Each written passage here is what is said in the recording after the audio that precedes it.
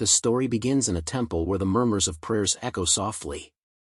Filthy hands reach up from the shadows, accompanied by desperate pleas. Holy Maiden, representative of the divine, with your blood, please save us from our pain. The image shifts to a holy maiden lying on a stone altar, bound by chains, surrounded by countless white flowers. She is being prepared as a sacrificial offering to the gods. This tedious scene, is this truly the only future awaiting her? Could her fate be nothing more than a dull death? Every day, it's the same. They come to her, begging, Holy Maiden, bless our future, we beseech you. In her pain and despair, she hears a resounding voice from the colossal statue towering above, I bless you, my beloved wife. It is Lord Olak, the deity revered by all. It seems this would be her true end. But suddenly, she jolts awake, gasping for breath. It was only a nightmare. Her thoughts are interrupted by a young couple holding pristine white flowers, approaching to seek her blessing. Behind them, many others wait in line.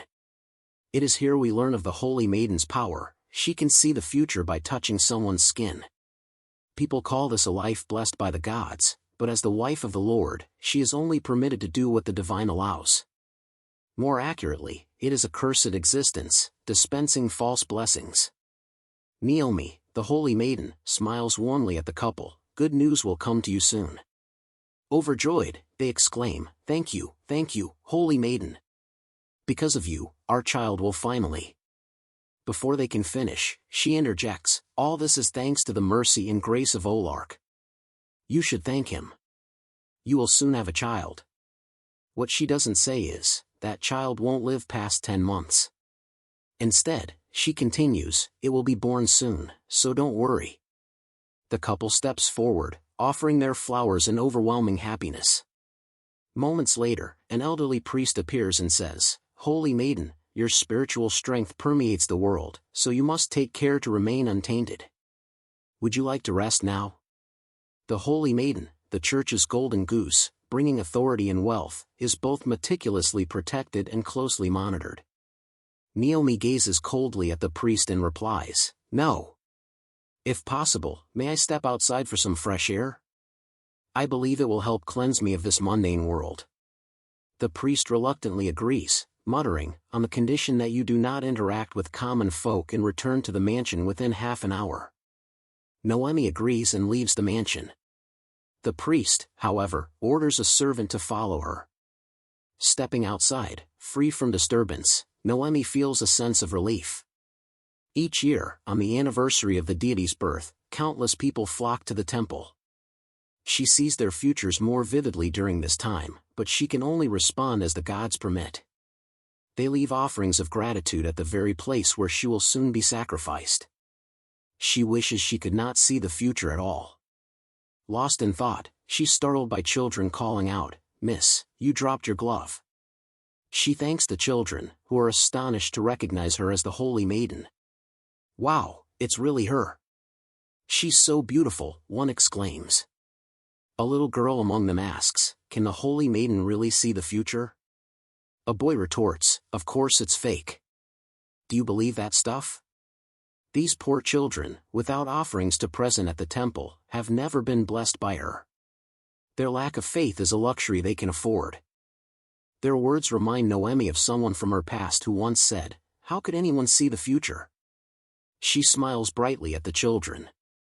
Haha, a year ago, someone said the exact same thing with the same expression as you kids. Suddenly, footsteps approach from behind, and a man shouts, Naomi Bellin. Are you a witch? What kind of nonsense did you pull on me? It's Theocracy, drenched in sweat, his face flushed with exhaustion. A year earlier, at the temple, many had come to seek the Holy Maiden's blessings. Among them were two wealthy young men. Their conversation was hushed. Theocracy, holding a heavy offering box, complained, Didn't you say we were visiting our aunt? Why are we at the temple? His long-haired companion replied, The elders told you to present this to the Lord as a representative of our family. Haha, as if. For a greedy scoundrel like me? Theo smirked, intrigued. Do the people here have any sense? Why pour money into superstition? The priests must be getting fat off these offerings. His dark-haired friend cautioned, "Watch your words, Theo. 3 years ago, after our aunt passed, it was by Lord Olak's grace that we're standing here today." Holding a small pocket watch, he continued, "On the way here, I saw the Big Dipper and Libra aligned. With Olak's energy filling the sky and earth, we made it here safely without getting lost." Theo interrupted, "Not quite. We arrived on time because the sky was clear, and we could see the North Star. Now, let's say I've made the offering, split the goods in half, and have some fun. I'll make sure the elders never find out." "Hey, Theo, don't forget you're here as our family's representative," the long-haired man warned with a glare. Later, while waiting in line, Theo's face froze. He was struck by the radiant beauty of the holy maiden and her clear, gentle voice. "Please tell me your name." Mesmerized, he approached, knelt, and kissed her hand with feigned reverence. "I am Theo Fergad. Please bless me." The holy maiden placed her soft hands on his cheeks. The moment their skin touched, she froze, having glimpsed something in his future. She said, "You will soon achieve great success. I congratulate you on the good fortune coming your way." Skeptical, Theo replied, "Oh, really?" The holy maiden continued, "Do you have anything else to offer the Lord?" Unimpressed by her words, Theo sneered, "How surprising. Some people toil their whole lives just to offer a single flower to the Lord, only to receive empty words in return. And yet you collect heaps of them. Are you all happy with that?" Stepping closer, he added, "I bet the value of these flowers seems laughable to someone like you. Well, I'm off to make my offering." As he turned to leave, the holy maiden grabbed his hand, angered by his mockery. "Don't go anywhere. I'll show you the true power of the divine you're mocking. 1 year from today, a business venture you own will secure a major deal, but it will lead to a deficit so severe you'll struggle to recover. And then, without a doubt, you'll return here." It was a prophecy of value. And now, a year later, Theo stands before her, exhausted and suppressing rage. "My finest ship was smashed to pieces, and all my inventory was lost at sea. Everyone nearly died. Is this your way of forcing someone to believe in you?" "I would never do such a thing." Noemi protested. "Are you saying this is actually Olak's doing? Is this the Lord you believe in?" Theo demanded. "Give me another prophecy from your Lord, quick. I'll show you how ridiculous it is." He grabbed her hand and pressed it to his face. Contrary to his anger, Noemi's face filled with shock and confusion. A radiant aura enveloped her as her prophetic power activated. She saw a future where she and Theo were kissing, a vision unlike any she'd seen before, leaving her bewildered. What is this future? Is this truly his future? Or is it mine? Until now, the only future I've seen for myself is death. As she pondered the prophecy, the old priest's voice interrupted, "Noemi, why are you standing with a strange man?" Terrified, knowing the priests were watching her, she realized returning to the mansion would mean becoming a sacrifice. Yet this man represented a glimmer of hope in her life. In a moment of desperation, she grabbed Theo's hand and fled with him, determined to confirm whether the prophecy she saw was real. They hid in a secluded corner. Noemi thought, "What am I doing? I'm sorry for dragging you along so suddenly, Theo," she said. "But what would you do if you saw something you never imagined could happen in your life?" "I never lie. The future I see is real." "That's exactly why I came to find you," Theo replied. "Your prophecy came true." As footsteps approached, they scrambled to hide. In their haste, Noemi pushed Theo into a shadowed corner, and they stumbled, their lips meeting just as the prophecy foretold. The moment their lips touched, her power activated again, revealing even more futures, a ship at sea with Noemi and Theo, their faces beaming with joy, a mysterious red-haired man holding her hand, and bolder scenes of her and Theo together.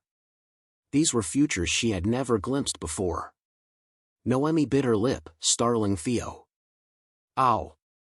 Why'd you bite me?" he exclaimed. Noticing a statue of Olak nearby, he teased, "Oh, so this is your escape route, huh?" Ignoring his question, Noemi thought, I'm still not sure if this is my future or his. I need to confirm. Theo, let's do it again.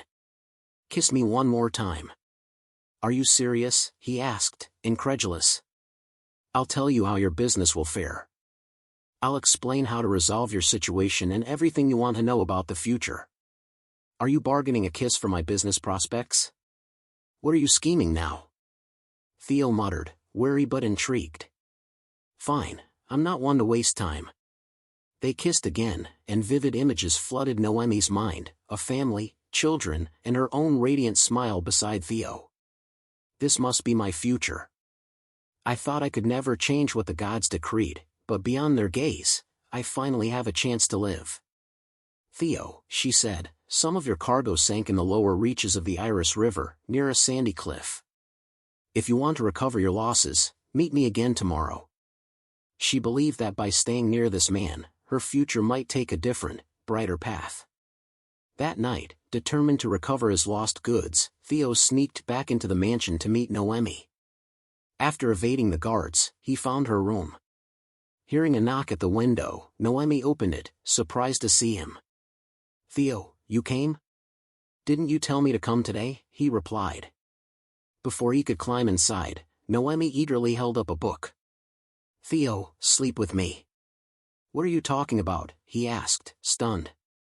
Spend the night with me, she clarified. According to Olak's law, the Lord's wife must remain a virgin. I don't want to be the holy maiden anymore. Help me break my status as the Lord's wife. You don't need to spend the whole night in bed with me, just follow what's in this book. Theo, exasperated, said, this girl. You know, it's not that simple. The priests would need to see it, but I don't want to die for this. You'll be fine, Noemi assured him. I've seen it. In a few years, you'll possess the Iron Crown. Theo froze. How do you know about our family's heirloom? I saw it in your future, she replied. I'll tell you how your business will recover and how you'll obtain the Iron Crown. Please, help me. Later, on the bed, an amusing scene unfolded. Am I too heavy, Theo? Should I change positions? Noemi asked. You're not heavy, he replied. But why are you reading that kind of book? My maid lent it to me. She said it would teach me how to spend a night like this. So, do you want to? You're disappointing me, Theo interrupted. If we're just pretending, do it your way.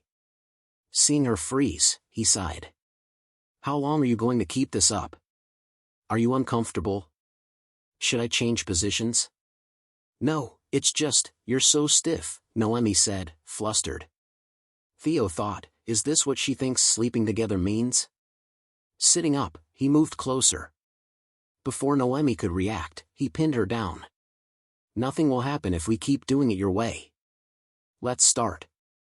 I want you to moan. Noemi panicked, shouting, wait. Her cry alerted two guards, who burst in. What's happening, holy maiden? They got here fast, Theo muttered, realizing they'd been watching her all along. You, step back, the guards ordered. Are you all right, holy maiden? You'd better keep your promise, Theo whispered to Noemi as the guards escorted him away. Noemi thought, because of this, I might spend the rest of my life condemned by the faithful. But it's better than dying and being praised for it. Meanwhile, a guard was being brutally whipped nearby. Noemi, witnessing this, pleaded, please, stop. The Pope signaled for the punishment to cease and addressed her, Noemi Bellin, you were offered as the wife of Olak. This servant is being punished for reasons unknown to us.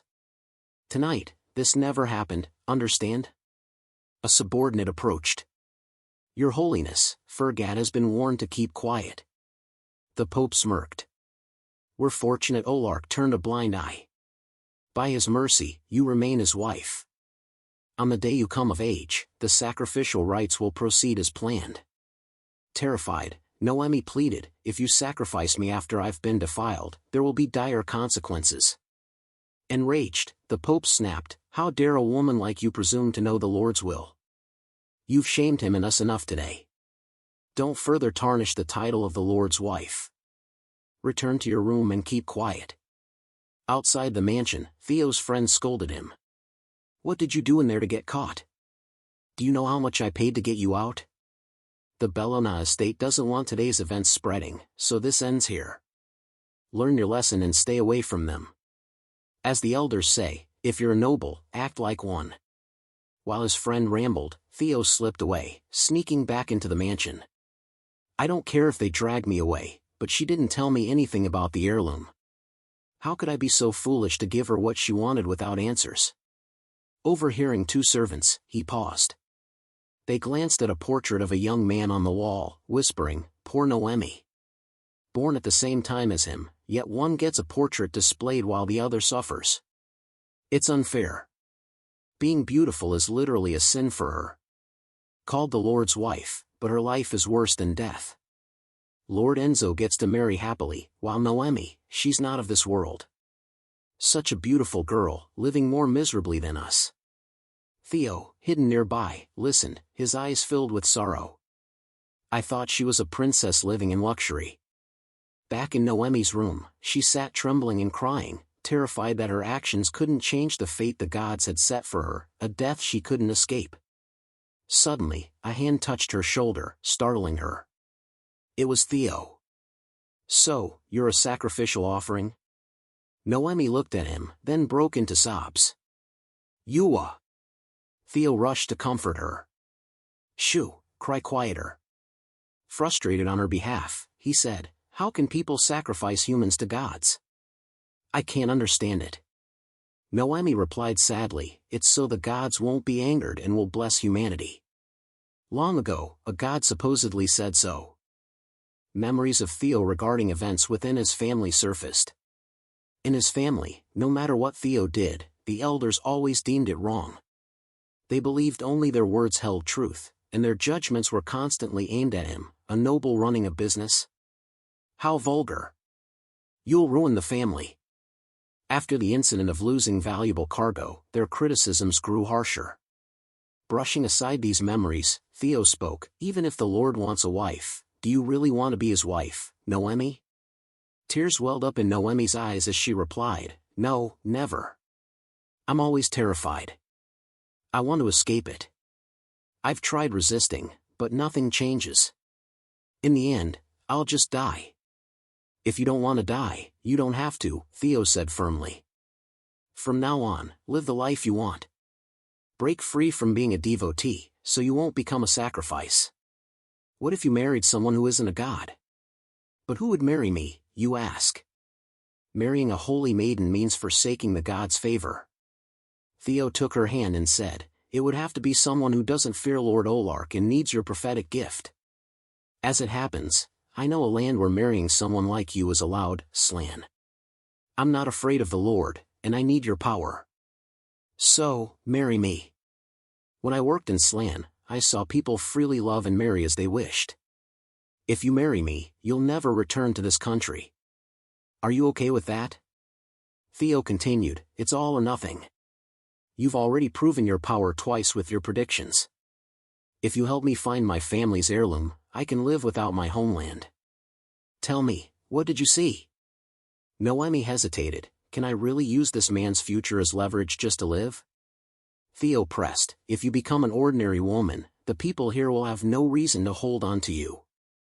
You'll gain the freedom you crave, and I'll get what I want." Her resolve strengthened. He's right. This isn't one-sided, it's a mutual agreement.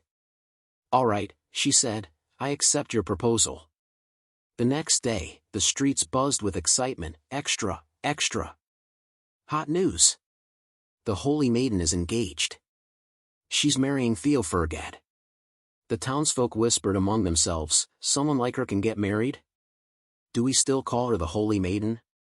At the mansion, especially among the clergy, the Pope was furious and ordered a search for Noemi's whereabouts.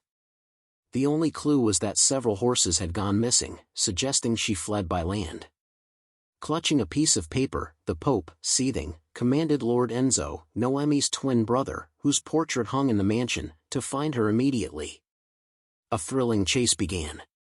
One of Enzo's men shouted, "I see the Holy Maiden."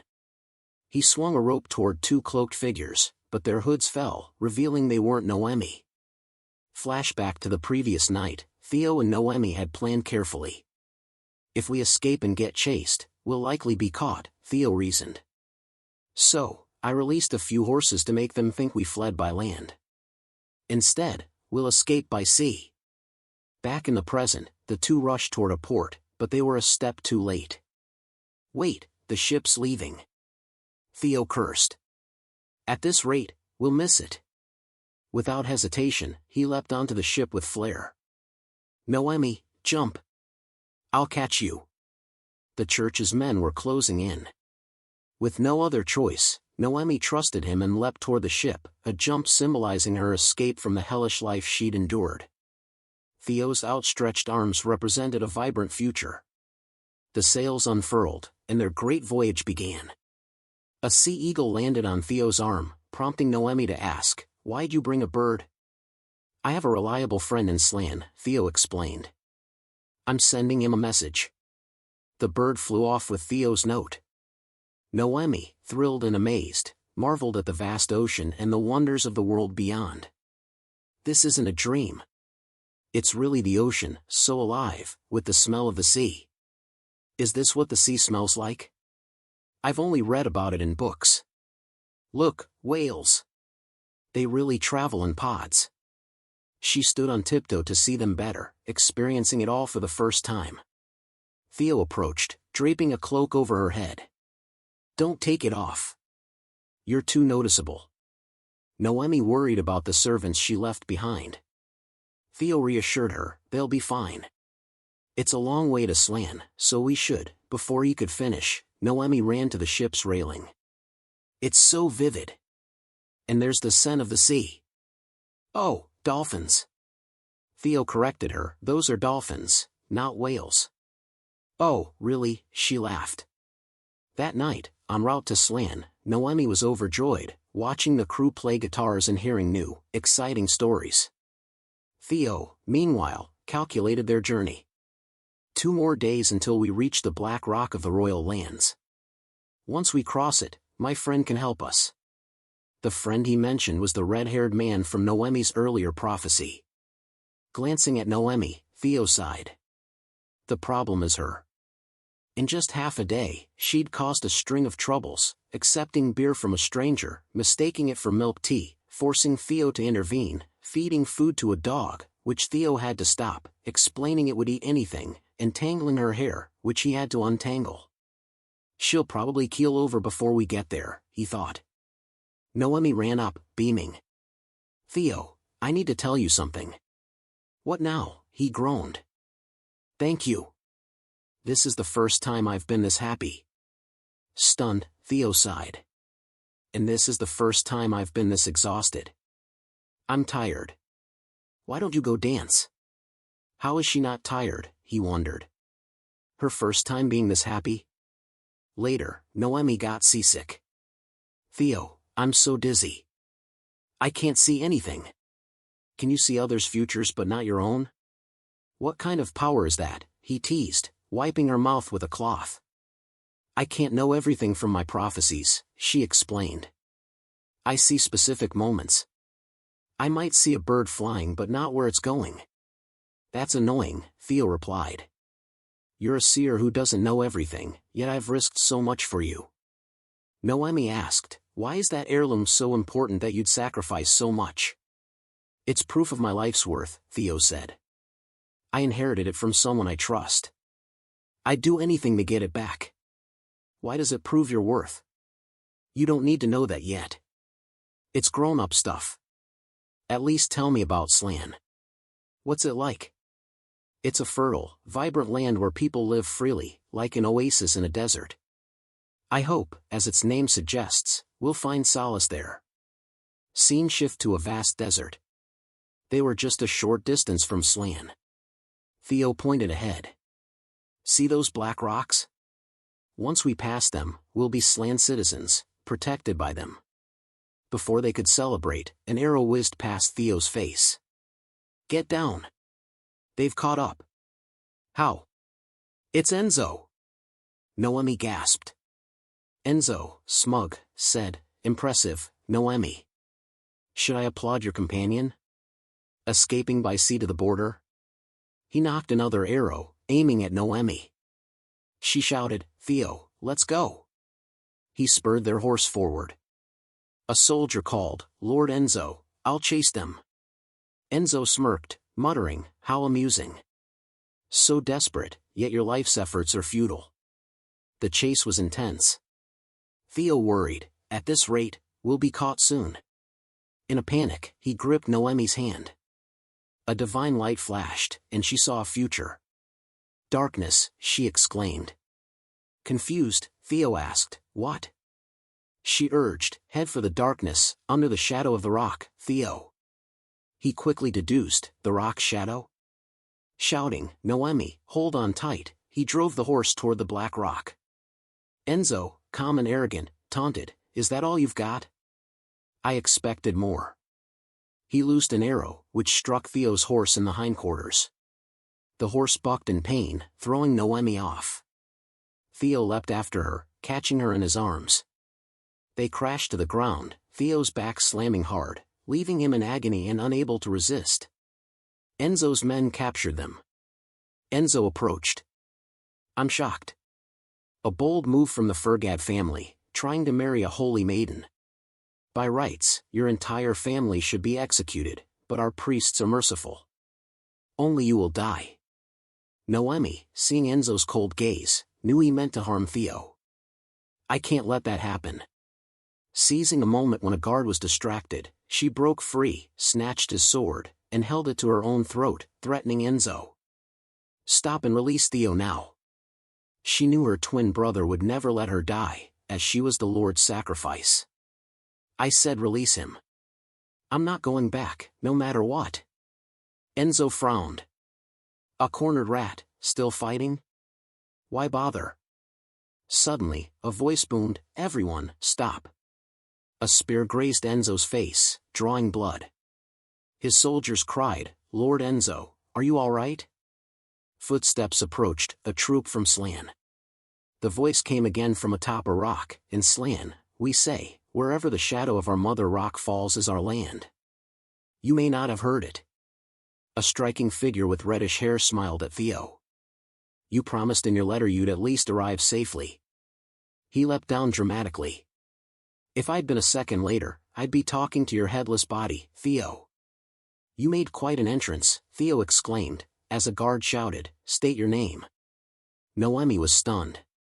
This was the man from her prophecy, now her savior. He leaned on the ground, saying, like this fine young man here. Pointing his spear at Enzo, he declared, all seeking Slan citizenship are welcome, but surrounding my people with weapons is another matter. Enzo noticed the tattoo on the red-haired man's shoulder, a knight of Slan's palace. This could get messy. His aide protested, Lord, but Enzo signaled surrender. The Slan knight grinned. Good, one of you has sense. Now release my friend and leave, and I'll lower my spear. With no choice, Enzo's men retreated. What now, Lord? One asked. Enzo replied, we can't do more. I'll report this to the Pope. He'll decide. Back with Theo, still in pain from the fall, he needed help to stand. Noemi rushed to him, throwing herself into his arms. Thank the heavens, you're okay. As they shared a tender moment, the red-haired man brought a horse for them, one horse. He called, Theo, and tackled him in a bear hug. How long has it been? You're the same as ever. You did well back there. Of course, Theo laughed. Gotta show them how close we are, right? He introduced Noemi. This is Pierre, the friend I sent the message to in Slan. Noemi gasped in awe, never having had friends. The two friends continued bantering. Consider my debt to you paid, Theo, Pierre said. Don't be ridiculous, Pierre, Theo shot back. Pierre took Noemi's hand, saying, how did Theo snag such a beautiful woman? Unfair. He kissed her hand in greeting, startling Theo, who moved to intervene. The touch triggered Noemi's power, revealing another future, the Iron Crown, Theo's heirloom, held by Pierre. Noemi wondered, why does he have the crown? Will he help us find it? Theo trusts him, so I shouldn't overthink it. Pierre laughed. They sent an army just for this girl? Theo, I thought you'd stay single forever, but you're quite the romantic. Shut up. Theo snapped. Pierre offered, I'll personally escort you to the village to rest a few days. Theo teased, got a lot of free time these days? Pierre protested, hardly. I'm busy cleaning up criminals in the village. Theo admired him. You're the best knight in the village. But why, he thought, if he's not telling me something, there's a reason. His village is as big as a capital. Noemi must be exhausted. She needs rest. He took the reins and called, Noemi, hop on. Where are we going? She asked. Theo lifted her onto the horse, holding her waist. To Anthera, one of the most beautiful villages here. It's on a major trade route, so you'll see all kinds of people and goods. You'll love it. On the way to Anthera, Pierre said, we're almost there, Theo. It's been a while since you visited. Theo helped Noemi down. Here, take my hand. You okay? Yes, Noemi stumbled, her foot sinking into the sand, losing balance. Pierre caught her. Careful, the ground here isn't what it used to be. These days, parts of it try to pull people down. Follow me and watch your step. Theo placed a hand on Noemi's back to steady her. She noticed faint depressions in the ground and wondered, sand that pulls people down? Her steps grew cautious. When they saw the village, Theo was shocked. This isn't the Anthera I remember. What happened? Pierre explained, Anthera's the old name. Now it's the oasis of lament. The land is cursed, and cries echo every night. It's a long story, so I'll explain on the way. Anthera was once a thriving trade hub, a paradise with fertile soil and water. We thought its prosperity would last forever. Then a letter came from the palace. This area was designated for cultivating the sacred Aimthana flower, under strict management. People hoped tending the flower would earn the king's favor. But in half a year, that hope turned to despair. The flower consumed vast amounts of water, ruining the land and depleting drinking water. Anthera became barren, and even the flower withered. Merchants left one by one, and this is what remains. Theo's memory stirred. Aimthana? The white flower? In Slan, it was called the white flower. He froze, recalling the white flowers in the temple. Noemi said, it seems the white flower causes problems everywhere. Theo sighed, a chilling thought crossing his mind, no, it can't be. Later, the group arrived at their destination. They were resting and enjoying a meal, with Noemi's striking presence drawing the attention of many, especially the curious children who clung to her. Theo's thoughts drifted to what Pierre had said about the white Aimthana flower. Could it be connected to her? If that's true, I can't let them know Noemi is the holy maiden. Pierre raised a glass and announced, today, we have a special guest. Let's welcome a friend who's never forgotten our land. Theo interjected, we see each other often enough, no need for such formality. True, but it's your wife's first visit. Just enjoy it, Pierre replied. Theo glanced at Noemi, thinking, it'd be bad if they keep talking to her. The villagers might realize she's the holy maiden. Suddenly, he noticed, damn it. Her gloves bore the emblem of a flower. There's no way the people here wouldn't recognize it. He approached and whispered, Noemi, you'd better take off those gloves. It's proper etiquette here. I'll hold them for you. Before she could question him, Pierre approached and asked, Noemi, what do you do for a living? You're my best friend's wife, but I know nothing about you. Noemi faltered. Theo cut in, she's the daughter of a noble family. Her elders are high-ranking officials in the monarchy. We married in a hurry, so she hasn't been formally introduced to society. Oh, a noble's daughter? Pierre said, raising an eyebrow. You got married. Scene shift to the road back to the temple.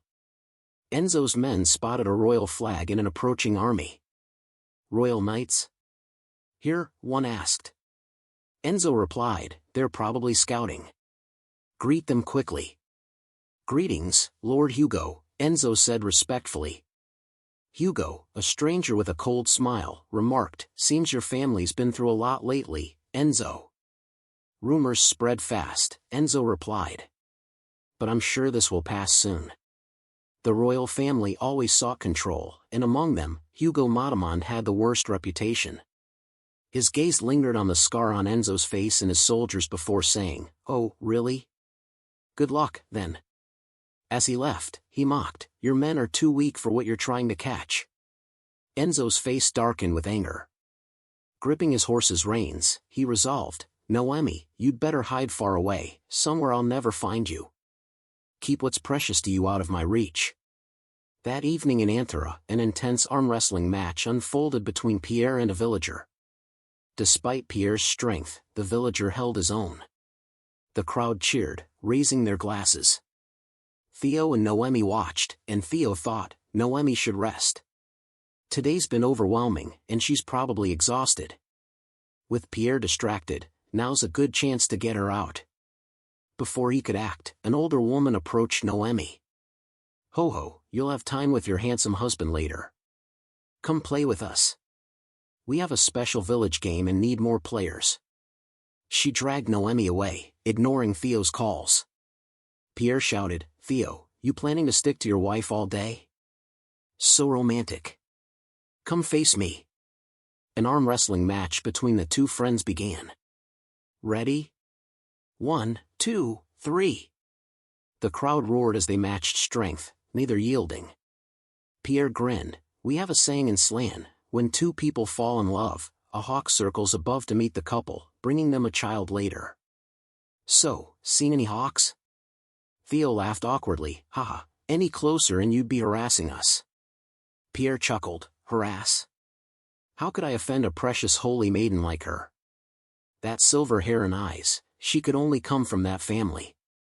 The moment you heard about the flower, you knew it was tied to her, didn't you? How long were you planning to keep quiet?" Scene shift to Noemi playing a game with the villagers. Hesitating over which card to choose, she made a bold move and won, surprising everyone. The older woman grumbled that her husband didn't listen, leading to their loss.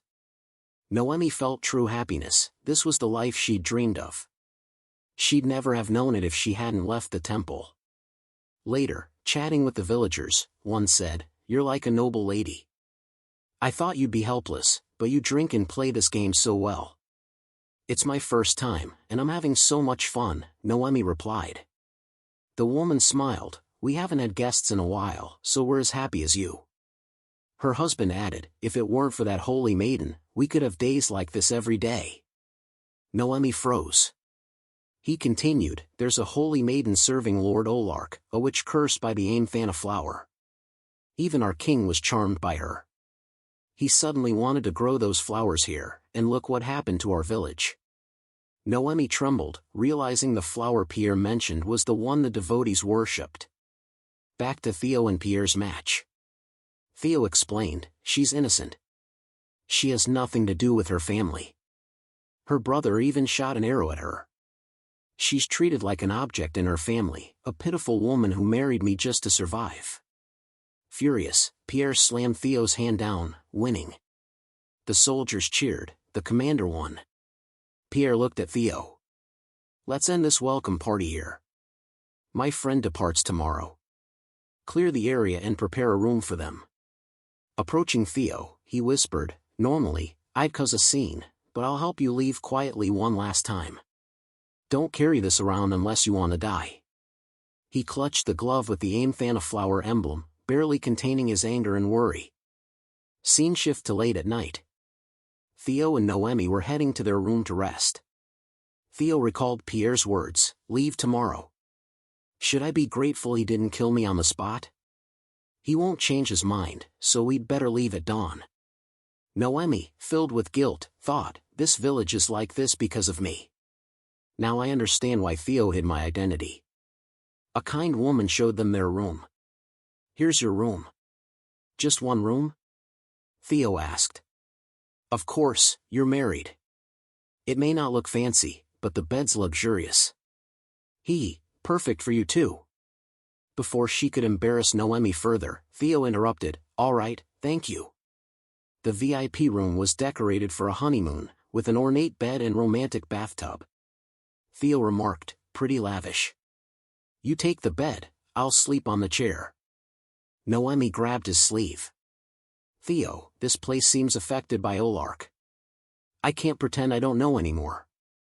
Her eyes were filled with sorrow, as if she'd caused the village's ruin. Theo recalled Pierre's warning, "Don't carry this around unless you want to die." Angrily, he grabbed her arm. "What did that bastard Pierre say to you? Did he hurt you or threaten you while I wasn't there?" Noemi cut in, "You knew? Why didn't you tell me?" "It's not something good, so I didn't," Theo replied. She insisted, "You should let me decide for myself." Releasing her, Theo said, "It'll only make things uncomfortable for us. Pierre knows you're the holy maiden. What will the villagers do if they learn you're tied to the flower that ruined their lives?" "We leave at dawn." "No, Theo!" Noemi cried. "I want to stay. There must be a way to help this place." He scoffed, "Do they look like they need a holy maiden's help? You're lucky they haven't figured out who you are. The best way to help is to leave." Clenching her fists, Noemi retorted, "I don't care about that. There must be another way I can help." Theo snapped, "Wasn't living as a sacrifice enough? Why insist on a life where you'll likely die? That's just foolish." "It wasn't my choice before, but now it is," she shot back. "I did all this to escape that life, yet you sound just like the priests. You're no different from them. They used you, while Theo faltered, realizing, "I'm no different." Noemi continued, "I finally know what freedom feels like, but now it's like I'm back in that hell." Stunned, Theo said, "Go to bed. I'm stepping out for a bit." On the bed, Noemi lay awake, thinking, "I'm furious, but all I can do is run. I can tell people their misfortunes or fortunes, but that's why I'm scared nothing will change, and it'll all go back to how it was. I have to change it. If I don't, no one will." She drifted off, only to awaken in a strange place surrounded by white anthana flowers.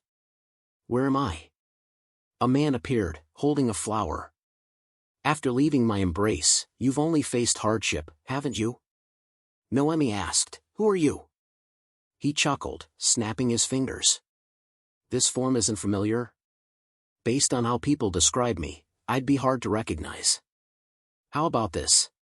He transformed into the statue of Lord Olak from the temple, then back to human form. "Here I am. I've waited long for you, my dear wife. It pains me to see you like this. The world's harsh when you're learning to be a bride, isn't it? I'm growing bored, so it's time to bring you back to where you belong, to await the day you join me." He lifted her chin, admiring her with satisfaction.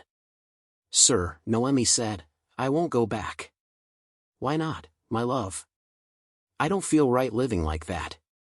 He recoiled, stunned. "You mean the life I gave you isn't right?" "As a holy maiden, I destroyed a village," she said. "Knowing this, I can never go back." His hand gripped her arm, enraged. Slamming his staff into the ground, a tempest rose. "For that, you refuse to return and be my wife? You defy the laws your lord, decreed? Do you think you have freedom? I never gave you that. No matter how stubborn you are, you'll follow my will. You're all just puppets in the script I wrote for this world." His amber eyes pierced her with chilling intensity, terrifying her. "If I want you to live, you live. If I want you to die, you die. Do you think I treat you differently because of your special power?" Trembling, Noemi cried, "But the scriptures say you created humans and gave them your will." He laughed maniacally. "Exactly, my will, not yours, my wife. If you don't believe me, test if free will exists. You want to help this village, right? To restore what they lost, like water. You could, if you stay, but for water, someone must die. Let's see if your will can surpass the life I scripted." "Sounds fun, doesn't it?" "I'd never gamble with others' lives," Noemi replied. He leaned close. "I'm not giving you that luxury." Or would you rather I take something else you cherish? I'm honest, I do as I say, even if it saddens my wife. Darkness enveloped him. Rest and dream sweet dreams. You'll need to fight my prophecy now. Farewell, my love. We'll meet again soon. His cold hand touched her skin, planting a chilling kiss on her forehead before vanishing. The prophetic dream dissolved in terror. Noemi screamed, waking in a panic. Pierre, why are you here? Holding her trembling shoulders, Pierre said, sorry for startling you. He touched her shaking hands to calm her. I was nearby and heard your scream. I had a nightmare, Noemi replied. He handed her the gloves. Here. Sleep well. As he turned to leave, the ceiling shook violently. Noemi reached for him, shouting, Pierre, be careful. A loud crash echoed as the ceiling collapsed, nearly hitting Pierre. Without Noemi's warning, he'd have been crushed. Why'd the ceiling fall, he wondered. Noemi paled, recalling the dream and Olak's voice, you'll need to fight my prophecy now. Staring at the rubble, she thought, has Olak's challenge already begun? As they cleared the debris, Pierre said, endure one night. Don't mind the ceiling. You're leaving tomorrow. Noemi's eyes lowered sadly.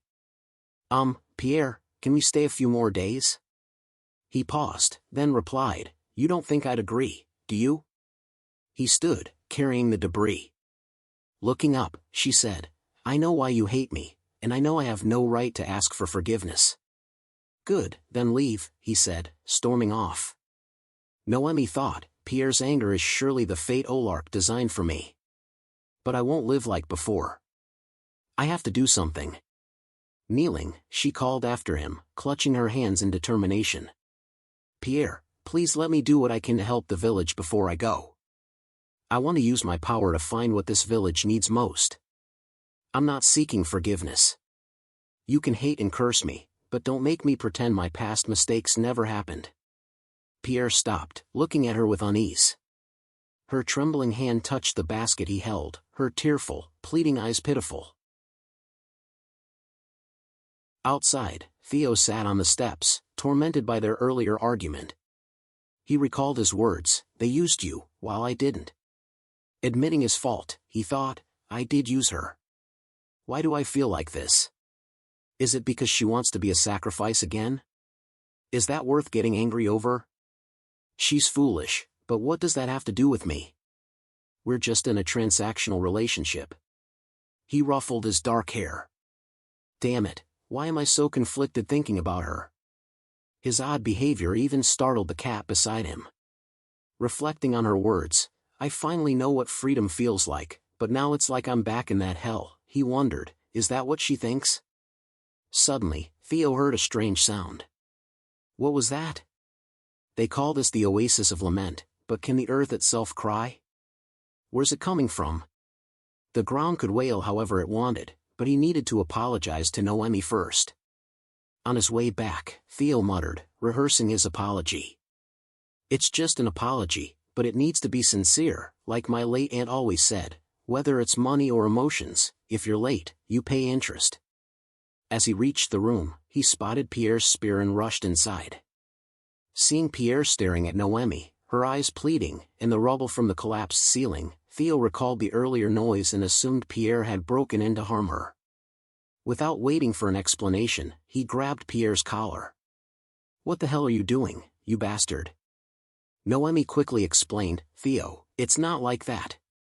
Pierre didn't fall from the ceiling fell on him. Pierre groaned, don't worry, I was just passing by. All misunderstandings are cleared. Before leaving, he warned Noemi, I told you already, but if you choose to stay, I won't stop you. Just remember, if they find out you're the holy maiden, they'll kill both of you. With that, Pierre left. Theo asked, did you tell him you want to stay? Noemi nodded honestly. I said I want to stay to find another water source. It's the only way to restore this land's fertility. Desperate, Theo exclaimed, but staying here is too dangerous. Noemi stood on her toes, pleading, for days. Give me 4 days. We won't get caught in that time, I promise. Nothing will happen to you. You told me when you proposed that our marriage would let me live as I want. I don't want to be the holy maiden you despise anymore, someone who easily collects flowers from other lands. Please, just 4 days. Give me a chance to live the life we both want, please. Feeling guilty, she let go of his arm. Theo thought, I came to apologize for how I spoke to her, but here I am, saying what I want again. What am I doing? After a pause, he agreed, all right. 4 days, then we leave. Noemi beamed, thank you, Theo. The next morning, Noemi and Pierre stood side by side. He asked, Theo's not joining? She replied, he said he needs to plan our next steps. In her mind, she recalled last night, though he allowed her to stay, he was clearly upset and wouldn't come. Pierre wondered, why did Theo agree to stay when there's no benefit for him? What makes this holy maiden so important that he'd go this far? This isn't the Theo I know. Why are you here? Noemi asked curiously. Pierre crossed his arms. Who knows what could happen with you wandering around? The villagers might get upset. So, how will you find water with your divine power? Can you touch my people like you did your devotees? Noemi was surprised. Can I? I'd see their futures and find clues about where water might be. We should gather as many people as possible. What reason do we give them? Should I reveal I'm the holy maiden?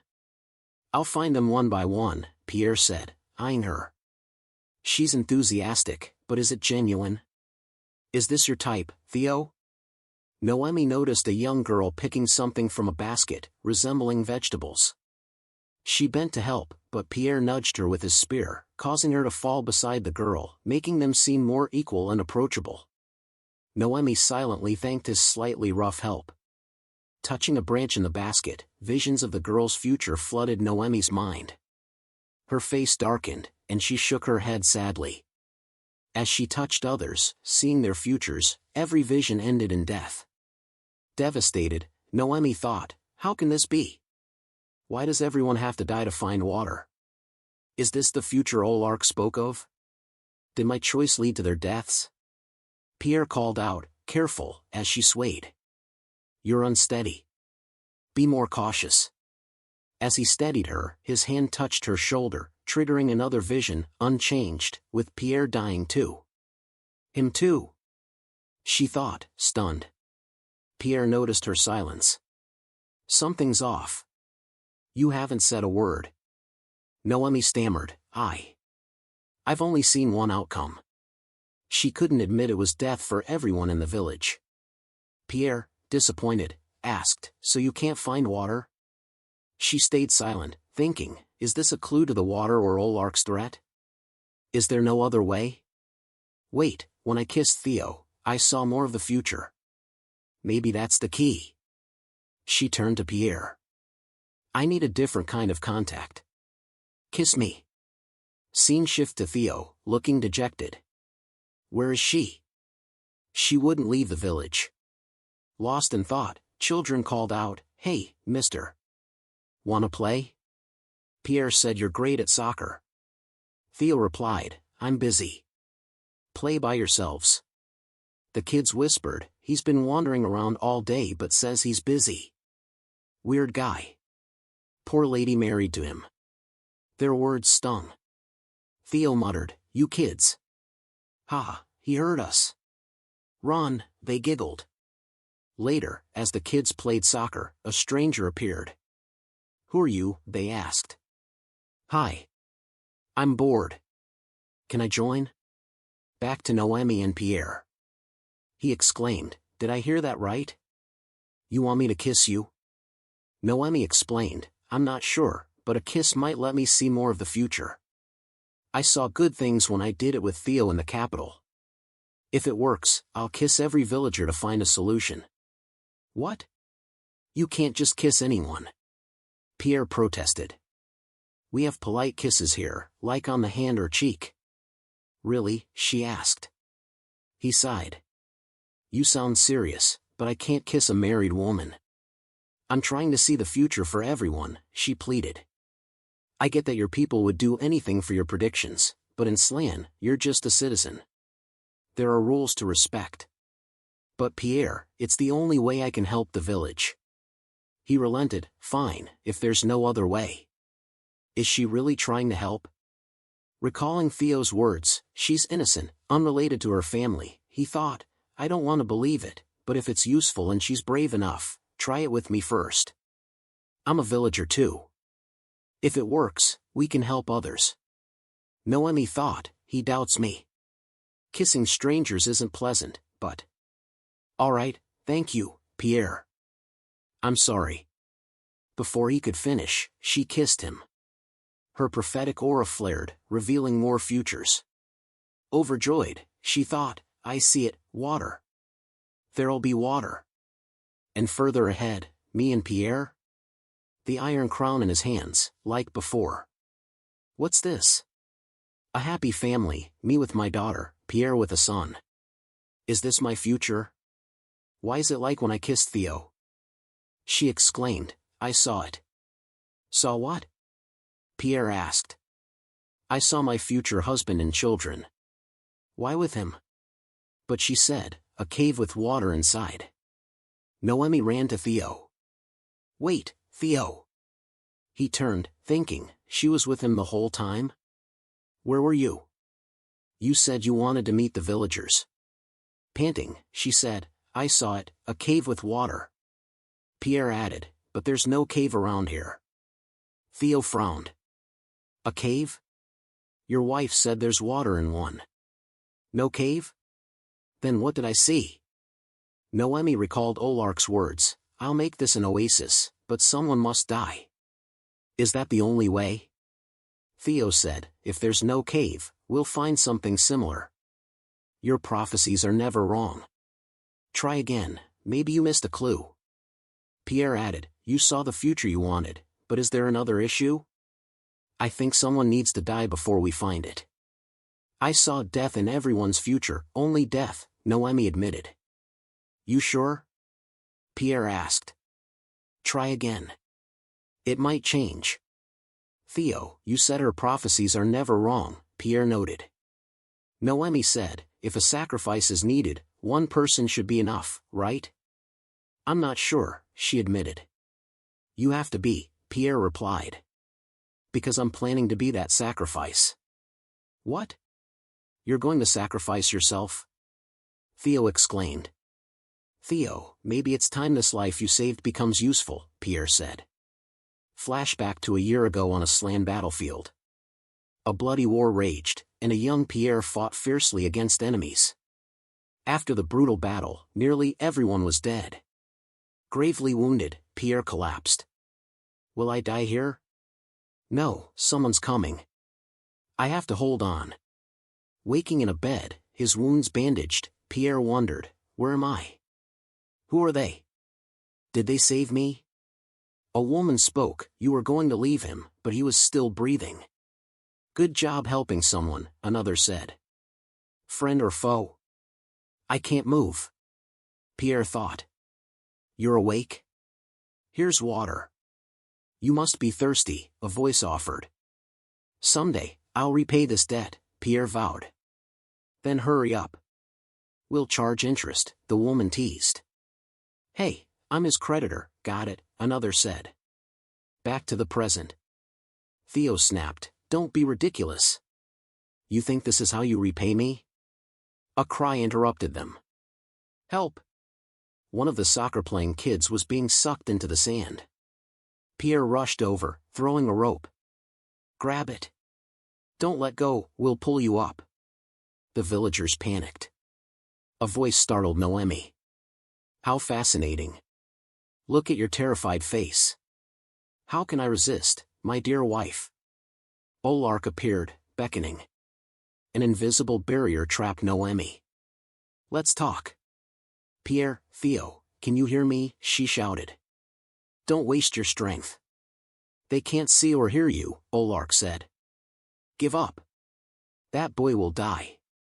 He means nothing to you, you didn't even know he existed until you came here. Is his life more important than finding water? Everyone dies. Get used to it. It's just a small death. Noemi pounded the barrier, desperate. A small death? She recalled the priest's words, Noemi Bellin, you'll become Olak's wife. Olak, let me go. I want to live, not die. I won't do it, she declared. What? He asked coldly. No one can get used to death. I see my own death every day, and I've never accepted it. Yet you laugh and call it a small death? I understand now, you don't exist for humanity. There's no reason for me to worship you anymore. Do what you want, but don't make me follow your will. So? Olak sneered. That's not your choice. The world's law is you obey me. He gestured. Everything follows my will. Terrified, Noemi thought, no, I won't let this happen. Olak's eyes gleamed maliciously. Let's see what you can do. As Pierre and Theo struggled to save the boy, Noemi shouted, let me. She dove into the deadly vortex. I'll lift him up, pull. Her reckless act turned the tide. The boy was pulled free, but Noemi began sinking. Theo screamed her name, lunging to save her, but it was too late. Sand reached her neck. Pierre and the others held Theo back. You'll die too. As sand covered her face and light faded, Noemi thought, it's okay. The child's safe. She was fully engulfed, falling into darkness. Is this the end? Olak's voice echoed, foolish woman. You couldn't abandon anything, so you sacrificed yourself. That's why I like you, you bring me unexpected joy. Even trying to escape fate, you return to my embrace, my precious wife. Dark tendrils rose, pulling Noemi down. The holy maiden, representative of the Lord, will become his wife. Darkness enveloped her. A hand reached out. Noemi Bellin, wake up. In her darkest moment, Theo's light dispelled the shadows. He'd rappelled into the abyss, grabbing her hand and pulling her into his arms. Noemi, are you okay? He asked. Olak snarled, you dare defy me? Who is he? He helped you escape the temple and now risks his life for you? He's just a human living the life I wrote. Enough, give up. Noemi glared. Give up? I'll never abandon anything again. Olak smirked. Impressive. Now I see what living means. Fine, keep trying to live a life of pain and regret. He vanished into the darkness. Moments later, they landed somewhere. Theo, are you okay? Noemi asked. Scratching his head, he grinned. I thought dying would hurt less. If that happened, then what? Noemi cried, touched. Standing, he said, that's my line. You jumped in without caring about your life? You're so reckless, truly foolish. Noemi froze, then exclaimed, Theo, look. It's water. It's just like I saw. She collapsed, and Theo asked, you okay? Relieved, she said, Theo, we did it. Reflecting on Olak's words, she thought, Olak was wrong. We found water without anyone dying. His future isn't the only one possible. Humans aren't his puppets, and I don't have to live as a sacrifice. Sobbing with joy, she cried. Theo, behind her, understood her feelings. Their journey had deepened his appreciation for her. Kneeling, he hugged her from behind. Let's go meet the others. Moments later, Pierre was drilling into the ground with all his might. The villagers gathered around, eagerly awaiting a miracle. Water began to trickle, then surged upward in a clear, powerful stream. Noemi was overjoyed, she had helped the village. Pierre grinned, incredible. She got Theo Fergad to jump into that sandpit. Theo sighed, I knew I wouldn't die there. Pierre raised an eyebrow, what? She saw that in your future too. Theo pondered, was I so reckless because I knew I'd survive, or was it for Noemi's safety? He replied, of course. Otherwise, we wouldn't have started this journey. Pierre said, she even made you believe in her prophecies. That makes her extraordinary. I misjudged your wife, but I'm not thanking her. The village suffered because of Olak. Still, I owe an apology. I'm sorry for misunderstanding and speaking rashly. Theo thought, even a guy like him can apologize properly, and I, her husband. Elsewhere, Noemi playfully splashed water. The couple from earlier approached, the wife draped a cloak over Noemi's shoulders. Thank you. The miracle we waited for happened because of you. She hugged Noemi tightly. You risked your life to save a child. Your kindness saved not just him but our whole village. I sincerely wish you the best and pray your path is blessed. Noemi was stunned. Blessed? I've said that to so many, but this is what it feels like to receive it, so warm. The woman turned, oh, your husband's here. Ha, have fun, you too. We're off to see the water. They both hesitated, waiting for the other to speak. Simultaneously, they blurted, I have something to say. Awkwardly, they laughed.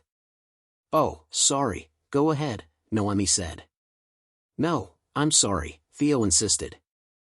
I was wrong to say you couldn't do anything.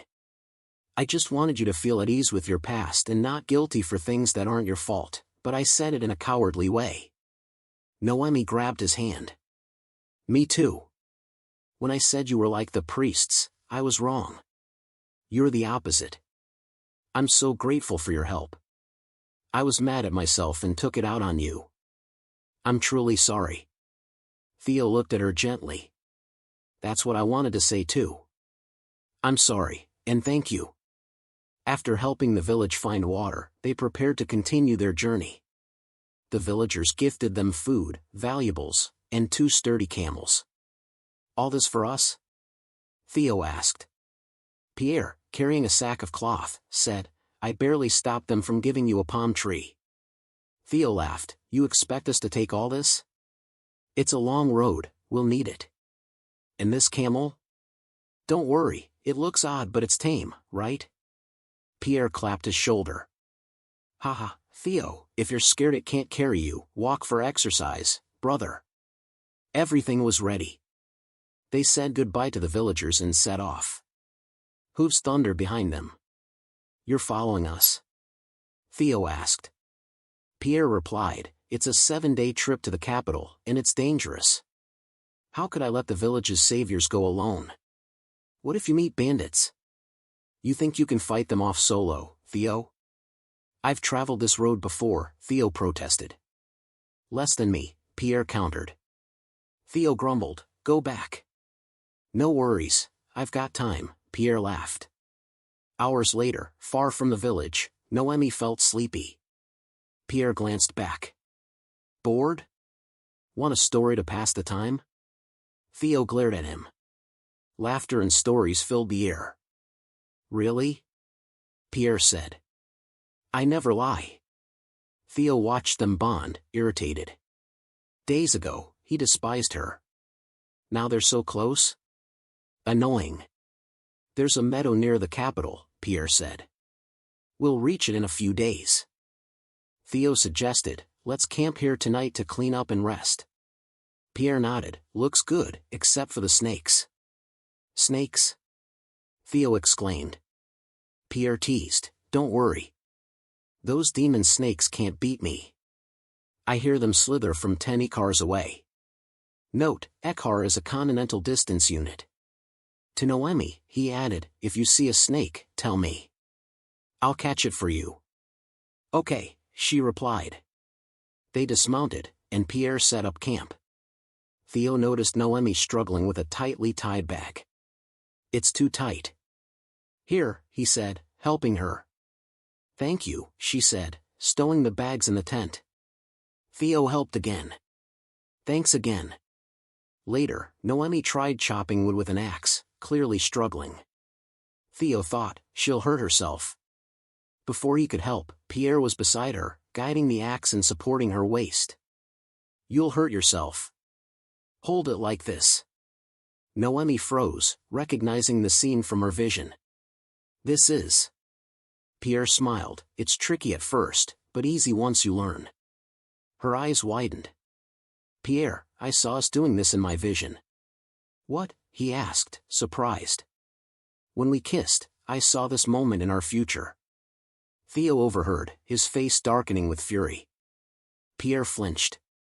Theo laughed coldly. What did you say? Kissed? Noemi gasped, covering her mouth. Theo didn't know. Pierre waved frantically. Theo, it was just for her prophecy. It's not what you think. Theo turned away. No need to explain. I'm checking the water. Noemi said, let's go together. No, stay there, he replied. Pierre muttered, he's really pissed. By the river, Theo bathed, fuming over Noemi's words. She's always making ridiculous requests. He recalled her saying, Theo, kiss me. Sleep with me. Splashing water on his face, he thought, that was before we married. Is this just a fake marriage? Does she think she can do whatever because she's not really my wife? He ruffled his hair. It's just a contract marriage. We don't love each other, it's mutual benefit. I want the family treasure, she wants a husband, not me. A kiss? Who cares? It won't end things. Ark, he dove underwater, as if to erase himself. At the tent, Noemi and Pierre worked. She said, I'm sorry. We agreed not to mention it.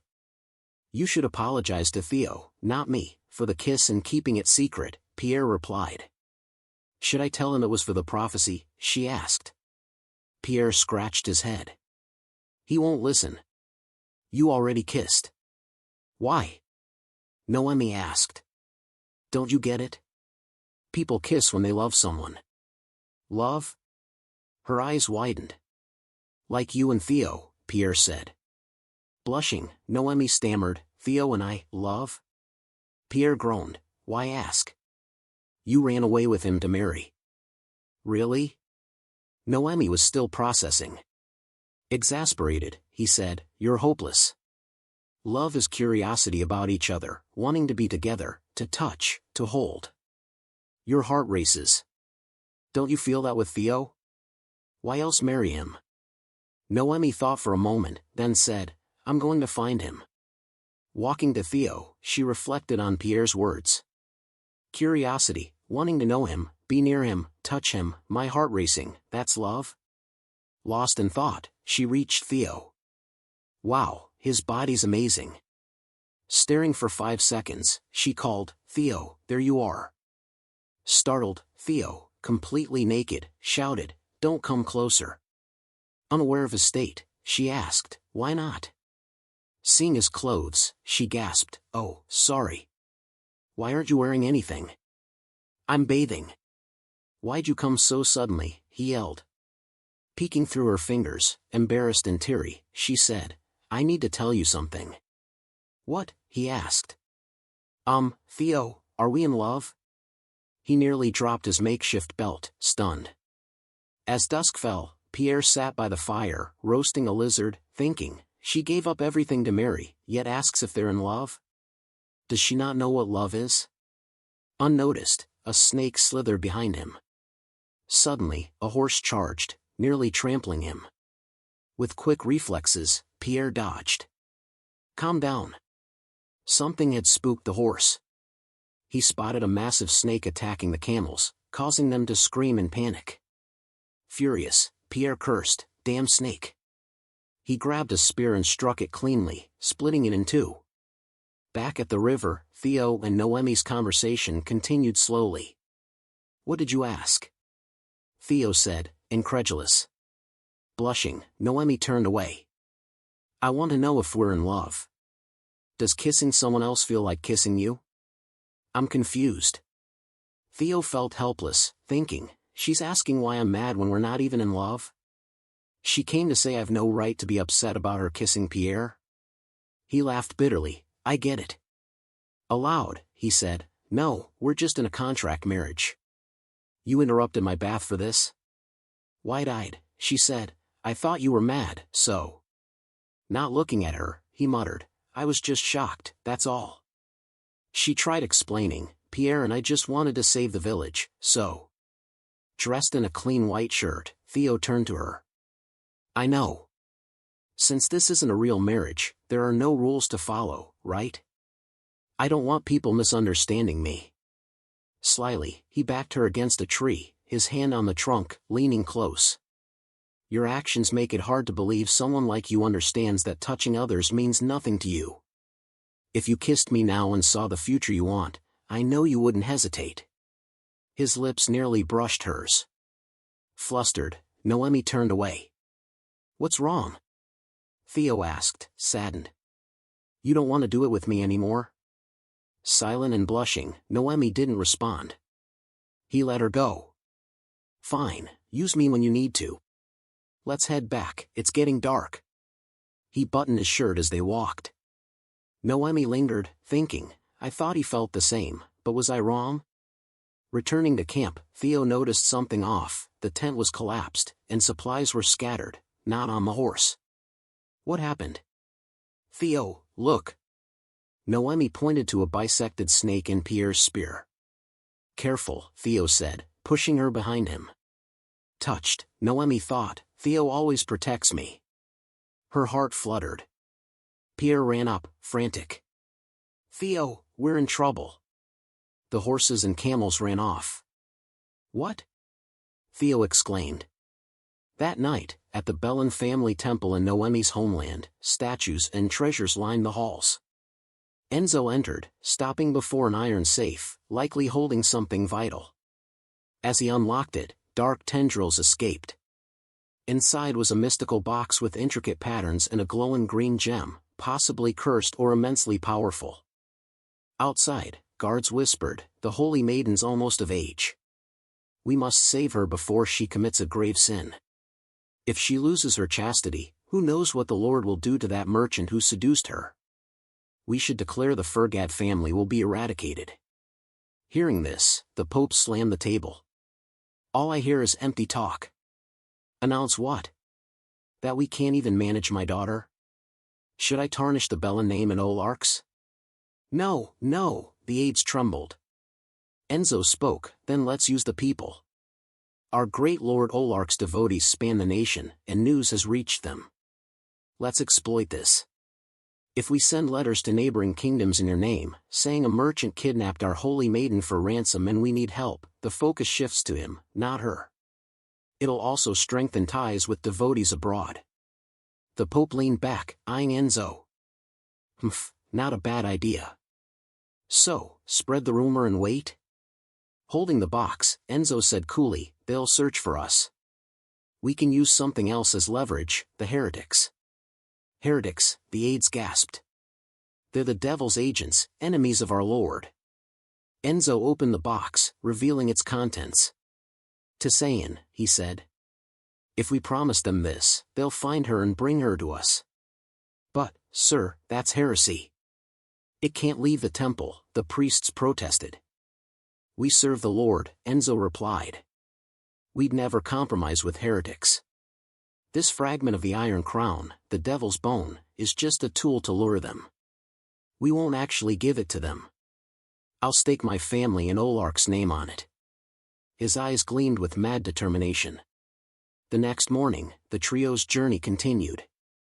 Noemi, walking close to Theo, thought, I made him angrier, and now the camels and horses are gone. My feet hurt, but I can't say it, he'll get madder. Sweaty and miserable, Pierre wailed, my babies ran away. Theo snapped, didn't you say you're great at catching snakes? Noemi called, Theo, Pierre, look. Pierre cheered, spotting their camels and horses. There you are. He ran to them, overjoyed. My horses, my camels, you're safe. Suddenly, a man holding the animals stepped forward, blocking Pierre. Planning a trip, huh? Looking for transport, right? Those are my horses and camels, Pierre said. There was an incident yesterday, and I lost them. The stranger smirked, no way. I raised these from when they were tiny, practically from their mother's wombs. Ha! No way! Pierre shouted. The man spread his hands, grinning. I've raised them for years. Want them back? Give me 100 SA. Note, SA is the local currency. 100 SA? Pierre yelled. That's worth a gold piece. He pointed at the camel's back. Look at those spots, they're mine. The stranger laughed. Plenty of animals have spots. Fuming, Pierre pointed to the camel's hind leg. See this? It's my village's tradition. Funny, my village has the same tradition, the man chuckled. Pierre gestured to the saddle's hind leg. And this too? Theo ran up. What's going on? Noemi explained, that man claims he owns them. The old man refused to return Pierre's animals.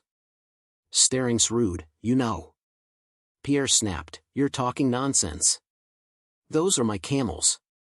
Theo intervened, calm down, Pierre. As they argued, two strangers appeared, whispering, looks like they need help over there. Pierre and the old man were still at it, grabbing each other's shirts. They're mine. Pierre yelled. You're stubborn, kid, the man retorted. Noemi urged Theo, don't get involved. Theo agreed, staying out of it. Pierre kept pointing. Look at the spots and hooves. Just a coincidence, the man laughed. A voice echoed from afar, enough. Why are you fighting in the middle of nowhere? Pierre glanced over. They look like knights, but their clothes don't match. The men dismounted. Arguing in this heat? Suspicious.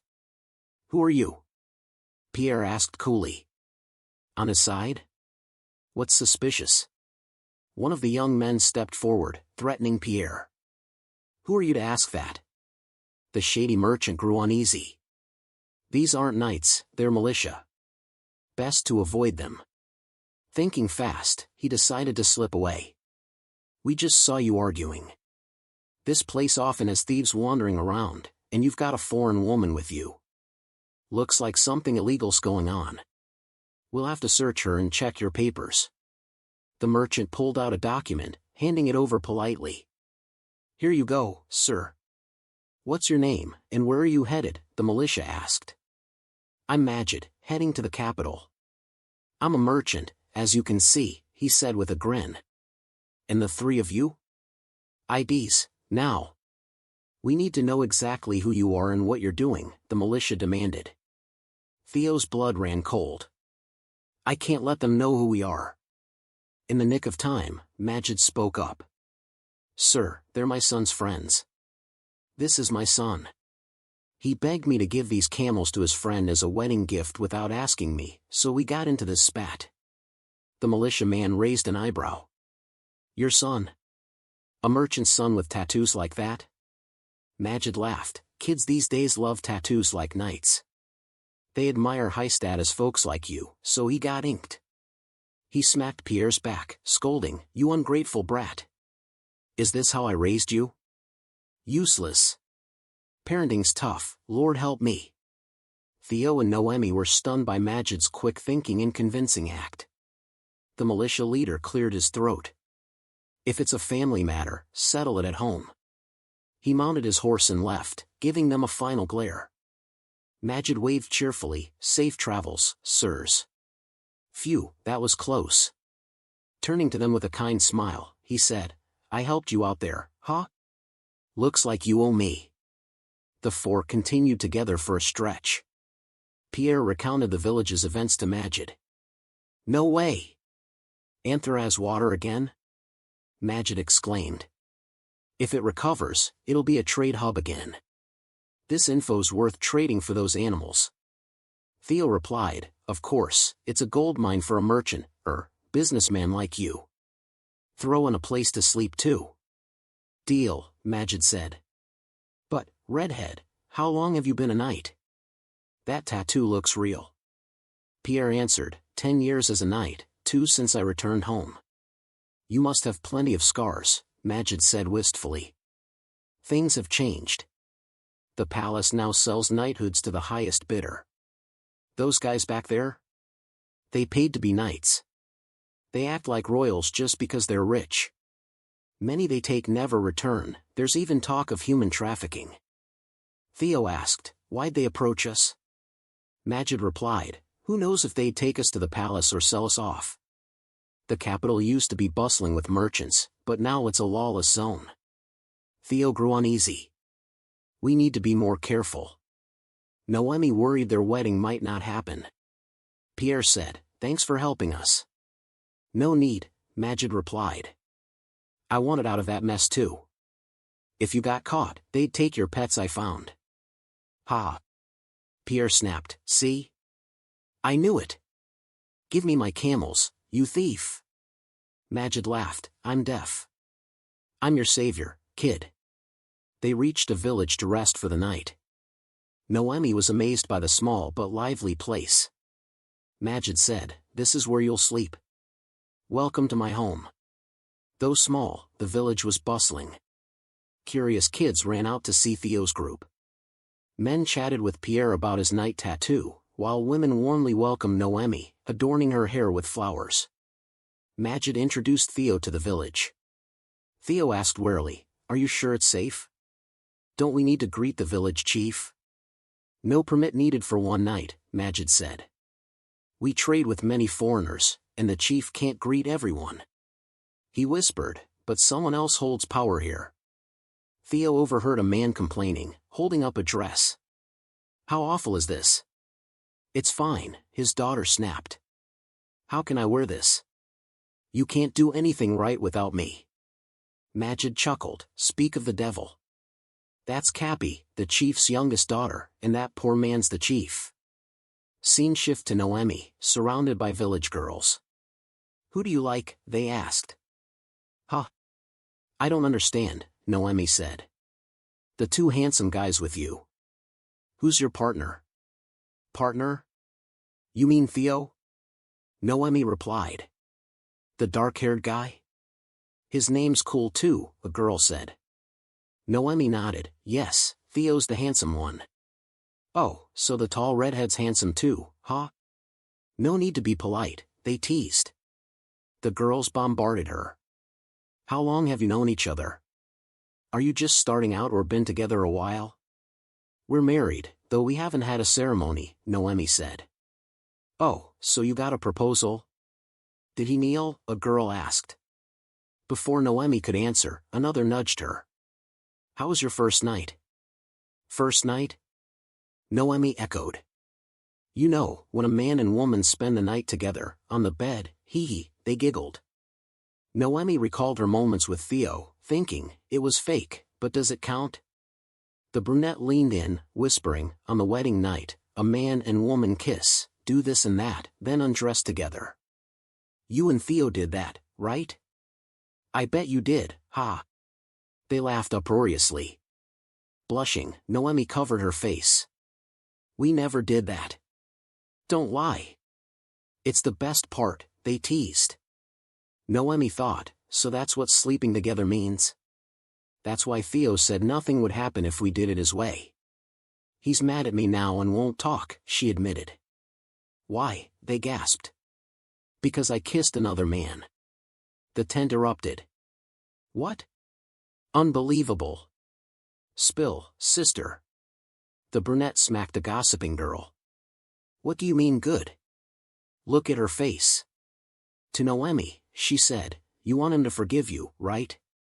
"Yes, but it feels too late." "I don't know what to do," Noemi said earnestly. "Don't worry," the brunette said, nodding toward a quiet girl. "Ask her. She'll know what to do." The brunette introduced, "She's the queen of heartbreak and knows men well." The queen glanced over with a sharp, knowing smile. Lost in gossip with the girls until evening, Noemi didn't notice Theo looking for her. He poked his head into the tent. "Noemi, your bed's ready." Seeing him mention her bed, the girls turned, their eyes gleaming mischievously. Theo froze, confused, while Noemi blushed, overwhelmed by the bizarre advice she'd received. The women whispered, "Did he say her bed? Tonight's gonna be wild. Go, your husband's here, even though he's mad. You two are perfect." They gave Noemi approving looks, as if saying, "Don't waste our advice, sister." Noemi rushed to Theo. On the way back, she fretted over the girls' words. They said so much. How can I do those things? She recalled their advice. Welcome to the Queen of Heartbreak's tips. Lesson 1, tell him to sleep with you tonight, he can't escape, Theo. Step 2, start undressing. Step 3, climb on him, pin him down. Noemi had yelped, that's too embarrassing. They'd encouraged her, who cares? You're married. Theo will be charmed, then he'll pin you down, and you know what happens next, You're just making up for last time. Her face burned. How can I face him? Sleep with him here? Theo stopped and said, here, Noemi. Sleep in this tent tonight. You'll recognize it by its color. Okay, she replied awkwardly. Something wrong? Your face is red, are you sick? He asked, concerned. She shook her head. No, I'm fine, really. He handed her a basket. Good. Here, take this. She took it obediently. Yes. It's comfier clothes and gloves for tonight, plus some food, he said kindly. Noemi's eyes dropped sadly. He's doing all this even though he's mad? As he turned to leave, Theo said, if there's nothing else, good night. Noemi spoke up, Theo, I'm sorry. As your wife, I should have thought before kissing someone else. I don't know what normal people do, but I don't want to use that as an excuse. I'm truly sorry. I should have said it sooner. Theo faced her. I thought I'd be fine, but I'm not. I was really angry. Noemi froze, her face flushed and confused. They looked at each other briefly before returning to their tents. That night, both lay awake, thinking of each other. Noemi thought, he was so angry. Why's my heart racing? It feels like something bad's coming. Has he fallen asleep? I want to sleep with him so badly. Theo wondered, of course I'm angry. Nothing's progressed since meeting her. But when she smiles, everything's off. Maybe she's asleep now. Why do I keep thinking of her? Are nights always this long? The next morning, Noemi woke early to feed a baby camel, laughing, ha, tasty, ha. Is this your shoulder? Theo appeared behind her, tapping the camel's side. Nope, this is. Sleep well last night? Their closeness made Noemi flustered. Yes, very well. As the moment peaked, Theo said, we need to talk. Theo gathered Pierre and Noemi to discuss moving camp. Confused, they listened as he explained, we'll travel with these merchants to the capital. It's not like Slan, where we'd enter blindly. With militia around, it's safer to blend in with people who know the city and hide our identities. Are these merchants trustworthy? Noemi asked. You're still alive, aren't you? Theo replied. But traveling with them is another issue. Majid will want payment, and we're out of money. Pierre suggested, we just need to convince their leader. I observe them, and that woman makes the decisions. Yesterday, I saw her in action. Theo nodded. Majid convinced her to visit Anthera to negotiate with their elders about trade. She's the chief's daughter, Cappy, and holds the real power, not her father. Cappy, overhearing, snapped at Majid, you have a knack for bothering people, huh? Bringing strangers here yesterday? Theo noted her bold attitude. Nearby, women showed off a new necklace. My fiancé gave it to me. I told him I didn't need a wedding gift, one said. Cappy strode over, hand outstretched. Give it to me. What? Why, the women gasped. It suits me better. I'll trade you this instead, Cappy said. Trade for that, they protested. This cute one fits you better. Hand it over, she insisted, taking the necklace as the woman cried. Theo continued with his group, that's how it is. So, what's the plan? Pointing at Pierre, Theo said, you're single, right? You're perfect to charm her. Ask her to let us join them. Pierre crossed his arms, scoffing, I hate being single. Theo smirked, then flirt with her instead of kissing other men's wives. Who knows, you might find a wife here. Go on, try. Later, Pierre returned. Theo asked, well? Did it work? Pierre shrugged, think it did? I'm not her type. He patted Theo's shoulder. She wants to talk to you. Theo reassured Noemi. Don't worry, I'll be fine. Noemi watched nervously. He's going in there. Will he really be okay? Inside, Theo negotiated with Cappy. Your request sounds interesting, she said. So, you're heading to the capital for business? I'm going to get married, Theo replied. Oh, with the silver-haired woman? Cappy asked. Yes, her, Theo confirmed. You like the princess type? More traditional than I thought, she teased. Theo thought, you're the one acting like a princess. Aloud, he stayed silent. Cappy stood. Let's start with a traditional greeting. What? Theo asked. A greeting's required before business, she said, waving him outside. Come on. Theo nearly snapped, who do you think you are? But Cappy held the upper hand. Not asking for my help anymore? At least greet properly first. You know Slan's traditional greeting, right? Theo, wary, thought, she wants me to kiss her cheek. Rubbing his head, he muttered, fine, for everyone's sake. He placed his hands on her shoulders, leaned in, and kissed her cheek. Noemi, nearby, saw only part of it and gasped, they're kissing? Theo stepped back. That enough? Satisfied? Cappy glared, what a boring reaction. Crossing her arms, she shook her head. So dull. Turning, she spotted Noemi. The silver-haired girl, Theo's wife? She looks like my pet, ha. Teasing her will be fun. She smirked at Theo, fine, you can join us. Don't cause trouble until we reach the capital, and follow my orders, got it? Theo sighed, yeah, thanks. Later, Noemi found Theo gathering firewood. When do we reach the capital? She asked. Cappy called, Theo, come here. What now? Theo muttered, walking off, ignoring Noemi. Cappy handed him a cloak. Here, take this and help me put it on. Then play with the kids. Go on. Cappy gleamed with delight at provoking Noemi. From afar, Pierre sighed, Theo's being treated like a servant. Cappy's overdoing it. People will think he owes her or something. He's going through a lot to please her. Noemi snapped, he's gone too far, hasn't he? Pierre, flustered, stayed silent. Noemi continued, I haven't even talked to him since yesterday. Do we really need to travel with these merchants? I feel like something bad's coming. Tearing up like an abandoned child, Noemi made Pierre panic.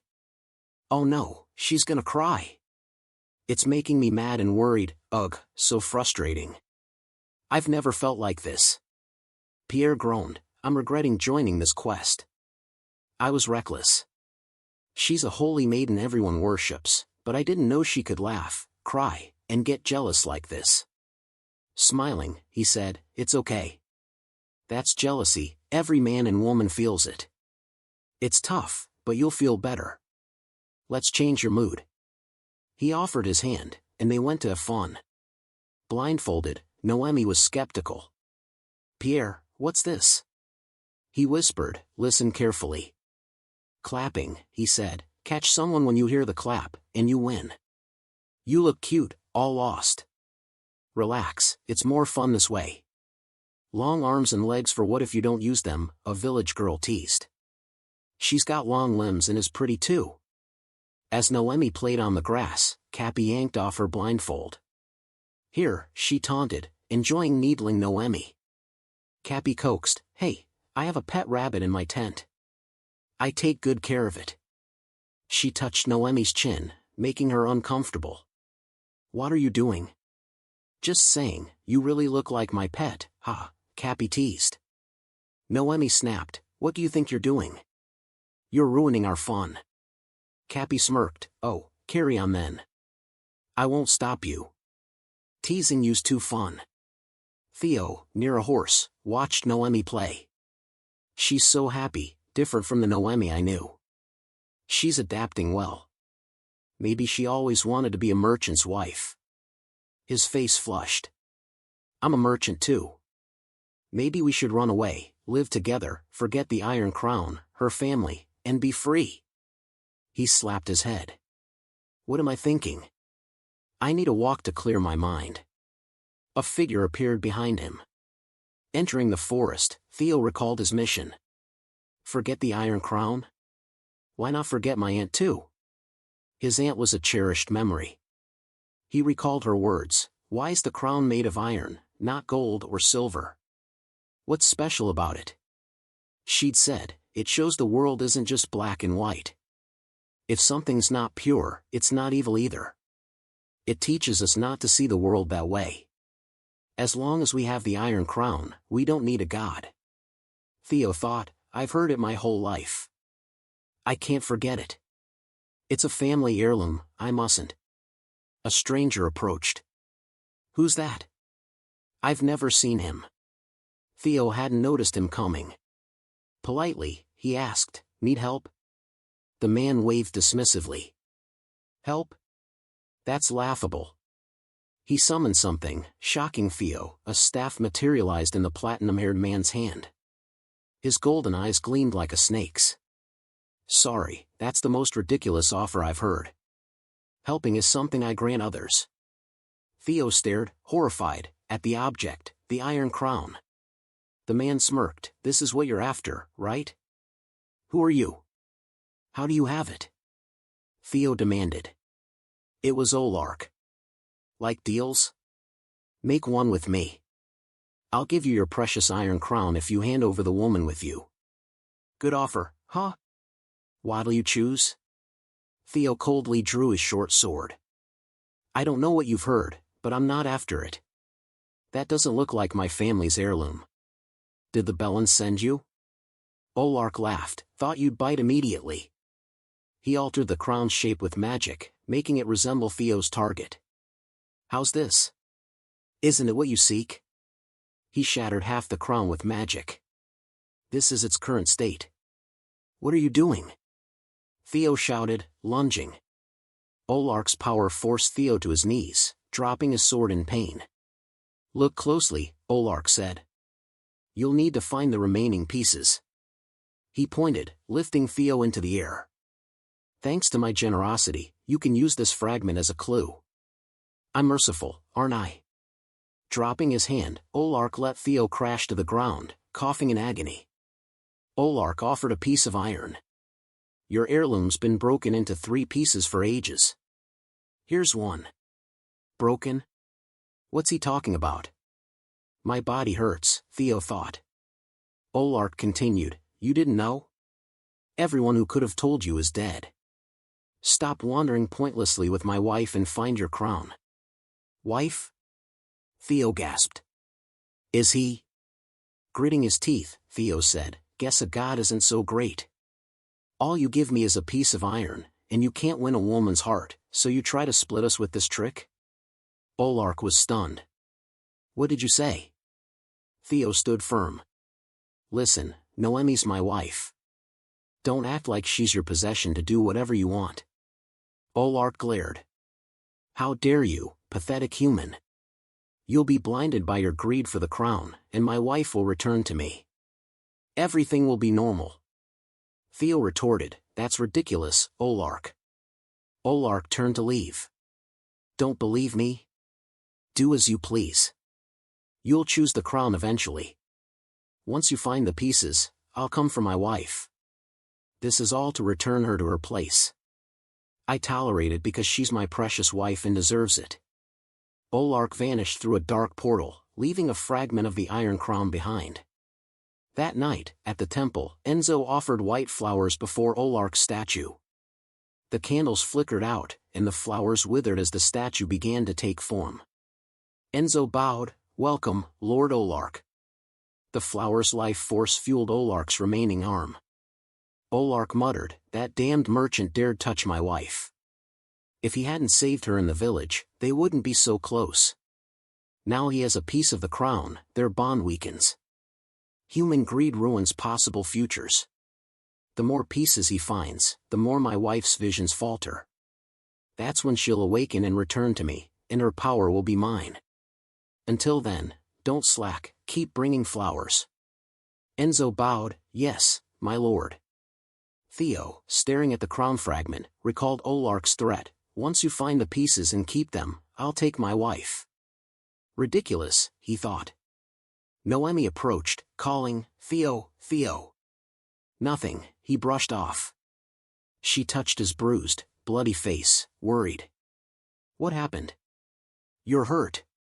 Are you okay? Let me treat you. I'm fine, Theo refused. She grabbed his hand, pulling him. No, come on, or it'll get infected. I said I'm fine, Theo insisted. I need to see Cappy, she asked me to do something. I'll grab medicine if I need it.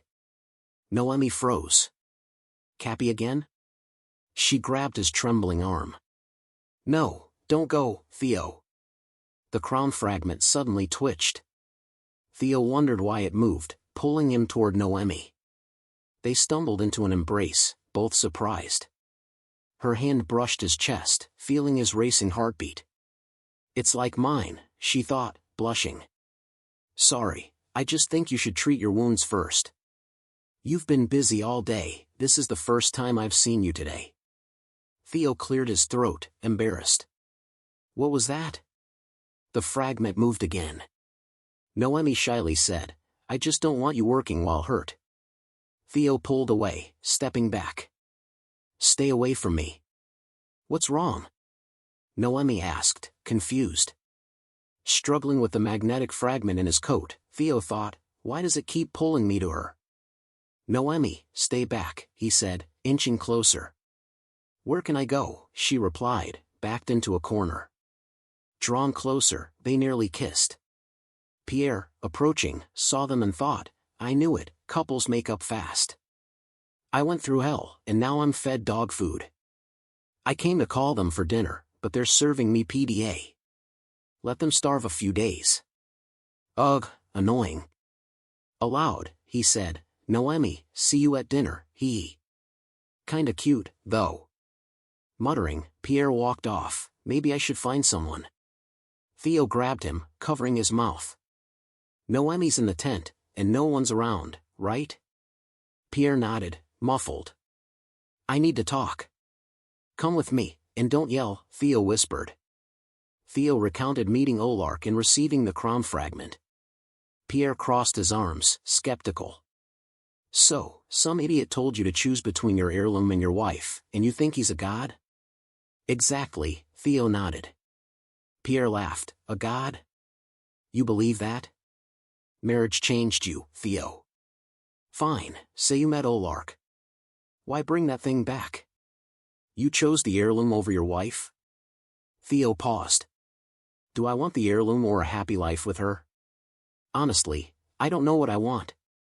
I'm sure of one thing, for the first time, I want to protect someone. But the crown's what my aunt left me, I don't know her plans for it. If I give up just to protect Noemi, I'll regret it. Whatever I choose, I don't want to live with regret. This isn't a choice I can make alone. Noemi might not choose me, but if she does, it should be because we both want it, not because of circumstances. Pierre asked seriously, what do you want me to do, Theo? You called me here to help, right?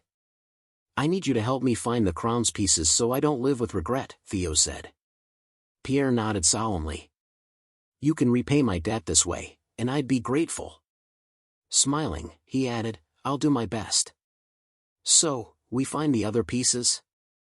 Theo said, it vibrates like it wants to go somewhere. As Pierre reached for it, Theo shouted, don't touch it. Never touch it bare-handed. He recalled his aunt's warning, Theo, never touch the crown with bare hands. Why, he'd asked. When you're older, I'll explain. It's adult stuff. When a snake and a mongoose fight, the snake can't escape the mongoose's fangs. The fangs sink into the snake's neck, but the snake swallows them, and the fang rolls in its stomach. Pierre, confused, said, what are you talking about? Just thinking of my aunt, Theo replied. No idea why, but don't touch it bare-handed. Pierre sighed, fine, whatever. I get it. Theo said, we'll figure out how to collect the pieces slowly. Let's go, Noemi's waiting. He tucked the fragment into his coat. Pierre teased, "Ha, it's always Noemi with you. Acting tough, huh?" That night, at the Fergad family estate, an emergency meeting convened. The leader fretted, "What now? Olak's faction is spreading rumors, calling us religious traitors, saying one of us fled with the holy maiden. Soon, all Fergads will be expelled from Olak's faith." A long-haired man stood. "Expulsion is their call. I'll find a way before it happens." At the Fergad estate, the long-haired man sat writing letters to seek aid from other noble families. After some thought, he crossed out several names. Not the Battle family, nor the Wombulls. The Dudist family donates the most after us, so they won't help, they're our rivals. Stuck, his foot brushed something under the table. Bending down, he found an envelope with Theo's handwriting. A letter from Theo to Father? The letter read, "Dear Father, when you read this, our family may face hard times. You know we're in danger. Merchant blood runs through our veins, but to others, we're just lowly traders. I believe my path will secure our family's stability and prove the Fergads surpass all others. As we carry Aunt's heirloom, I'll show it shouldn't be hidden or judged. It's something to be proud of. We'll earn praise, not condemnation, for I saved a suffering woman. If you agree, I ask you to go to the Montamond family for safety." The man was stunned. Montamond? The royal family controlling the nobles? I never considered them. Chuckling, he thought, Theo always does what he wants, but at least he's planned this all along.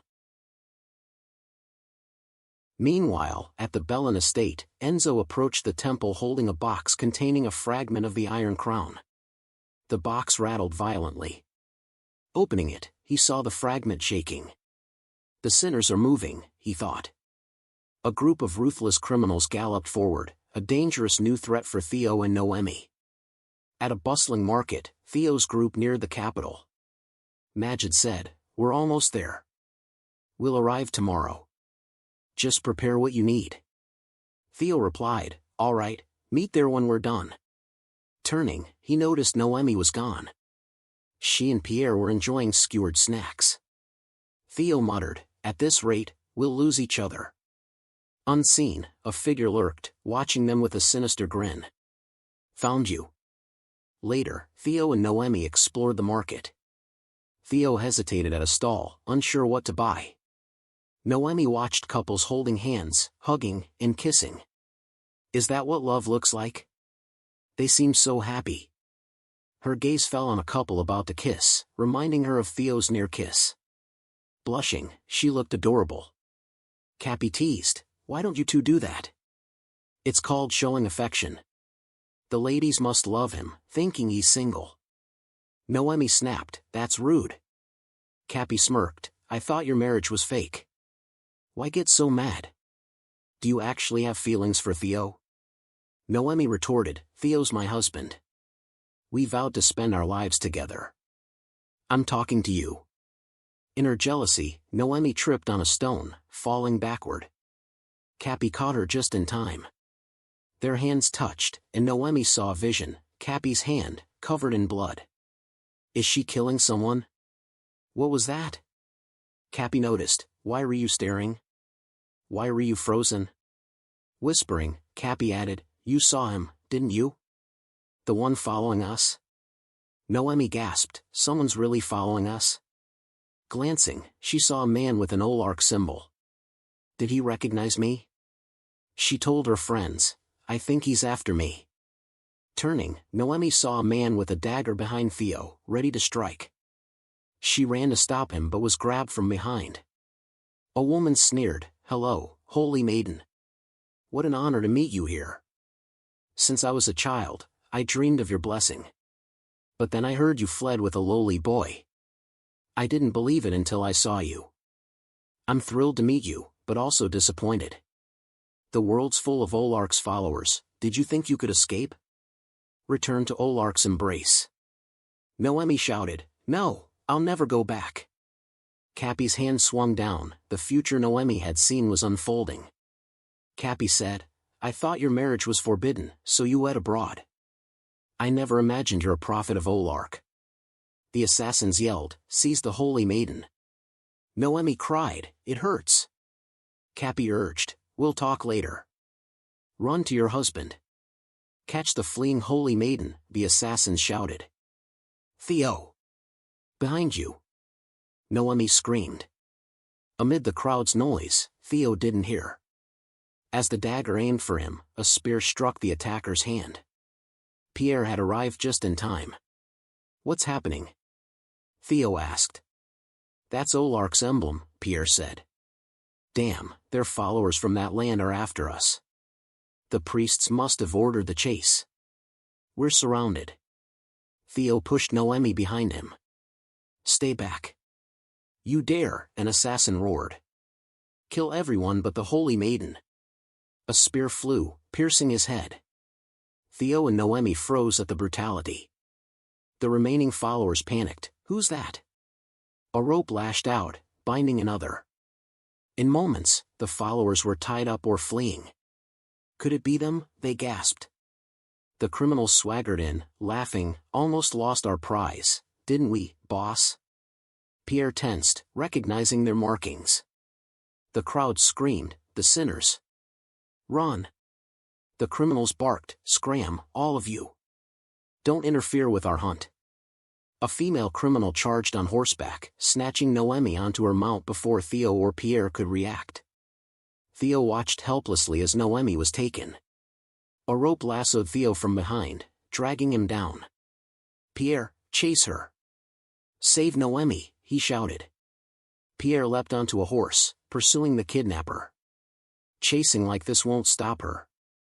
Raising his spear, he aimed, but the woman used Noemi as a shield. "I'm fine, Pierre. Throw it!" Noemi yelled. Pierre hesitated. "I can't risk hurting her." Closing in, he confronted the woman in a fierce clash. As Pierre gained the upper hand, he noticed that scar. Distracted, the woman kicked his horse, unbalancing him. He fell. Theo, struggling against the rope, grabbed a broken brick and cut himself free. As he stood, a sword swung down. Dodging, he faced the criminal's leader. Another strike came, but Theo's quick reflexes saved him. His coat opened, revealing the crown fragment. The leader's expression shifted, and he lunged, grabbing for it. Theo blocked him. "They're after Noemi and the crown?" Theo thought. While grappling, a henchman choked Theo from behind. "Got him! Help!" Theo realized, if this continues, they'll take the fragment. In a desperate move, he tossed it behind him when they weren't looking. Soon, Theo was captured. The fragment, left behind, trembled. At the market, chaos reigned. "My goods! Why'd the sinners attack?" a merchant wailed. Pierre searched. "Why take Theo and Noemi? What do they want?" Spotting the fragment, he thought, "This looks familiar, Theo's. Why's it here?" At the criminals' camp, Theo and Noemi were brought in. The leader gloated, "Can't believe we got both at once. Let's see this valuable holy maiden. Such a pretty face, what a waste." Noemi recoiled, "I don't want this future." "Welcome back, holy maiden.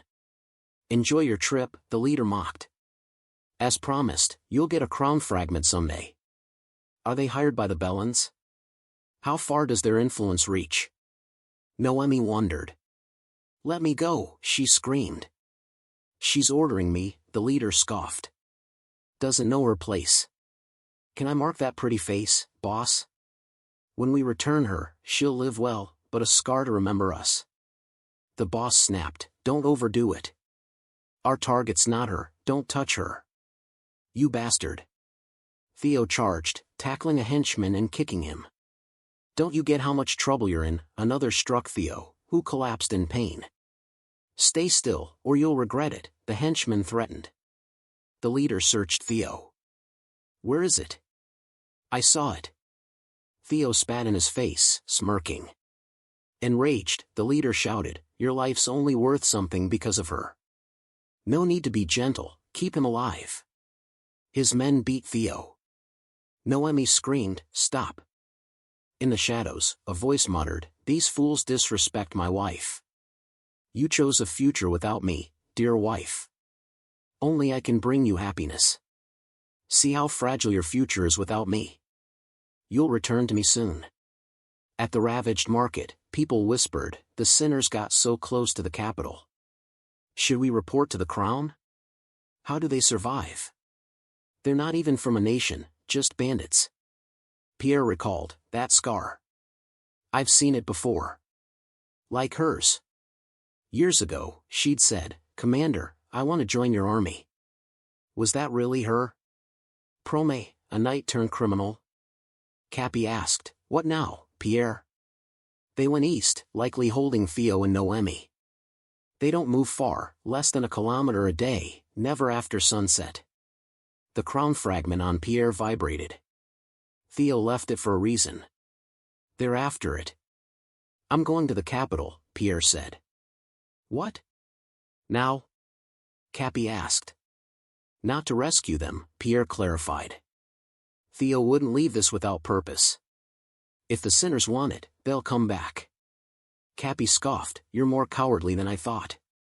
You don't even know if they're alive, and you're fleeing to the capital?" "I'm not fleeing," Pierre said. "The road ahead's dangerous. Don't follow me." "Who do you think you are, ordering me?" Cappy snapped. "You begged for my help earlier, and now you act like I'm following you." "I'm keeping you and others safe," Pierre said calmly. Cappy insisted, "Worry about yourself. Now I'm more curious about what you're hiding." That night, at the criminals' camp, they debated. "What about the missing crown fragment, boss? Should we search after handing her to the Bellans? We're doing this for the crown." "Find it first," the boss ordered. Theo whispered to Noemi, "What are they saying? Their language is strange." "It's the devil's tongue," Noemi replied. "I've heard it in Olak's gospel, spoken by Edo's followers, Olak's enemies. I don't know how my family hired them, but why do they know you have the heirloom you're searching for?" Theo hesitated. "Should I tell her I met a god?" "No, I can't." The leader interrupted, "Heirloom?" He yanked Noemi's blindfold off, making her scream. Theo growled, "Don't touch her, bastard." The leader tore off Theo's blindfold, snarling, "You stole my property and call it an heirloom? Did Joanna tell you that?" Theo was stunned. "He knows Aunt Joanna?" "Did Joanna Fergad say the crown was your family's heirloom?" the leader demanded. Theo noticed the leader's necklace shaking violently. "It's one of the 3 crown fragments, like Olak showed me." The leader sneered, "Joanna lied to her own family, huh?" He turned to Noemi. "We'll hand you to the Bellans and get the final crown piece. It's always been ours." Both were shocked. "The Bellans have a piece too?" At a palace of an unnamed noble family, Roik, the long-haired man, stood before the Monomon family's gates, seeking aid. Frowning, he grew impatient as no one greeted him. Finally, a butler opened the door. "You may enter, Sir Roik." "So his name's Roik," I noted. Guided by the butler, Roik entered a room where a powerful man, Lord Hugo, awaited. "Well, who's this? Sir Roik of the Fergad family?" "What an honor," Hugo said mockingly. Roik bowed respectfully. "Greetings, Lord Hugo." Hugo smirked, "Didn't expect you here." "Sure you're not lost?" Roik replied earnestly, "As I mentioned, my family faces difficult times." Tapping his fingers, Hugo mused, "I recall. But the Fergads are devout Olak followers. Why should I help those clashing with the royals? I see no reason to assist, do you, Chamberlain?" The butler, startled, replied, "Of course, my lord." He thought, Lord Hugo's patience has worn thin after the Bellans' disrespect. They held a religious meeting during the national festival, drawing people to their temple instead of the palace. Now they plan to expel the Fergads. Nobles don't need permission, but defying the royals demands action. Poor Roik, but he won't leave easily. Hugo pressed, "You are loyal to the Bellans. Why the change?" Roik bowed his head, silent, searching for words. A servant interrupted, pardon, someone requests to meet both lords. Enzo Bellin entered, bowing grandly. I'm Enzo Bellin. Greetings, Lord Hugo. Hugo exclaimed, what? My eyes must be failing. I never expected us three here, on my land. Roik wondered, a priest, son of the archbishop, at the royal palace? The Bellins are the royals' rivals, yet he's here. Have the priests learned I sought the Montemon's help? Hugo asked, your family's in trouble too, I bet. Why are you here? Enzo replied, I have a proposal for both of you. Hugo raised an eyebrow. Both of us? How'd you know we were here? Enzo hesitated, then said, I didn't know you'd meet. I planned to approach you separately, but this is a fortunate coincidence. Lord Hugo, Sir Roik, I, Enzo Bellin, propose we unite to save the Furgads. What? The room tensed. Hugo asked sternly, you want Roik and me as allies? For him to marry my sister? Enzo replied confidently, after losing the priest's trust, the Furgads' only safety is royal blood. If they're tied to the royals, even the archbishop can't touch them. You're asking me to sacrifice my sister to save them? Hugo scoffed. You're too bold, Enzo. Enzo explained, the Furgads have vast wealth. You're royal but distant from the king. To gain political influence, expand into areas like the military. The Furgads can fund that. Hugo tapped the table, thinking, this alliance could get me what I want. But what's in it for the Bellins? He asked, why help us? You're a Bellin, next in line is High Priest of Olak's temple. Enzo replied, the archbishop's too busy chasing the prophetess without success. The Furgads are this nation's most trusted and biggest temple donors. Losing their support benefits Olak's faith how? Hugo laughed, your family's greedy. Roik thought, we're scorned for lacking noble ancestry, only wealth. But our riches are useful sometimes. Hugo grinned, well played, Enzo, you selfish priest. What do you want in return? Enzo answered firmly, Noemi Bellin. Find my sister, and don't give her to my father, give her to me. At the criminals' camp, Theo and Noemi sat in weary silence, reeling from the leader's words, we'll hand you to the Bellins and get the final crown piece. It's always been ours. Both wondered if the other knew the crown's location but pretended otherwise. A voice snapped, hey, Furgad. Theo looked up as Prome's brutal kick sent him sprawling. Noemi cried, Theo. Are you okay? Prome sneered, so you're Theo, the nephew of that thief. Quite handsome, with fierce eyes. Hard to believe you're so stubborn. You intrigue me. Why not ditch those boring prophecies and marry me? She knelt over him, dagger to his throat. I'm stronger, smarter, and not a crybaby. You wouldn't need to protect me like a princess. With me, you'd be a real man, not just a guard. Sound good? Her hand probed his chest. Noemi sprang up, charging Prome with all her strength, knocking her down. Who called me a princess? My life's not easy. And don't touch my husband. Theo was stunned, seeing Noemi's jealous, bold defiance for the first time.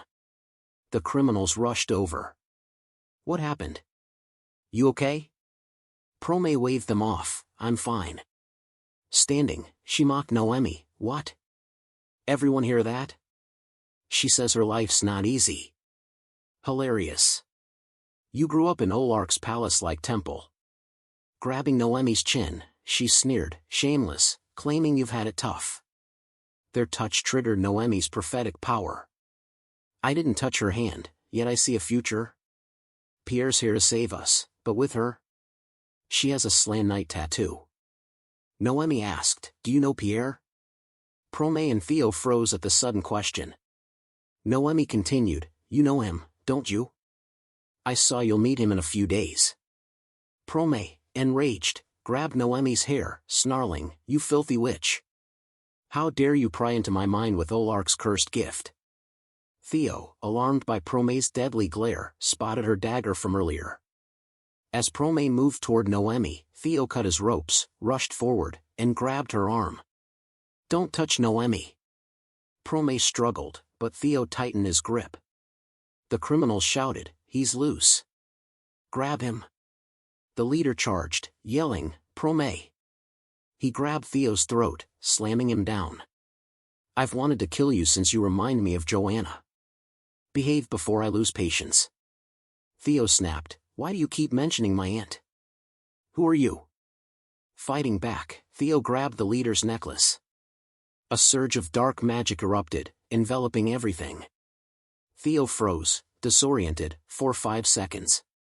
When awareness returned, he stood in a cold, mysterious void. Where am I? Where's Noemi? A strange, mystical figure appeared, a girl. A Tayson? No, not their attire. A familiar song echoed, stopping Theo. That song, how does she know it? He called, "Hey!" She kept singing, "A snake and a mongoose fought. The snake killed the mongoose, but couldn't escape its fangs. The mongoose's fawn lodged in the snake's neck." Theo grabbed her shoulders. "Who are you?"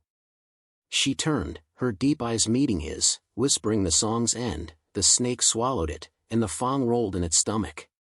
At a divine realm filled with white amanthana flowers, the blooms withered as if burned by an unseen flame.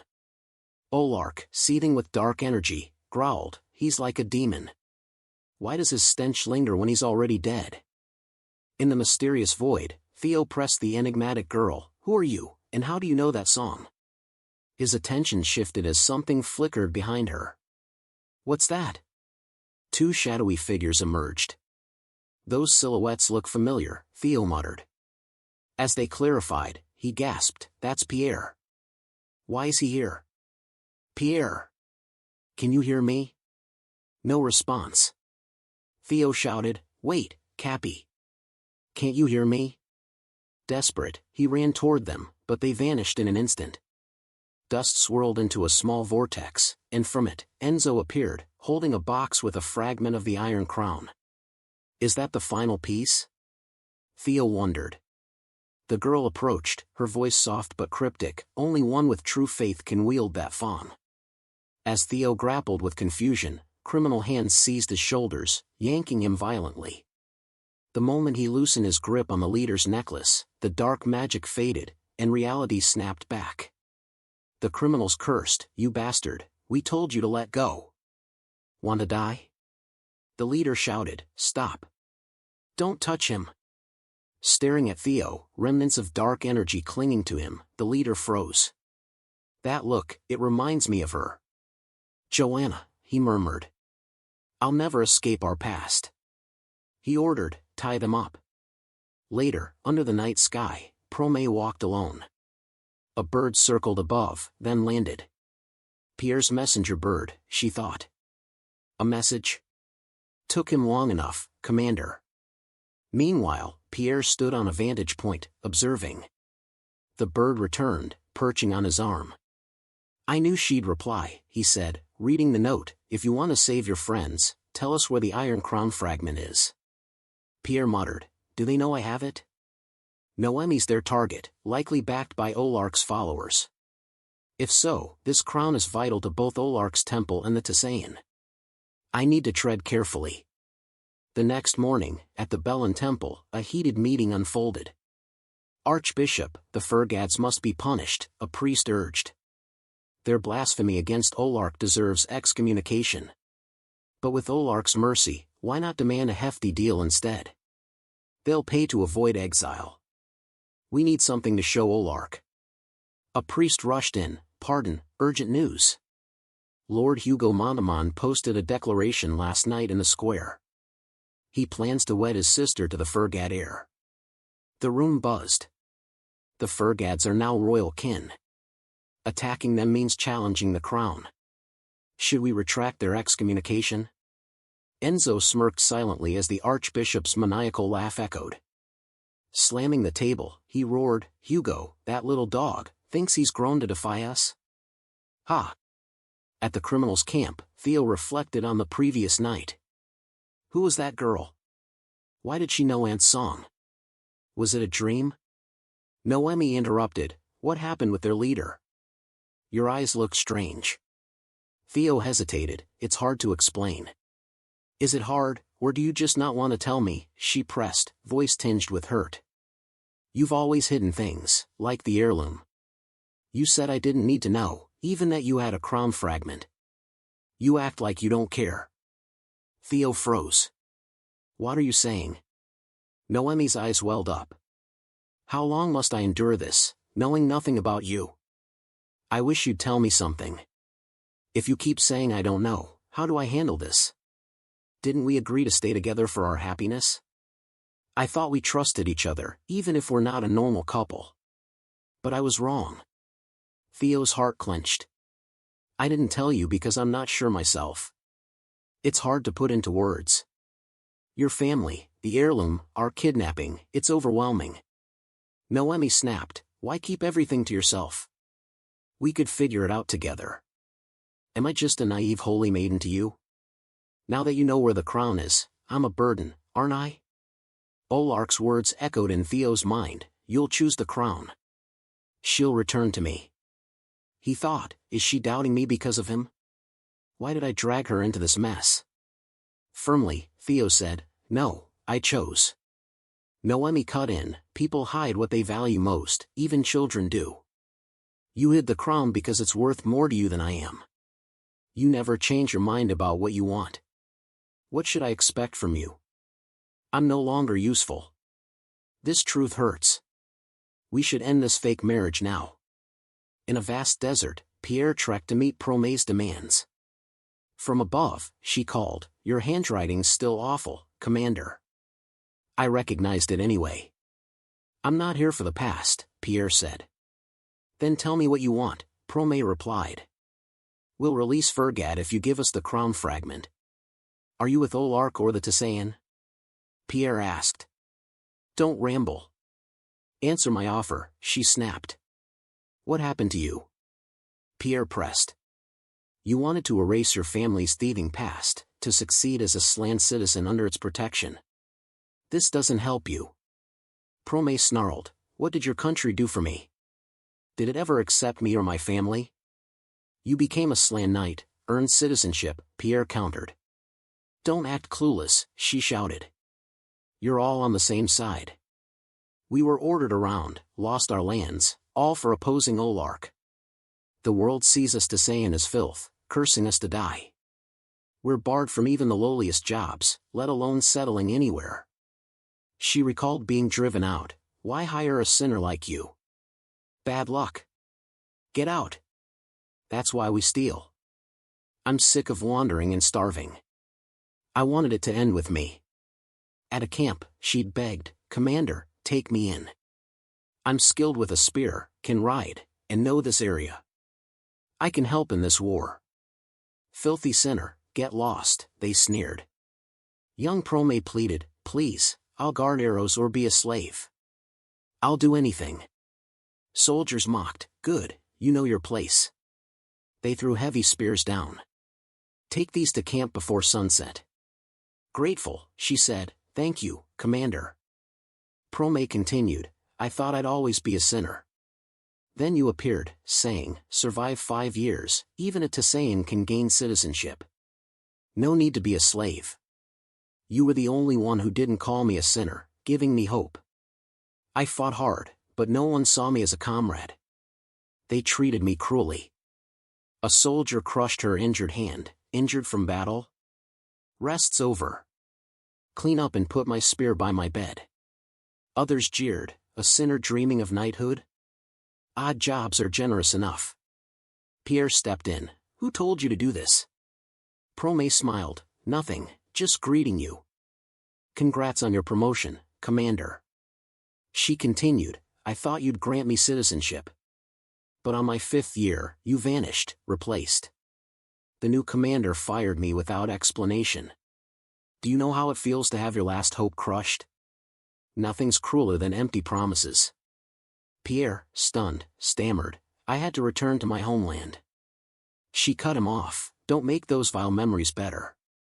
Get to the point, what do you want? Back at the camp, Noemi tearfully said, end this fake marriage.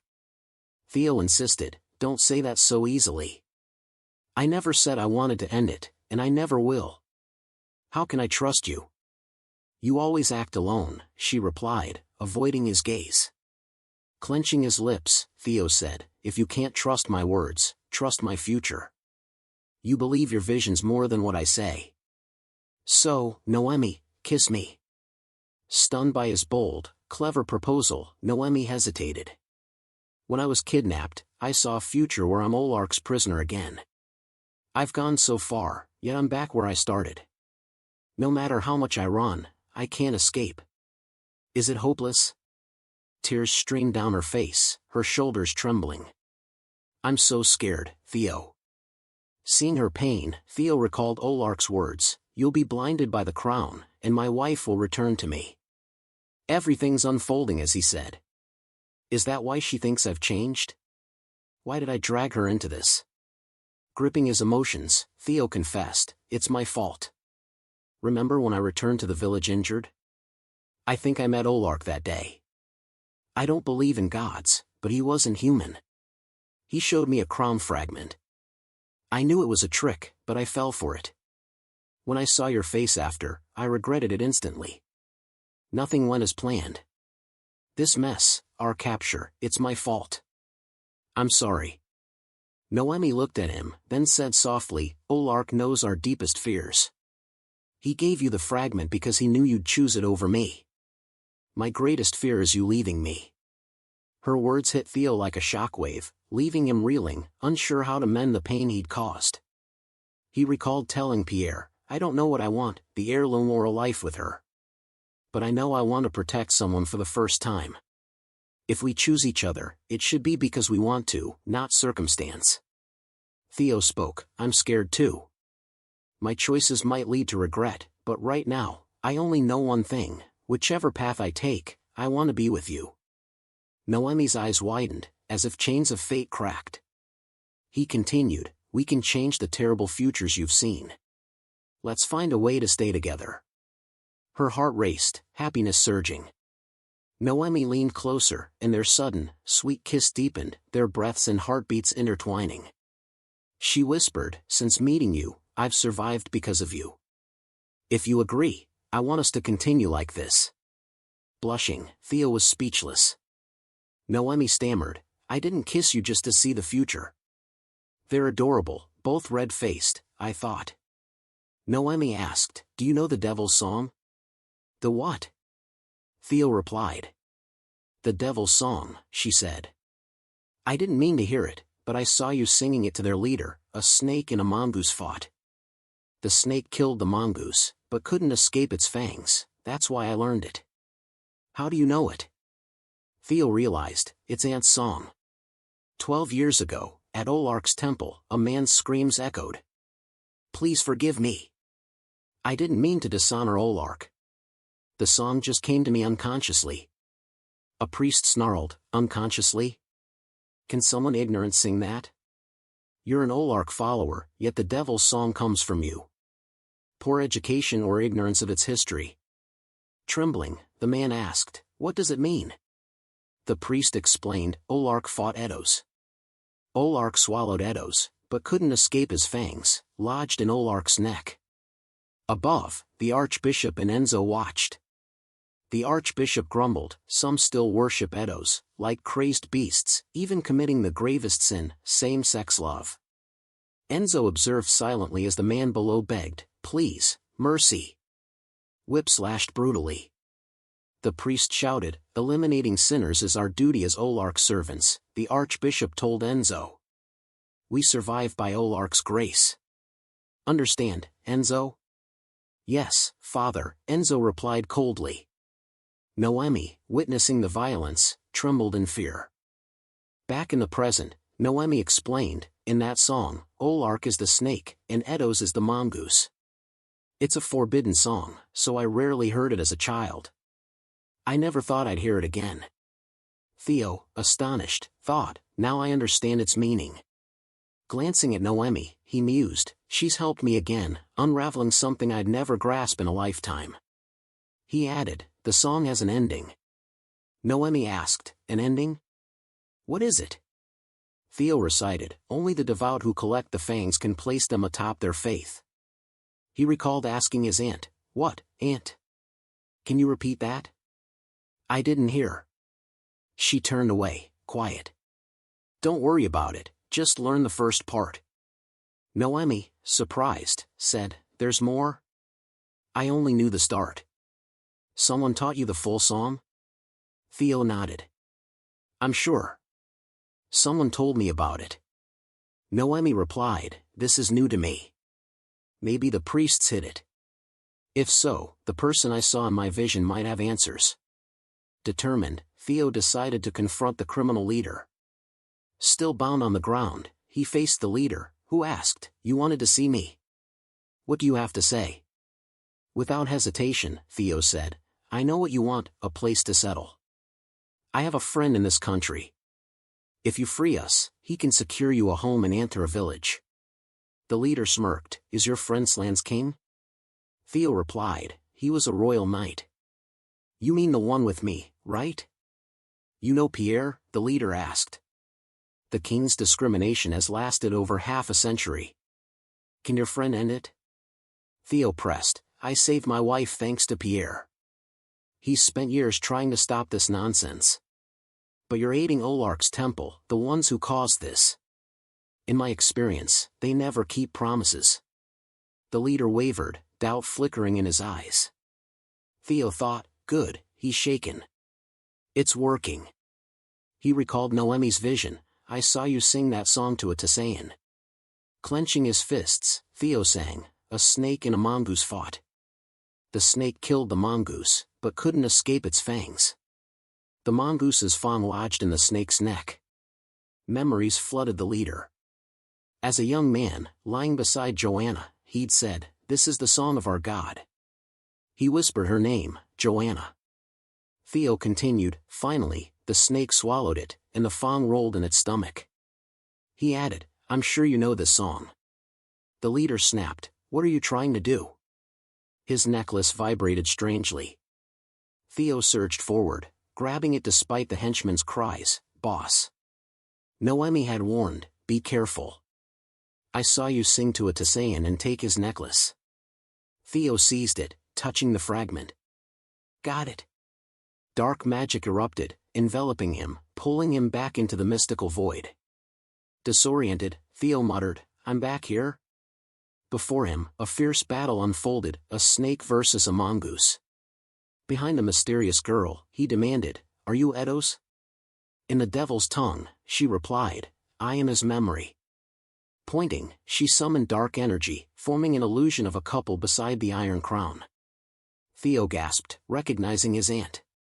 That hair, those eyes, her clothes, it's Aunt Joanna. He shouted, "Aunt Joanna Fergad." But she was engrossed, talking to a younger leader.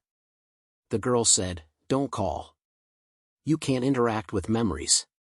Joanna asked the man, "So Eidos used this to fight Olark? The crown is Eidos' fang?" He laughed, "Exactly. It's the only thing that can wound Olark. Eidos was a mighty god." Joanna replied coldly, "Does it matter if he's dead?" The man said, "Even in death, he protects us from Olark. True strength comes from protecting something, that's the song's final meaning. Whoever wields the mongoose's fang gains power to face their enemy." Theo asked sternly, "What do you hope to achieve by showing me this?" Eidos replied, "Collect the fragments and fight your enemy." She conjured more visions. Theo saw, "That's Pierre with the fragment I left behind." Another image appeared.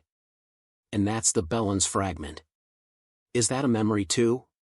Theo asked. Eidos nodded silently. Theo realized, the way it looks, that's not the past, it's now. Grasping her shoulders, he asked, "Can you show those holding the other fragments a memory of mine?" Elsewhere, Pierre slept deeply. The crown fragment vibrated, waking him. Startled, he checked his bag, accidentally touching the fragment. Instantly, he was pulled into the mystical void. "What is this place?" he gasped. "Wait, Theo." Pierre found himself in a strange dream, surrounded by darkness. He walked toward a shadowy figure ahead. It was Theo, but he was standing next to someone, his arm around a boy's shoulder. Pierre shouted, "Theo Fergad," but Theo didn't seem to hear, as he showed no reaction. Pierre tried shouting again, but it was futile. At that moment, on the other side of the dream, Theo was yelling, "Do you mean you can show Pierre a part of my memory for him?" Edos stopped singing the devil's song and replied, "Pierre, because the Iron Crown is connected." Theo pleaded, "Then please show Pierre the memory of this moment." Edos opened her eyes wide, and her power took effect. Pierre could now see more clearly and hear sounds from Theo's side. Theo was facing the Tisane leader, an old man wearing a necklace, which Theo was holding. Next to him was Noemi, looking hurried. The Tisane leader growled at Theo, "The Iron Crown of your family has been broken into 3 pieces long ago. We will hand you over to the Bellin clan and take the final piece of the Iron Crown." Theo realized the leader's true motive. He didn't just want the reward for capturing the Holy Maiden but also the last fragment of the Iron Crown. He recalled Edos's words, "Collect the fragments and fight against the enemy." At that moment, Pierre also saw those images and wondered, what were those visions? Theo turned to Edos and said, "Pierre, can you hear me? Come meet me at the Black Stone Range." Theo shouted in vain before fading away. Pierre screamed and woke up, the dark magical aura dissipating. He sat up, terrified and anxious, reflecting on his nightmare. Pierre looked down at the fragment of the Iron Crown beside him and snorted, "Humph, interesting. This thing I'm holding seems pretty important, doesn't it?" On the other side of the dream, Theo had also awakened, his eyes wide with contemplation. The Tisane soldiers dragged Theo out, restraining him and separating him from the necklace. They shouted, "Stay still. How dare you lay hands on the master?" A fierce soldier raised a sharp dagger and yelled, "I'll cut your hand off." At that moment, Theo shouted, "You're trying to seize the Iron Crown to fight against Olak, aren't you?" The arm gripping Theo's shoulder loosened, and the dagger froze in midair.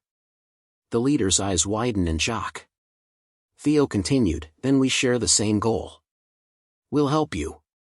The leader excitedly slammed his hand on the table, "Help? Who are you talking about? You and the Holy Maiden? Or you and that friend of yours?" In his mind, he held back another thought, or perhaps, you and Joanna. Theo's determined gaze met the leader's, waiting for his decision. He thought, "It seems he doesn't know my aunt has passed away."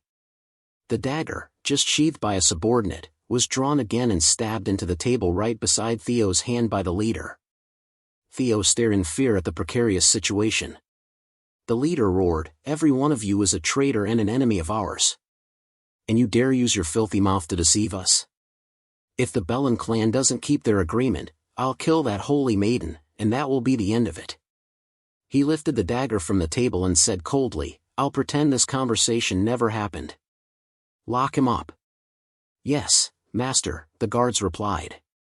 That night, in a tent, Theo was thrown in with Noemi. She joyfully called out, "Theo." One of the guards growled, "Don't try anything stupid." Noemi moved closer and asked, "Are you okay, Theo?" He suppressed the pain from the criminal's blows. "I couldn't negotiate with him, but I learned something thanks to your prophecy." She was surprised. "What?" He glanced down at the hem of his shirt. "Look at this." Noemi's eyes widened in awe. "Oh, that." It was a dagger carelessly left by one of the criminals. Theo whispered, "We'll take advantage of their distraction and escape." Meanwhile, at the Bellin clan's temple, Roik was kneeling, seeking forgiveness from Lord Olak. He said earnestly, "The Fergad clan has no intention of abandoning the embrace of the Lord to become heretics. I sincerely repent for the grave mistakes of a member of my clan. I will restore your trust by fulfilling the sacred duty of bringing the Holy Maiden back." Enzo said grimly, "I bless you with Olak's generosity." Roik glanced up, his eyes cold, thinking, "Enzo Bellin, I don't know what he's planning, but perhaps what he wants is." He recalled a moment at the Monomon house when Enzo said, "Lord Roik, I want you to use Monomon as a shield after getting engaged to his sister. Then, you will carry out the mission to bring the Holy Maiden back and earn the temple's trust. But there's something else I truly want from you." At the time, Roik could only respond, "Yes?" Enzo continued, while doing this, you will retrieve the Iron Crown fragments from the criminals and pretend you didn't capture Noemi. I accept your request, Enzo said arrogantly, as if issuing a command. And Roik realized that what Enzo wanted was to oppose the Olak temple. At Pierre's location, he was tying supplies onto his horse, preparing to set off. He said, Theo appeared in my dream, so there's a place I need to go alone. Cappy asked, you're changing your destination again? What are you hiding? Pierre replied, I'm not hiding anything. I just want to know where the thieves want me to go and what to do. He remembered that in his dream, Theo had said, meet me at the Blackstone Range. And he believed it. He told Cappy, what Theo wants me to do is surely related to our current situation. To do this for him, I need to go alone. Cappy looked at him, thought for a moment, and said, all right, but once you're done in the capital, we'll continue the journey, got it? We'll stay there together for a while. She reached into her pocket and pulled out a necklace with a chestnut attached. She instructed, if you succeed in saving your friend, give this to them. Pierre was surprised, wait, do you have feelings for Theo? Cappy snapped, what nonsense are you talking about? This is for the white-haired holy maiden. She'll be able to find me. Cappy placed the chestnut in Pierre's palm, stepped closer, and raised her voice, don't lose it, got it? I don't want this falling into the wrong hands. Pierre was utterly astonished. Suddenly, he asked, why are you so good to us? You always help us whenever we're in danger. Cappy smiled, at first, I thought it was kind of fun. But now I'm used to it. Because I know what that feeling is like. She recalled the whispers from when she was young. As a little girl hugging her sleeping father, she heard the villagers outside the tent whispering to each other. They said, every place we've settled in so far has been terrible. I guess this is what happens when a fool who can't take care of himself becomes a chieftain. No wonder his wife ran off right after giving birth. The young Cappy could only look up at them, her father foolishly asleep in her arms. She thought of her father holding her toy rabbit and the villagers' gossip. They mocked, looks like we'll all starve because of this fool. Cappy realized then that she needed to protect her father. Back in the present, she smiled lightly and told Pierre, I know what it's like to struggle when we all want to protect something. Anyway, safe travels. Cappy patted the horse as if instructing both it and Pierre. Pierre nodded, yeah. Then Cappy jumped onto her horse and bid Pierre farewell with a cheerful smile, I don't like waiting too long, you know. Meet me again, I hope we'll see each other soon. Cappy and her entourage turned their horses and rode off. Now alone, Pierre said to his horse, shall we get going too? He whistled, and his eagle swooped down, landing on his arm. Pierre said, looks like you're our last hope. He tied the Iron Crown fragment to the eagle's leg and signaled it to fly. He whispered to Theo, stay strong. I'm coming to where you want me to be. At that moment, inside the tent, there were the criminals. Theo was dragged outside and had water splashed on his face. Ugh, he cried out. One of the criminals laughed heartily, it's hot out there, enjoy it. We don't want you getting dehydrated. Noemi called out, are you okay? Theo replied, I'm fine. He thought to himself, I knew we'd get a chance. Then, waiting for the criminals to leave, Theo quietly used a dagger to cut the ropes binding Noemi's hands. He thought, if I can distract them somehow. On the other side, the leader of the criminals and Prome were discussing. Prome said, Master, the day of negotiation with the Olak temple is approaching. We need to decide which piece to take. We want the one they have, or the one this kid is hiding, the leader replied. Another criminal said, what if we split up and chase both at the same time? Prome analyzed, with our current situation, that's too dangerous. We should choose one and stick together. The other agreed and said to the leader, just give us your orders. The leader of the criminals pondered. But as he was thinking, the piece of the iron crown around his neck suddenly trembled, as if it wanted to fly somewhere. Prome exclaimed in shock, what's happening to it? It was pointing in a different direction. Theo, still focused on escaping, was also stunned by this. He glanced at the iron crown fragment, which was vibrating intensely, moving in constantly shifting directions.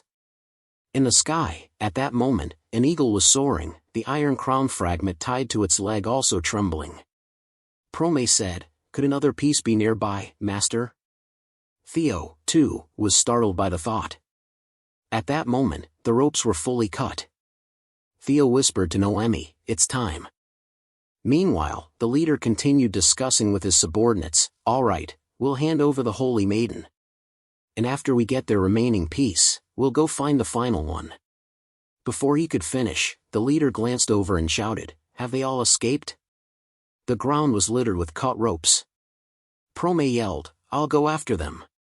But the leader placed a hand on her shoulder, "Hold on, leave that to us. I want you to find out what that red-haired guy is up to." Prome, surprised, turned to look at him, "But now?" The leader gripped her shoulder firmly and instructed, "You know him best. If you can't find it, just let us know where they are."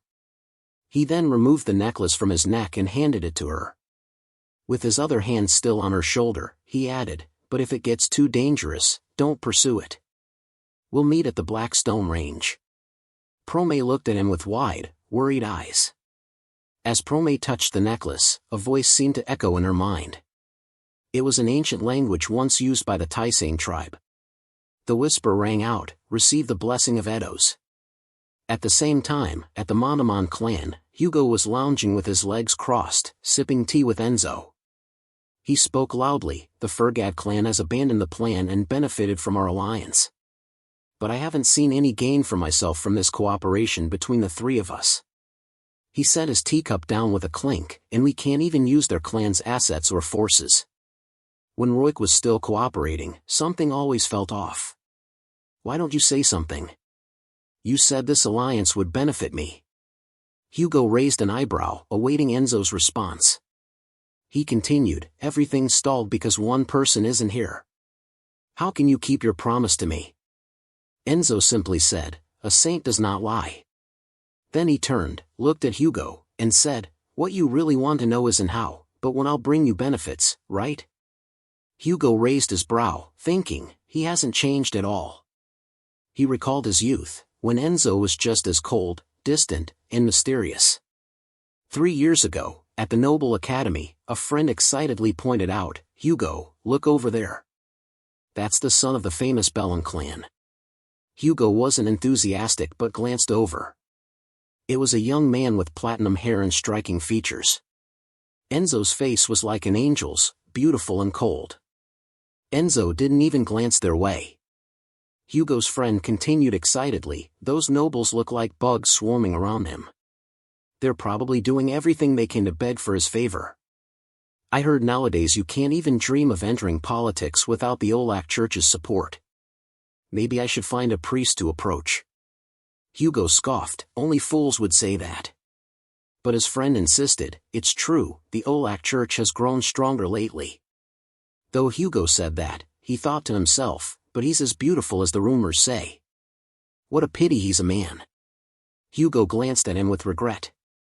In the lecture hall, a professor, also a priest of the Olak temple, spoke, "Today, we'll learn to interpret doctrine. I want everyone to share their thoughts on Olak's Gospel, section 3.10. Hugo grumbled to his friend beside him, "Has the Academy's headmaster lost his mind?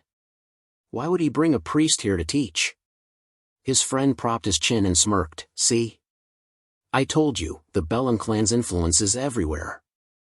Hugo thought seriously, so this is how they advance and expand their reach? How crude! He crossed his arms, glaring, and stole a glance at Enzo below. While Hugo was annoyed, Enzo remained unfazed, as indifferent as ever, even as whispers filled the room. He didn't care in the slightest. This irritated Hugo. He thought, is the Olak religion supposed to be some grand miracle? He said, "They say only Olak is allowed to rule over people, and even if they trample the king's authority, their followers still praise their god?" His provocative words forced Enzo to respond. As he stood, gathering his documents to leave, Enzo turned and said, "I think you've misunderstood the doctrine.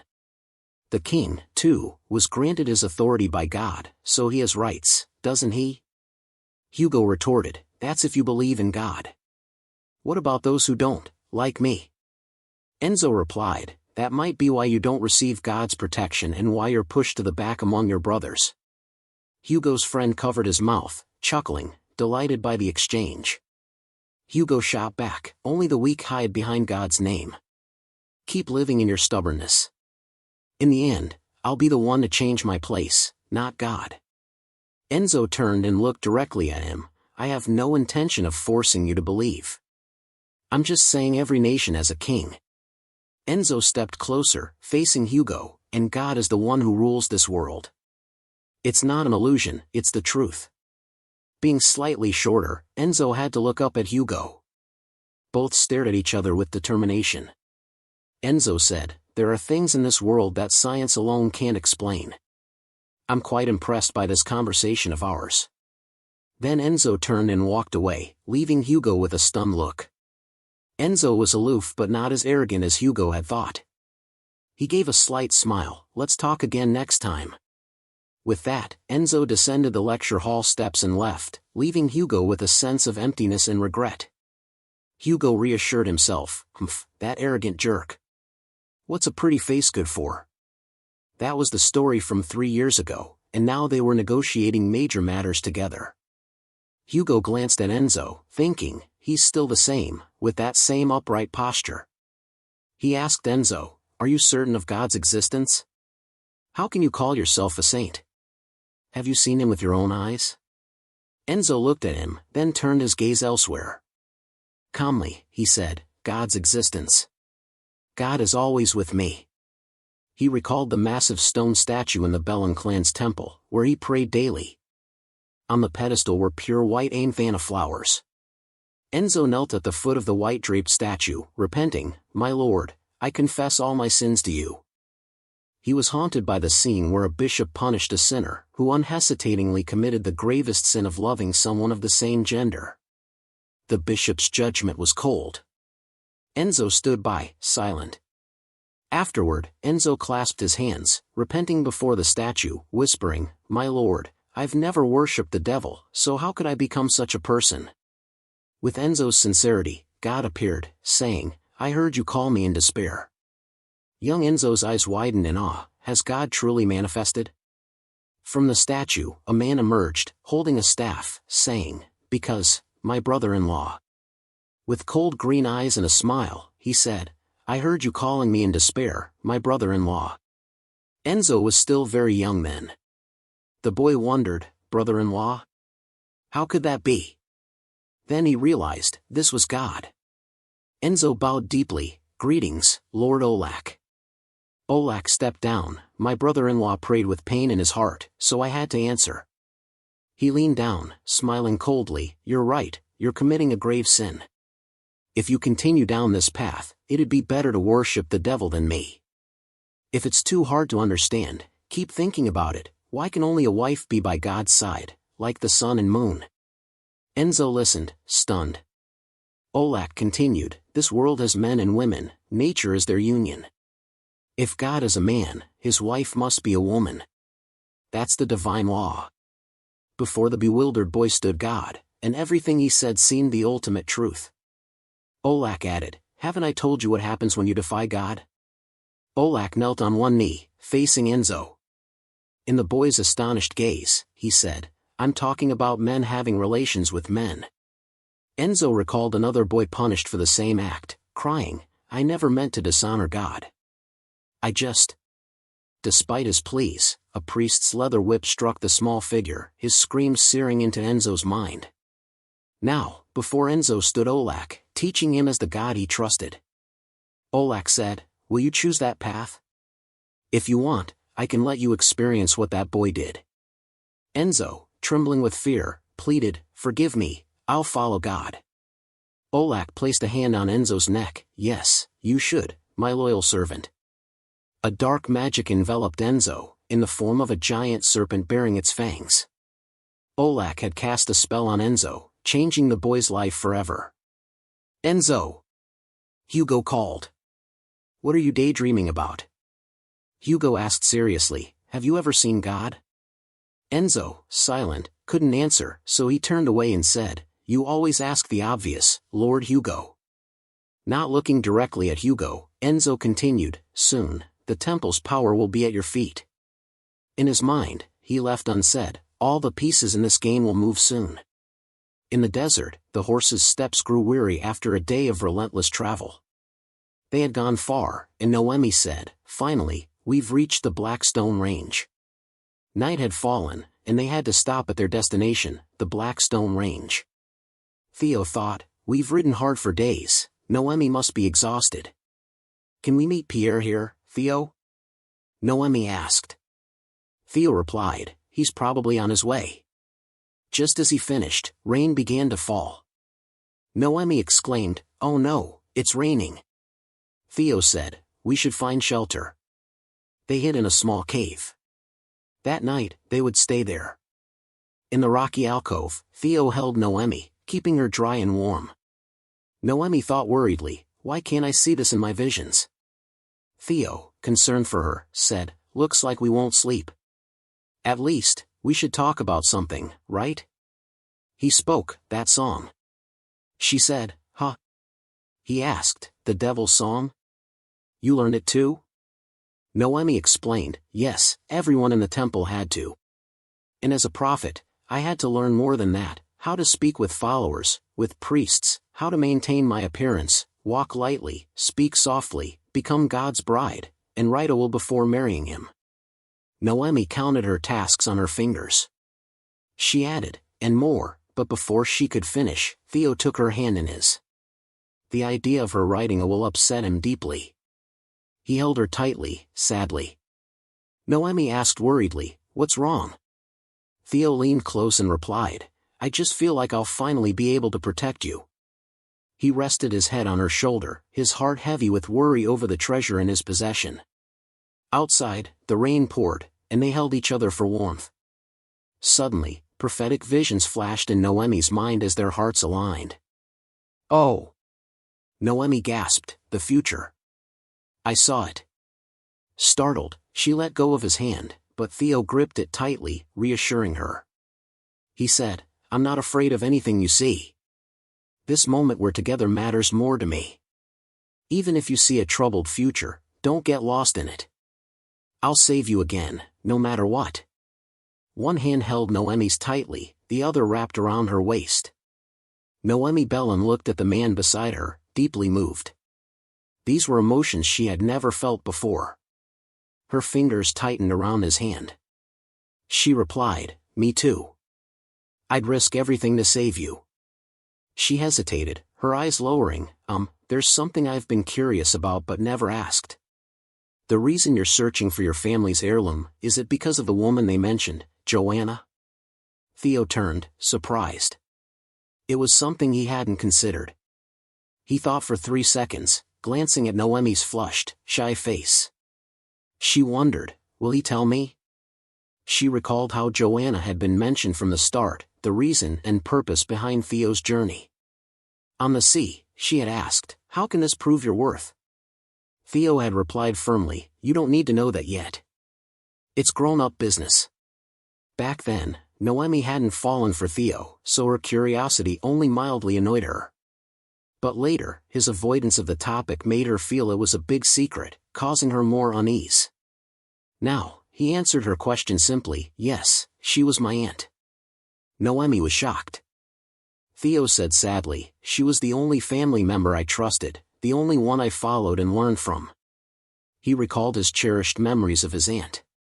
She valued reality over pride. Though my family tried to make her a follower of the Olak church, she never set foot in the temple. She'd grumble, "If someone has principles, they never need to rely on Olak." She believed in that heirloom, and that's why I do too. After the Iron Crown was stolen, I wanted to be like her. So when Theo received marriage proposals from other clans, he rejected them. Aunt Joanna asked, "You turned down that proposal?" "They said you were too rude." He replied, "That way, they'll leave me alone instead of forcing me to find a partner." Joanna sighed, exasperated, "Why do you keep following my path? You should experience love like others your age." Theo snapped, I don't want love advice from you, Aunt. Joanna glared. You little brat. She muttered, such a rude kid. Joanna said, you should give love a chance, at least once. But Theo retorted, do I look like I have time for love? I'm too busy hunting for the heirloom with you, Aunt. Joanna sighed wearily. Standing by a desk, she said to Theo, the way I don't believe in Olak and instead chase the heirloom is like chasing love. Her hand on the desk held a hint of melancholy. Without looking at him, she said, you may not realize it because you're young, but you're so much like me. That makes me happy, but it also scares me. Her gaze fixed on the bright window outside the castle, avoiding his eyes. Joanna looked down and said, when you come of age, I'll tell you everything about the heirloom. Theo said sadly, but my aunt, who instilled faith in me, passed away before my 18th birthday. So Joanna left without ever finishing her story. He said regretfully, I'll never know what she wanted to tell me. The only thing left in my heart is the desire to find our family's treasure. Theo trembled. Noemi had never seen the strong man before her so sad. She looked at him with deep compassion. Her hands cupped his face, and she leaned close, saying tenderly, I'm so sorry, this is all I can do for you right now. Theo's eyes grew hazy, the pain he'd kept inside finally released. He whispered, but now, in this situation, I think some things matter more than the Iron Crown. I realize that because you're here with me. Theo's arms tightened around Noemi's waist. His other hand stroked her soft platinum hair. He leaned close to her face, saying, so now, I plan to follow my heart. And so, they shared a sweet kiss. In that moment of aligned hearts, future visions flashed in Noemi's mind. She closed her eyes, savoring the kiss while glimpsing their future. This future was entirely different from what Olak had shown her. After a long kiss, their lips parted, and Noemi said tearfully, things will be tough for us, won't they? She rested her head on his chest. Theo replied, probably, but we've made it this far. She smiled faintly, agreeing, you're right. We'll get through it. Her eyes sparkled with hope, because I've seen it, I've seen the future we want. In that future, they sat together on a beautiful beach, watching a glorious sunset. Their hands clasped tightly in happiness, a real future.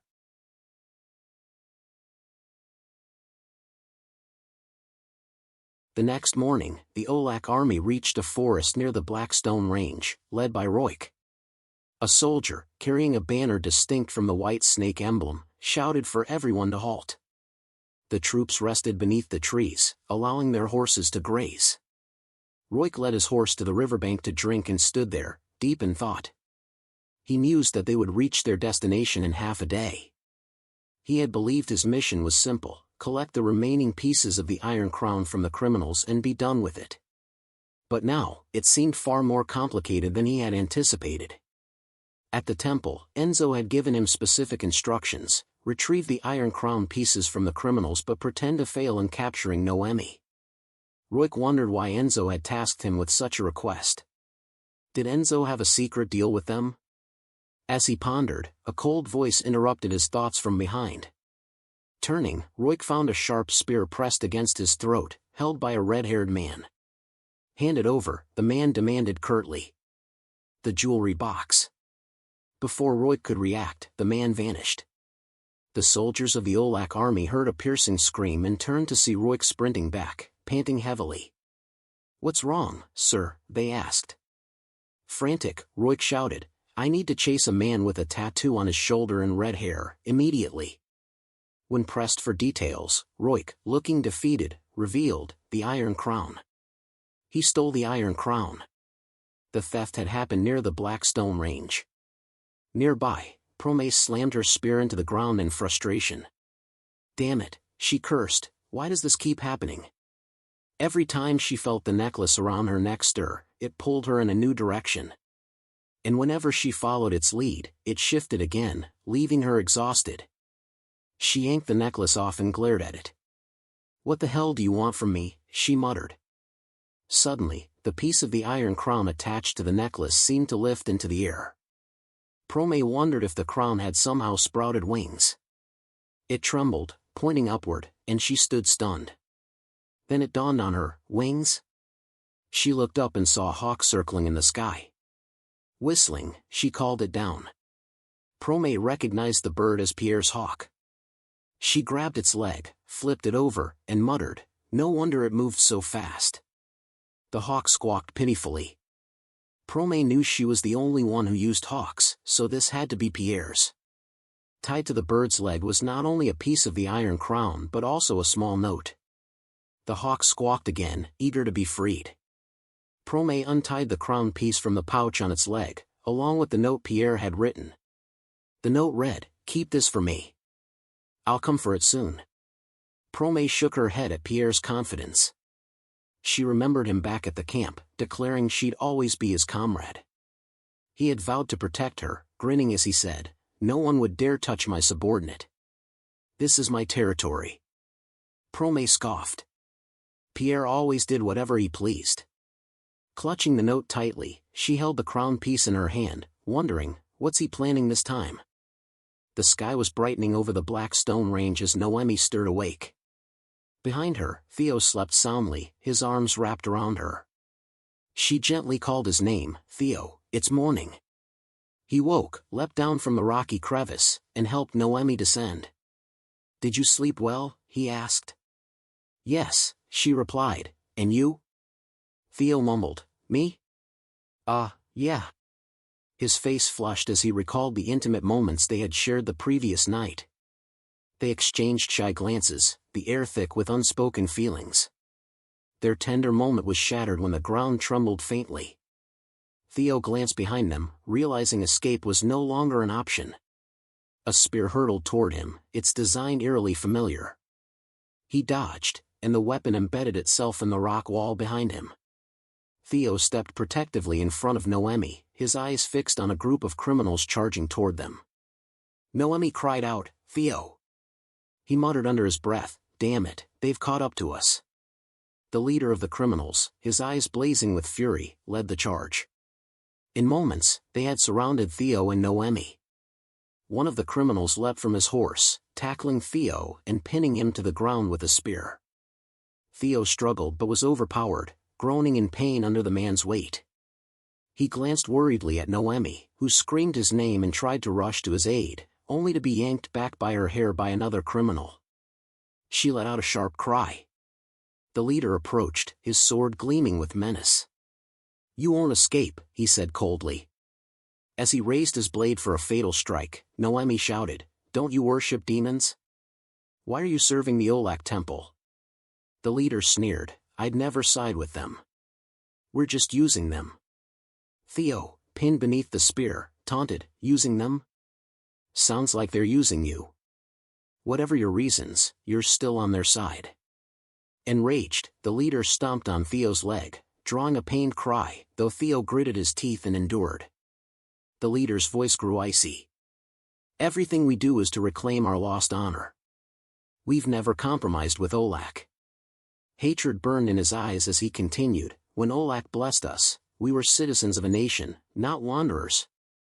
His mind drifted to memories of his youth in Tysain, a small, secluded country of lush forests and cascading waterfalls. Its people lived self-sufficiently, worshipping a dead god they believed still protected them with its bones, embodied in the iron crown, their sacred talisman. As a young man named Ares, the leader had been the son of Tysain's chief. He often stole the precious iron crown, the guardian relic of Tysain, to play pranks. Standing atop the village walls, he'd pretend to be the god Edos, much to the villagers' dismay. They lived in safety, trusting the crown's divine bones, but young Ares saw it as a game. "Ares, you're brilliant. Come back," a man once shouted, terrified. "How dare you steal the bones of our lord?" Ares, clutching the crown, grinned. "I want to see how far these bones can protect me." The man scolded, "Why are you always like this? You're the chief's son, meant to protect us. Are you trying to destroy us?" Ares retorted, "I'm not my father, and I've no intention of becoming chief. I'll leave and live my own life." He laughed mockingly, "If this land falls to ruin, it probably deserves it." The man, speechless, yelled, "What did you say, you rebellious brat?" Despite his defiance, Ares trained diligently in combat alongside other young men in the village. Fighting was in their blood. During a break, a friend asked, "How many times have you stolen the bones?" Ares shrugged, 37, I think. Another friend punched his head. "Stop it, Ares. Everyone's worried sick." Another added, "My grandfather can't sleep because of your stunts." Ares, undeterred, asked excitedly, "Do you know what's happening beyond these walls?" His friends dismissed him, "No, why should we care?" Ares grew serious. "That's the problem. Can these bones really protect us? Even if I believe they could, that's no excuse to trap us here. It's like the god is blinding us to the truth." He pointed to the iron crown on his head, resolute. "Eidos isn't that kind of foolish god. The way people explain things like this is the real stupidity." His friends, confused, muttered, "What's he talking about?" Frustrated, Ares wrestled one to the ground, locking his arm. "Even you don't get what I'm saying." The friend yelped, "Stop it." Laughing, they brawled playfully, unaware of eyes watching from behind a tree. One evening, as Ares prepared to head home with his friends, a sharp object pressed against his back. A soft voice whispered, "Stay quiet and listen." Ares glanced back warily, "A stranger?" The voice continued, "I'm lost. I'd be grateful if you let me stay." It was a beautiful young woman with sharp, lively eyes, holding a dagger to his side. That night, in the village, she devoured a leg of lamb, her dagger still pointed at Ares. He grinned, "So, I'm your hostage now?" By the fire, they sat like friends, though villagers watched anxiously. Ares warned, "You know, pulling this stunt in our village is one thing, but I'm the chief's son. If you provoke them, I can't guarantee you'll leave safely." The woman glanced at him coolly. "They're focused on the crown, not you," she said sharply. "They tremble in fear when they look at it. You're just a pedestal for that crown, so be quiet." Ares, unfazed, was intrigued by her boldness. That woman was Joanna, who thought to herself, "I didn't expect to escape this forest without help.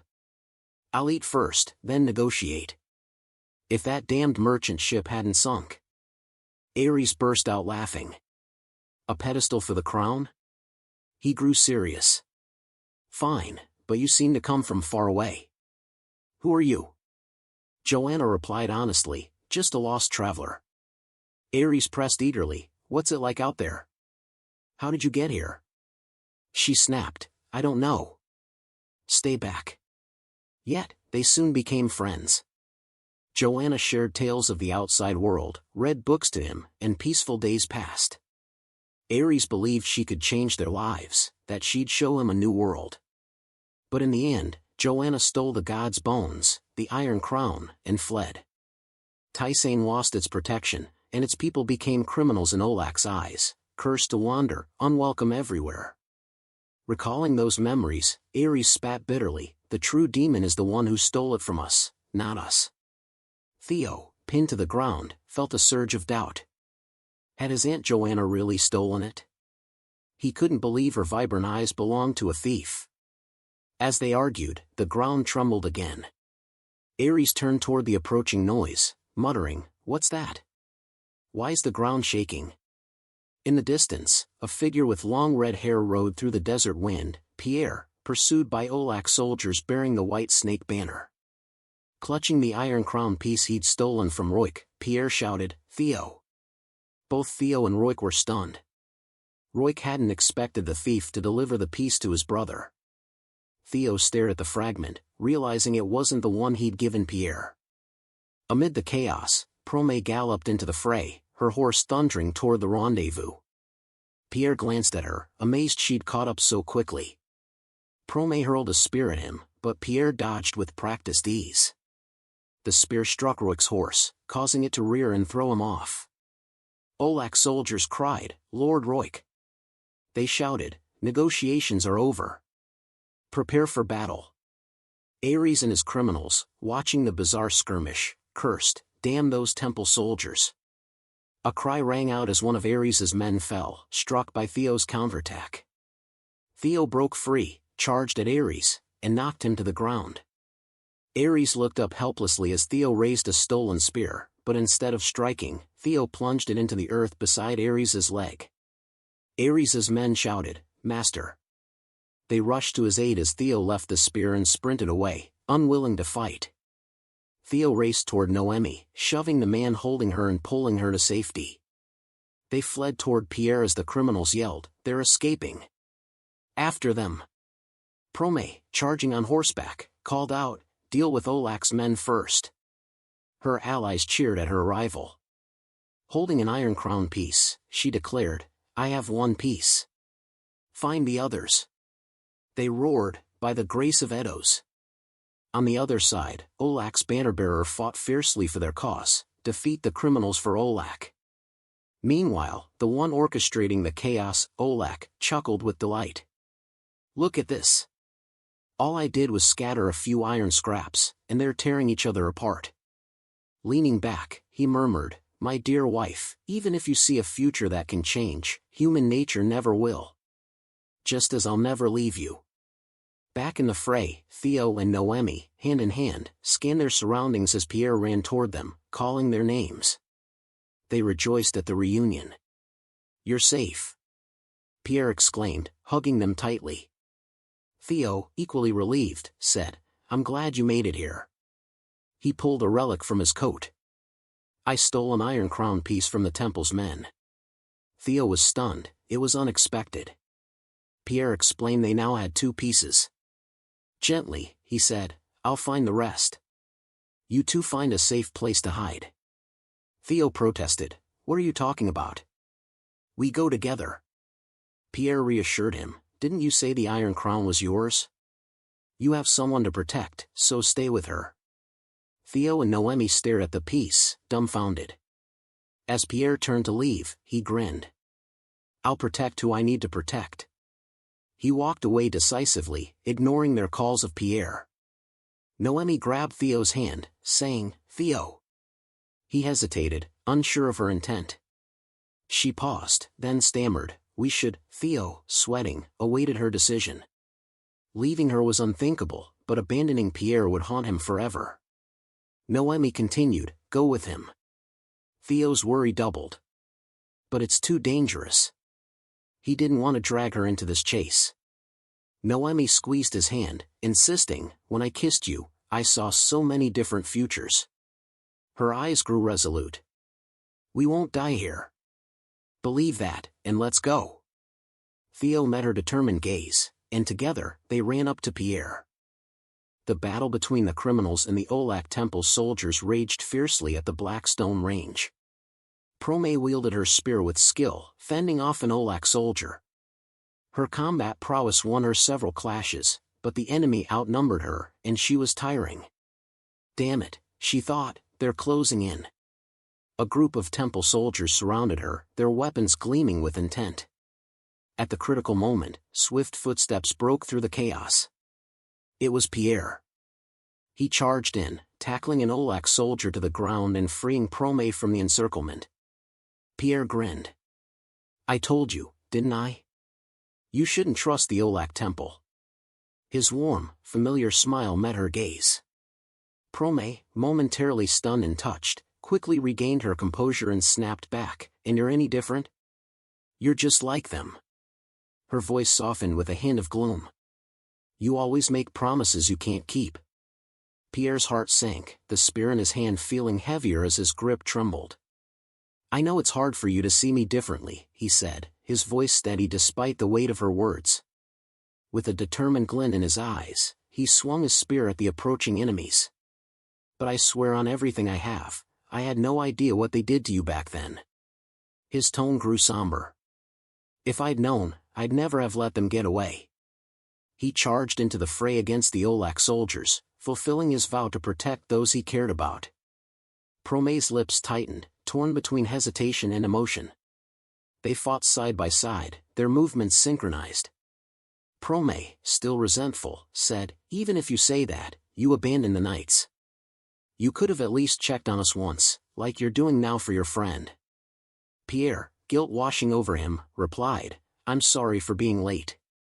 I won't leave you alone again. Prome froze at his words, her heart stirred. Pierre shouted, I can't explain now, but if we're to end this, I need the iron crown piece around your neck. Please.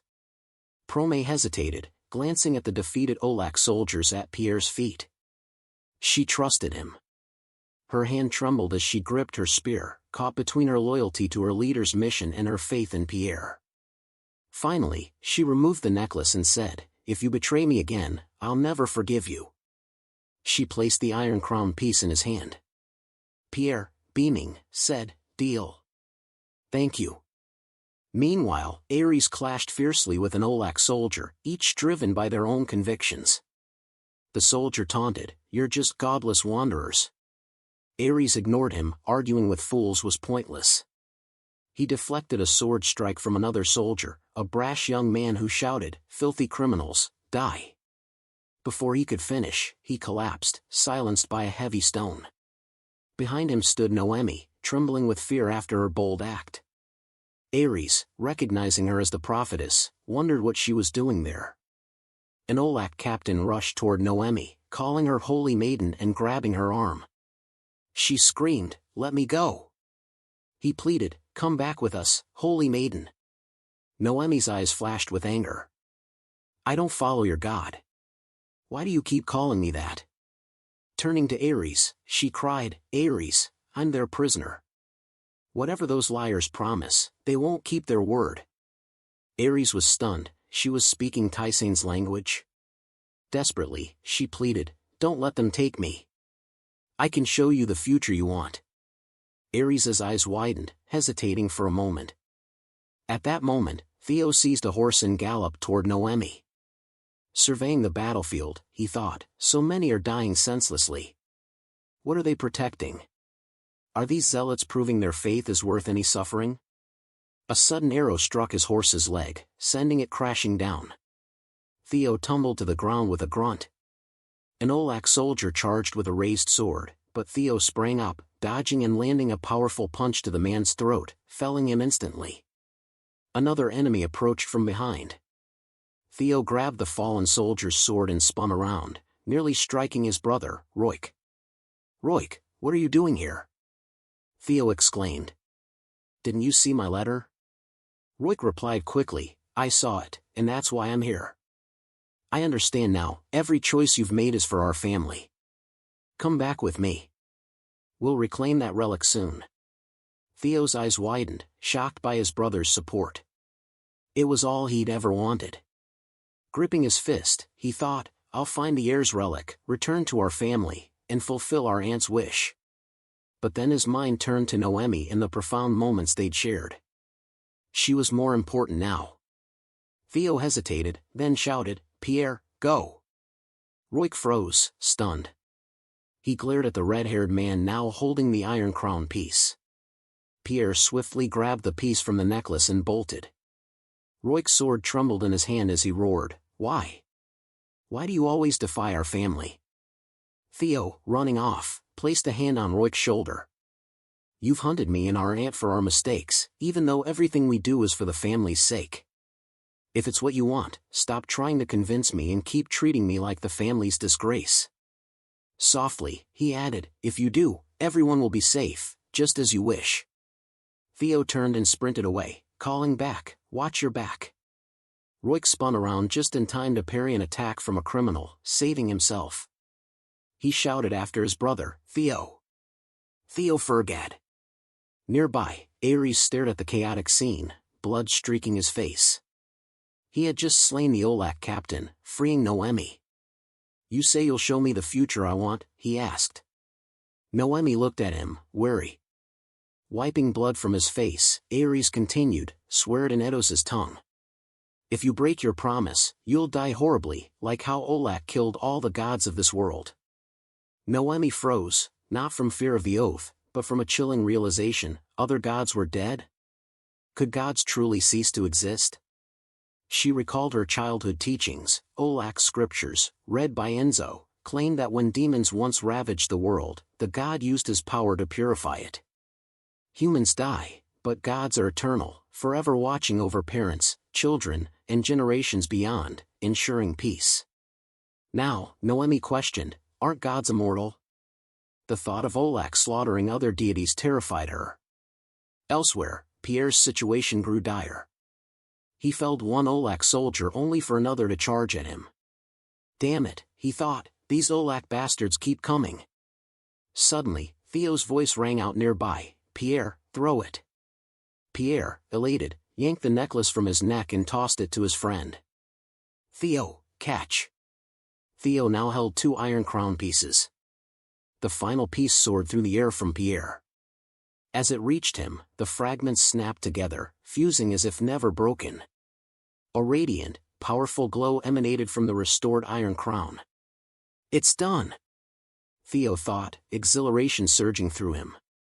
Finally, he shouted, holding the gleaming crown aloft. In the shadows, Olak, the mad god, grinned, his sharp fangs glinting.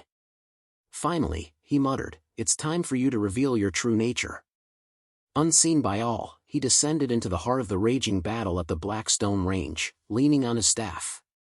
My beloved wife, he whispered, witness this with your own eyes. Pointing toward the cliff ahead, he declared, behold the desires of your partner. Dark magic surged, enveloping the mountain. Cracks spiderwebbed across its surface, and stones began to tumble as the peak teetered on the brink of collapse.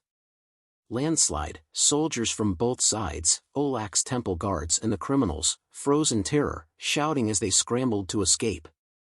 The battle paused for a fleeting moment.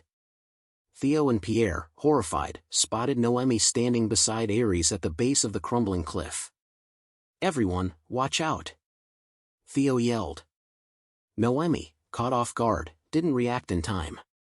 At that moment, a chain lashed out, wrapping tightly around the iron crown. An Olak soldier shouted, careful! It belongs to the high priest. They hesitated to yank it, fearing damage to the sacred relic. Damn it, Theo cursed, gripping the crown tightly. Nearby, Olak watched, smirking. He can't even let go of that hunk of iron. Is this the future you believed in, my love? Foolish woman, you'll never fathom how the man you trusted so deeply will ruin everything. His smile twisted, anticipating the tragedy he'd orchestrated. But Theo made a choice. Releasing the iron crown, he sprinted toward the cliff, leaving Olak stunned. Noemi, he shouted, racing toward her with breathtaking speed and resolve. Olak, enraged, clenched his fist, intensifying the dark magic. The cliff collapsed faster, boulders crashing down. Damn it! Ares yelled, dodging to safety, but a small rock struck him, sending him sprawling. Groaning, he thought he was doomed, until a hand grabbed him and pulled him up. Move, get out of here! It was Noemi, saving him. Ares, astonished, met her gaze but saw her stumble and fall. He couldn't risk staying to help her, not out of callousness, but because their bond wasn't strong enough to warrant such a sacrifice.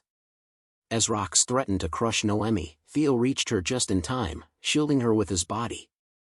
A stone struck his head, and he grunted in pain but held her tightly. Noemi, he gasped, relieved, before collapsing slowly, his eyes closing as he let out a faint cry and lost consciousness. From a distance, Pierre screamed helplessly, Theo! Noemi!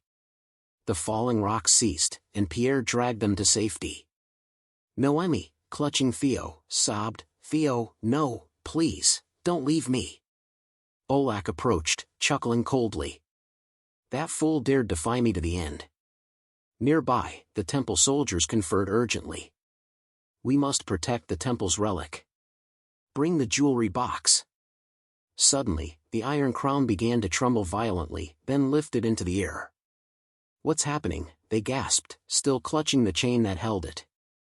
As it rose, the crown blazed with blinding light, a powerful aura enveloping it, growing stronger by the second. Noemi, cradling Theo, whispered his name in despair. His eyes fluttered open weakly. Reaching up to touch her face one last time, he murmured, listen to me, Noemi. I've never regretted a single moment with you. Never. His faint smile wavered. It was the best choice I ever made. Live well, you have to live well. His voice faded, his arms fell limp, and he slipped back into unconsciousness. Noemi, trembling, stammered, Theo, don't leave me. Her heart plunged into an abyss. She had just tasted happiness, how could she face losing him now? Tears streamed down her face, dripping onto Theo's, as she screamed in anguish, Theo. From a distance, Olak watched with seething frustration. Crying over a man like him, my beloved wife, he sneered. Now visible, he approached Noemi, though only she could see him. Her furious gaze met his, instantly grasping the orchestrator behind the tragedy. Olak smirked. You should smile for me, my dear. Noemi's voice trembled with rage. You, how dare you? Her anger surged to a boiling point. Gently laying Theo down, she whispered, Theo. Pierre, kneeling beside them, looked bewildered, unable to see the malevolent god standing nearby. Noemi rose, her eyes burning with hatred, tears streaming down her face as she glared at Olak. She seemed ready to confront him, even if it meant mutual destruction. But at that moment, the Iron Crown's power reached its peak. It erupted in a dazzling cascade of light, more radiant and potent than ever, channeling a torrent of spiritual energy toward Noemi with unstoppable force. What's this? Olak muttered, his eyes widening. The answer stood before him, the power of Eidos. Enveloped by the crown's energy, Noemi was transported to a dark, ethereal realm. Before her stood a child. Who are you? She asked. Why did you summon me? Strangely, she spoke a language unknown to the world. The child, Eidos, shrunken by a curse akin to a fairy tale, raised a hand and spoke slowly. I was once a god, but I died at Olak's hands. Now, I am merely a memory. Noemi stepped forward, gently supporting his arm with reverence. Olak has stolen too many lives, she said, her voice tight with resolve. Send me back so I can kill him. Eidos shook his head. Not yet. You're not strong enough to face him. Neither am I. Noemi waited, expectant. He continued, but I can grant you and your allies the strength to escape this place, if that's what you desire. It made sense, and Noemi agreed without hesitation. A glowing orb of power formed in Eidos's hands, growing brighter before transferring to Noemi. She removed her gloves, carefully cradling the orb. As she raised it above her head, it transformed into the Iron Crown, now resting upon her brow. A radiant beam from the crown illuminated the battlefield, astonishing all who witnessed it, except Theo, unconscious, and Olak, whose shock was palpable. Noemi stood resolute, her eyes now a deep, dark brown, imbued with a familiar power. Olak cried out, My wife, why do you wear it? But it wasn't his wife, it was Eidos. Olak, Eidos said coldly. The god froze at the sound of his name. You still don't understand, do you? Humanity will never be controlled by you. With those words, Eidos unleashed a surge of energy, striking Olak preemptively. Olak, reeling, stammered, Eidos? Impossible. Yet the relentless force continued, culminating in a deafening explosion. Rock shattered, and dust billowed. A sandstorm, the onlookers gasped, bewildered. Their holy maiden was a marvel, wielding ferocious magic with vacant eyes. The force of her attack brought everyone to their knees, including Roik, who braced his sword against the ground to stay upright. As he knelt, he thought, can humans truly wield such power? Noemi, oblivious to the crowd, focused solely on her invisible foe, Olak. Pierre, cradling Theo, shouted in awe, Theo. But Theo couldn't rise to witness this spectacle. Pierre murmured, I don't know what this is, but is this why you chased the Iron Crown so desperately? The criminals, stunned, stared at the Iron Crown atop the head of Olak's supposed holy maiden, their enemy. Ares, transfixed, whispered, Eidos. He raised his voice. That is our ancient god, slain by Olak. He infused his bones with divine power, protecting us for ages. Only those chosen by him can wield those bones and command Eidos's might. The bones serve their master until death and are never worn by those who mean us harm. In Tysane's tongue, Ares proclaimed, "This is his will. Serve Edos and the bearer of his bones."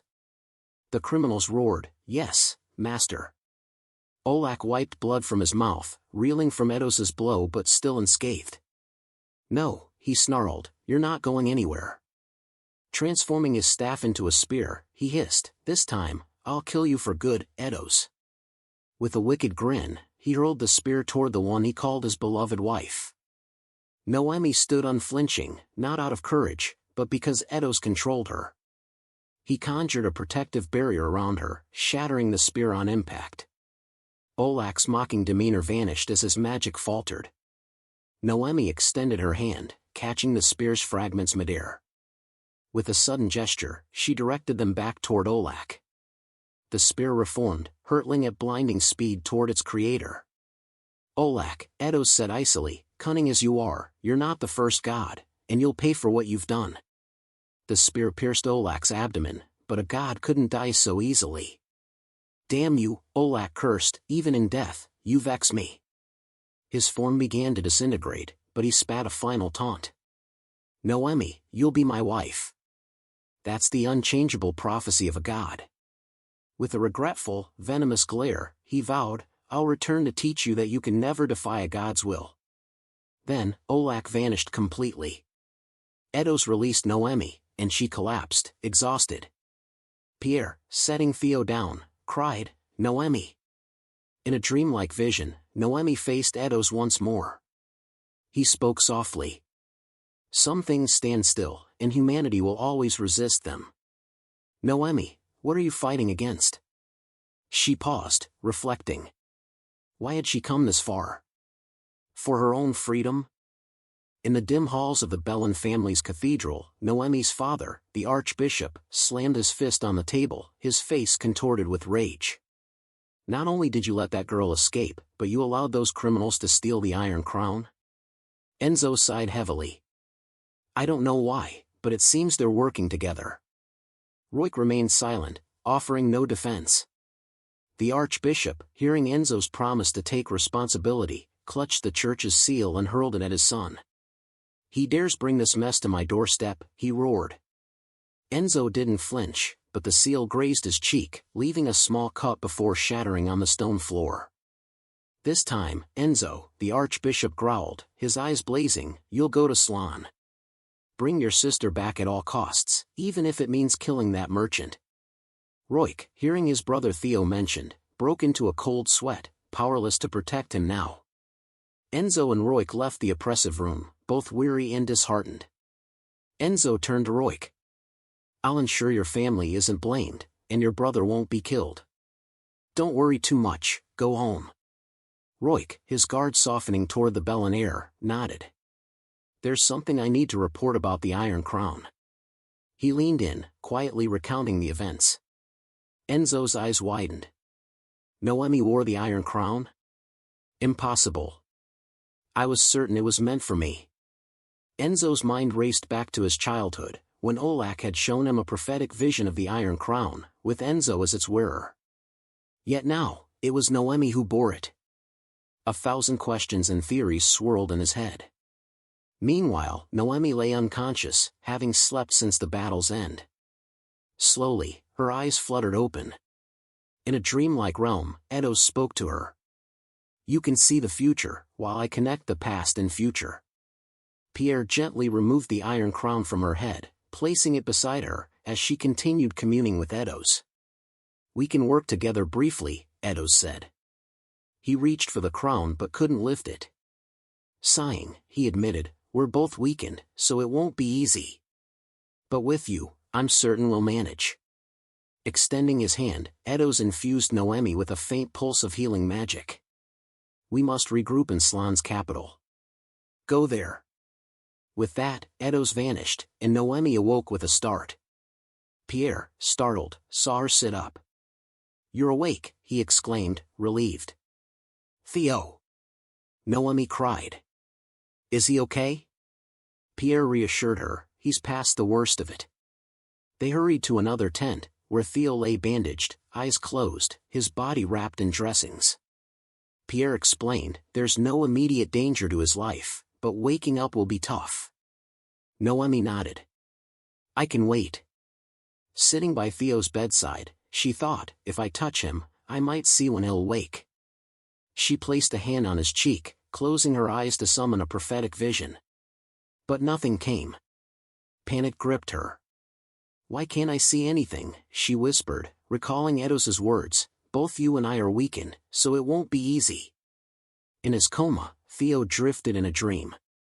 He sat, dozing, in a study overlooking his family's garden. His Aunt Joanna approached. You visited 11 countries in a year, she asked. Theo stirred, seeing her beside him. Are you mad, she teased. Propping his chin, Theo grinned. I want to be like you, Aunt. I'm not ready to settle down. Joanna rubbed her chin thoughtfully. Trying it once isn't so bad. Theo laughed. You, settling down? That'd be more believable if you said you were switching religions. Joanna shook her head. Not me, Theo. You. Her voice rose. Be honest, don't you want that, even a little? To settle down someday, to find an anchor for your wandering ship? Theo blinked, surprised. Why are you talking like this today? She smiled. Theo, are you forgetting something? He fell silent, then his eyes widened as his fingers twitched, a realization dawning. Noemi, he murmured. Joanna's smile softened. Exactly. She's your anchor. If you've realized that, don't let her go. Settling down isn't foolish, it's a choice to cherish something for a long time. The dream dissolved, and Joanna faded. Back in the tent, Theo stirred, his fingers straining to move. He felt Noemi's hand near his and reached for it.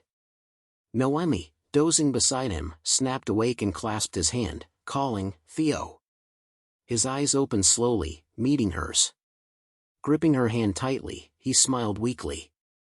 Got you. Noemi's face lit up. You're awake.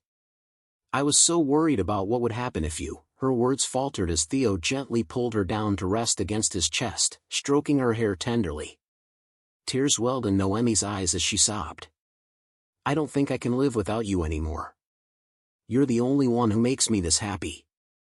If I lost you forever, Theo lifted her face, brushing her cheek. Her eyes glistened. I love you, Theo. I'm terrified of a future without you. He fell silent, overwhelmed. She continued, even if we can't marry, I still... Before she could finish, Theo drew her close, kissing her deeply. When they parted, he said, I feel the same. No one else makes me this happy. So marry me, Noemi. It's the only choice left for us. Smiling, he cradled her flushed face in his hands.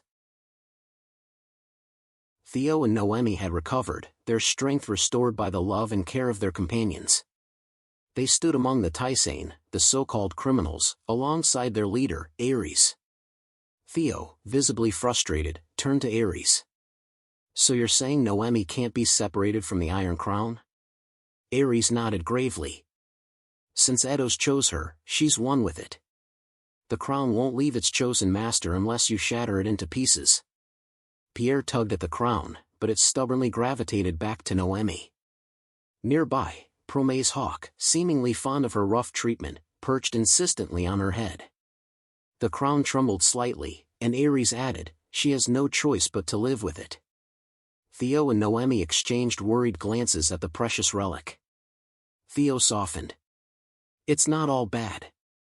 As long as we hold the crown, Olak can't touch Noemi. Pierre handed it back to her, and Theo placed a reassuring hand on her shoulder. Noemi, we should leave Slan.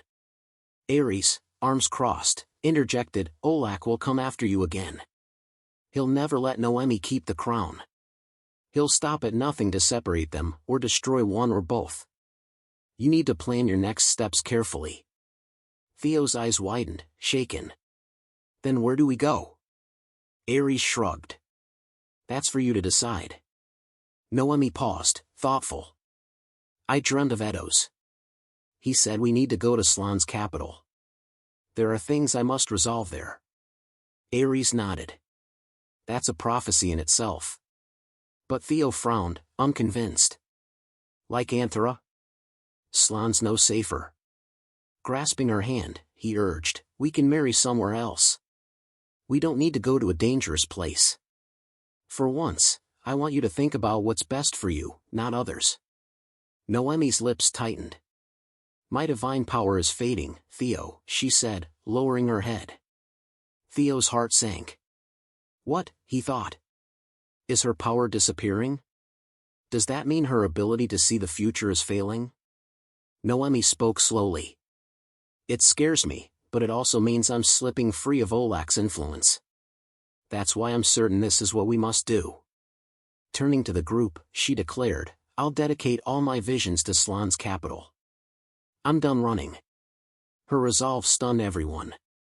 In her heart, she thought, Olak held me captive my whole life. I sided with Edos because he opposes Olak, it's my only way to escape the fate Olak set for me. I want to break these chains and build a happy future with Theo. Aloud, she admitted, I still don't fully understand my visions or what I need to resolve. Ares, arms still crossed, replied, the rite of communion. Noemi's eyes widened. He continued, if you can fully connect with Edos, you'll learn what you must do. Deep in the shadows, Olak lay among his beloved white flowers, muttering, I fought a war and lost, and this broken body is all that remains. After resting, his form half-healed, he sat up, cursing, damn Edos. Sensing Noemi's movements in the mortal world, he clenched his incomplete fist. That bastard still led my wife to the capital. Memories flooded back of another woman who had once rushed to Slan. That place again, he growled. I'm sick of it. Materializing in the Bellin family's cathedral, he commanded his servants, send the archbishop's son to Slan and have him bring my wife back. Pointing at the archbishop, he added, and gather every blooming flower as an offering to me. By a campfire, the group deliberated. Noemi turned to Ares. When we fought the temple soldiers and I was injured, Edos appeared in my mind. Could he do that again? Ares handed her the iron crown. You're its master now. Don't wait for him to appear, you must learn to summon him. Make the crown answer whenever you call. Theo, silent, carefully fastened protective straps on Noemi's new, sturdy attire, from wrists to ankles, with gentle precision. Ares continued, as its master, you must commune with it. The crown is a vessel for memories. If you connect with it, you'll see all that has passed. Noemi stood ready, thinking, I can only see the future, but now I might glimpse the past. She and Theo eyed the smoldering campfire warily. Ares smiled. If you falter, that fire could spread. The crown's power is immense. Noemi listened intently and began. Raising the iron crown high, she focused, merging her consciousness with it. Closing her eyes, she touched it lightly. A blinding surge of light erupted, and a whirlwind enveloped her. Theo, alarmed, moved to intervene, but Ares blocked him. This is her trial. She must see it through. Theo protested, but the wind's too strong. Is she really safe? Noemi, battling the tempest, called out, Edos, answer if you hear me. But her strength faltered, and the connection broke. She collapsed, the magic dissipating. Theo caught her, only to be knocked down by her fall. Theo, are you okay? She gasped. He groaned, this power, it's not something humans can handle. Turning to Ares, he snapped, what if she gets hurt? Ares replied coldly, then she tries again. That night in the camp, Noemi, frustrated, said to Theo, going to the capital is my choice. You should respect it. She turned away, but Theo followed. I don't want you tangled up with that crown. Rushing after her, he added, whatever Edos wants, your safety matters most to me. Blocking her path, he pleaded, if you've chosen freedom, stay away from danger. Noemi sidestepped him and walked on, then paused. Theo pressed, or wait for Edos to come to us.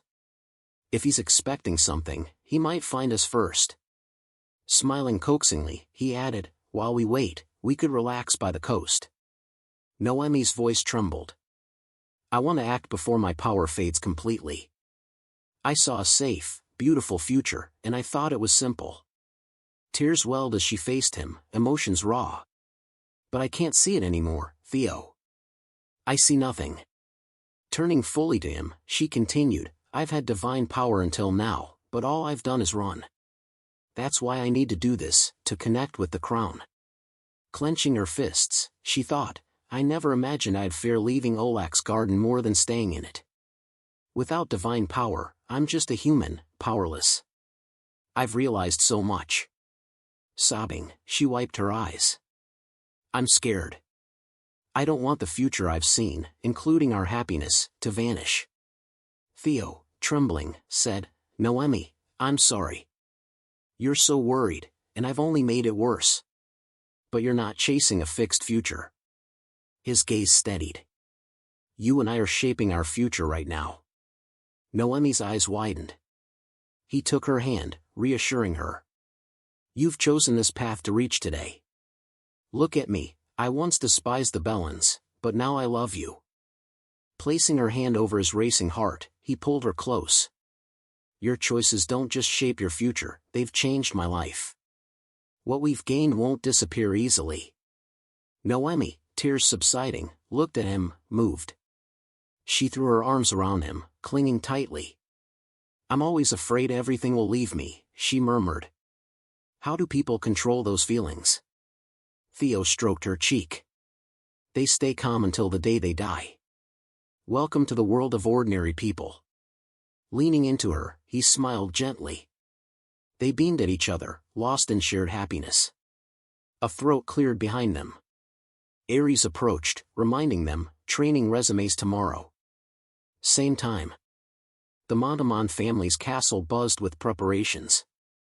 Invitations, wedding gowns, and decorations were nearly complete. The servants, brimming with excitement, chattered, Who else should we invite, my lord?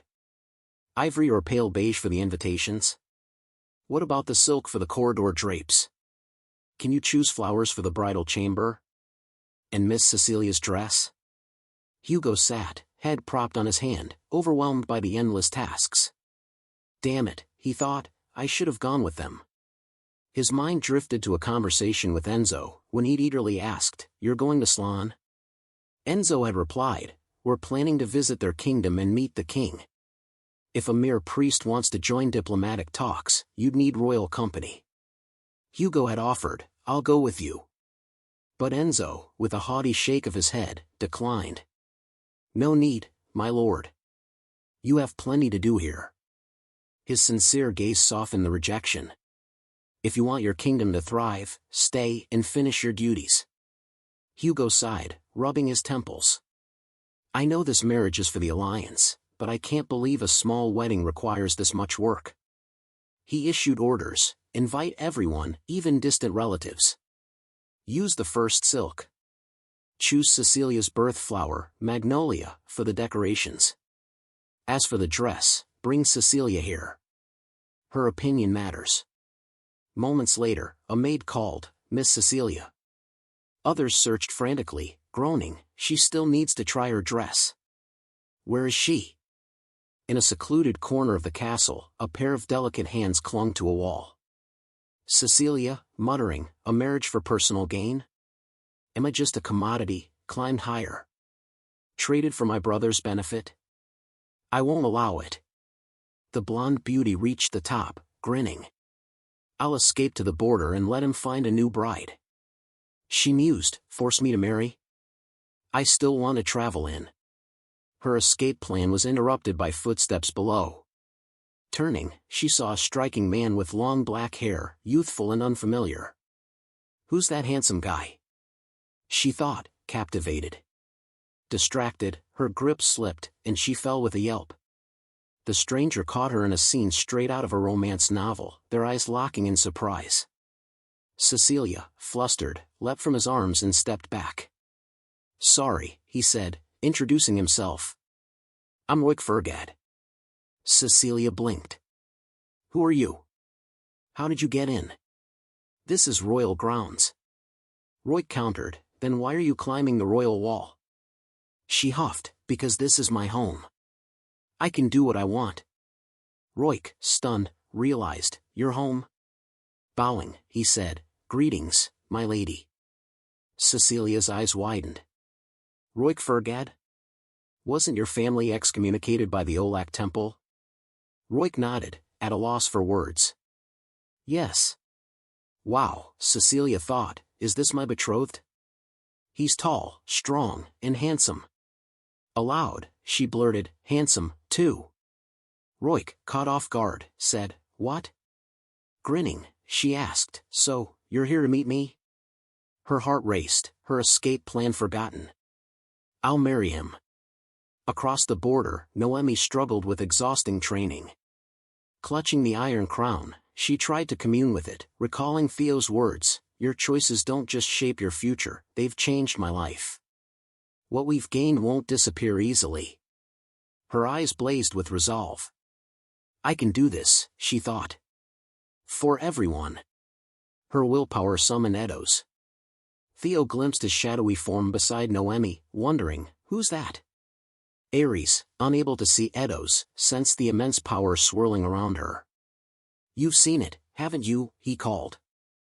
The past trapped within the Iron Crown.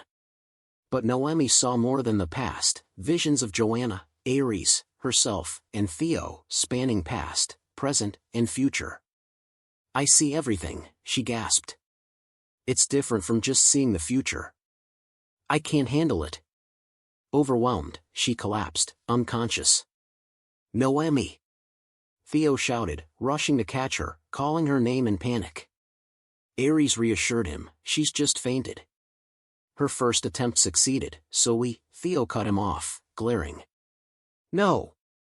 Don't make her do this again." His heart ached seeing her so drained. In a dreamlike haze, Noemi wandered a vision where Edos called, "You did it. Now we can meet more easily." He smiled warmly. Noemi, serious, reported, "I can sense all points in time now." Stepping closer, she asked, "Someone was behind me earlier, who was it?" Recognizing the boy before her as the young man from her vision, she said, "You?" Edos nodded. "That was me before I became a memory." Noemi pressed, "So you were alive then? And now?" Edos's voice grew somber. "The person you see had a name and faith but lost his home. I don't want to be this child." Raising his small, helpless hands, he said, "I was once whole and taller. To reclaim my true form, this childish body must be freed from the shame of being a criminal." His eyes gleamed with hope. "In Slan's palace, you'll find the key to my liberation. Help me find it." Night had fallen, and Noemi lay unconscious, her breathing soft but uneven. Theo sat by her side, gently wiping her forehead with a damp cloth. Ares entered the tent quietly. "May I come in?" he asked, holding a bowl of herbal broth. "This will help her recover." Theo took it warily, and Ares sat beside him, an awkward silence settling between them. After a moment, Theo broke it. "My aunt, Joanna Fergad, did she know about the Iron Crown's power?" Ares's gaze grew distant. "Joanna wanted to use it to bridge the divide between Tysain and Slan. She mediated talks with Slan's king, acting as an arbiter for a brief peace. But just as an agreement was reached, she stole the crown and fled." Ares stood, scratching his head. "I'm not certain, but I think she planned to wield its power elsewhere." Theo's jaw tightened, his thoughts bitter. "That damn woman. If she knew, she should have taught me about this power sooner." Aloud, he said, "I don't know what my aunt intended with the crown, and I don't care to." Looking at Ares, he added firmly, "Right now, no one, not even a dead woman, matters more than Noemi." Ares raised an eyebrow. "More than Noemi?" Theo's voice sharpened. "So if you plan anything that harms her," before he could finish, Noemi stirred, murmuring, "Theo." Theo leaned in, anxious. "Noemi, you're awake. Are you in pain?" Her eyes met his, and behind him, she saw Edos's faint silhouette. Theo noticed him too. The Tysain, energized by the crown's power and Edos's presence, buzzed with excitement, though they couldn't see the god standing among them. Edos stepped closer to Ares, gazing at his descendants. Noemi whispered to Theo. He said we'd meet him more easily now.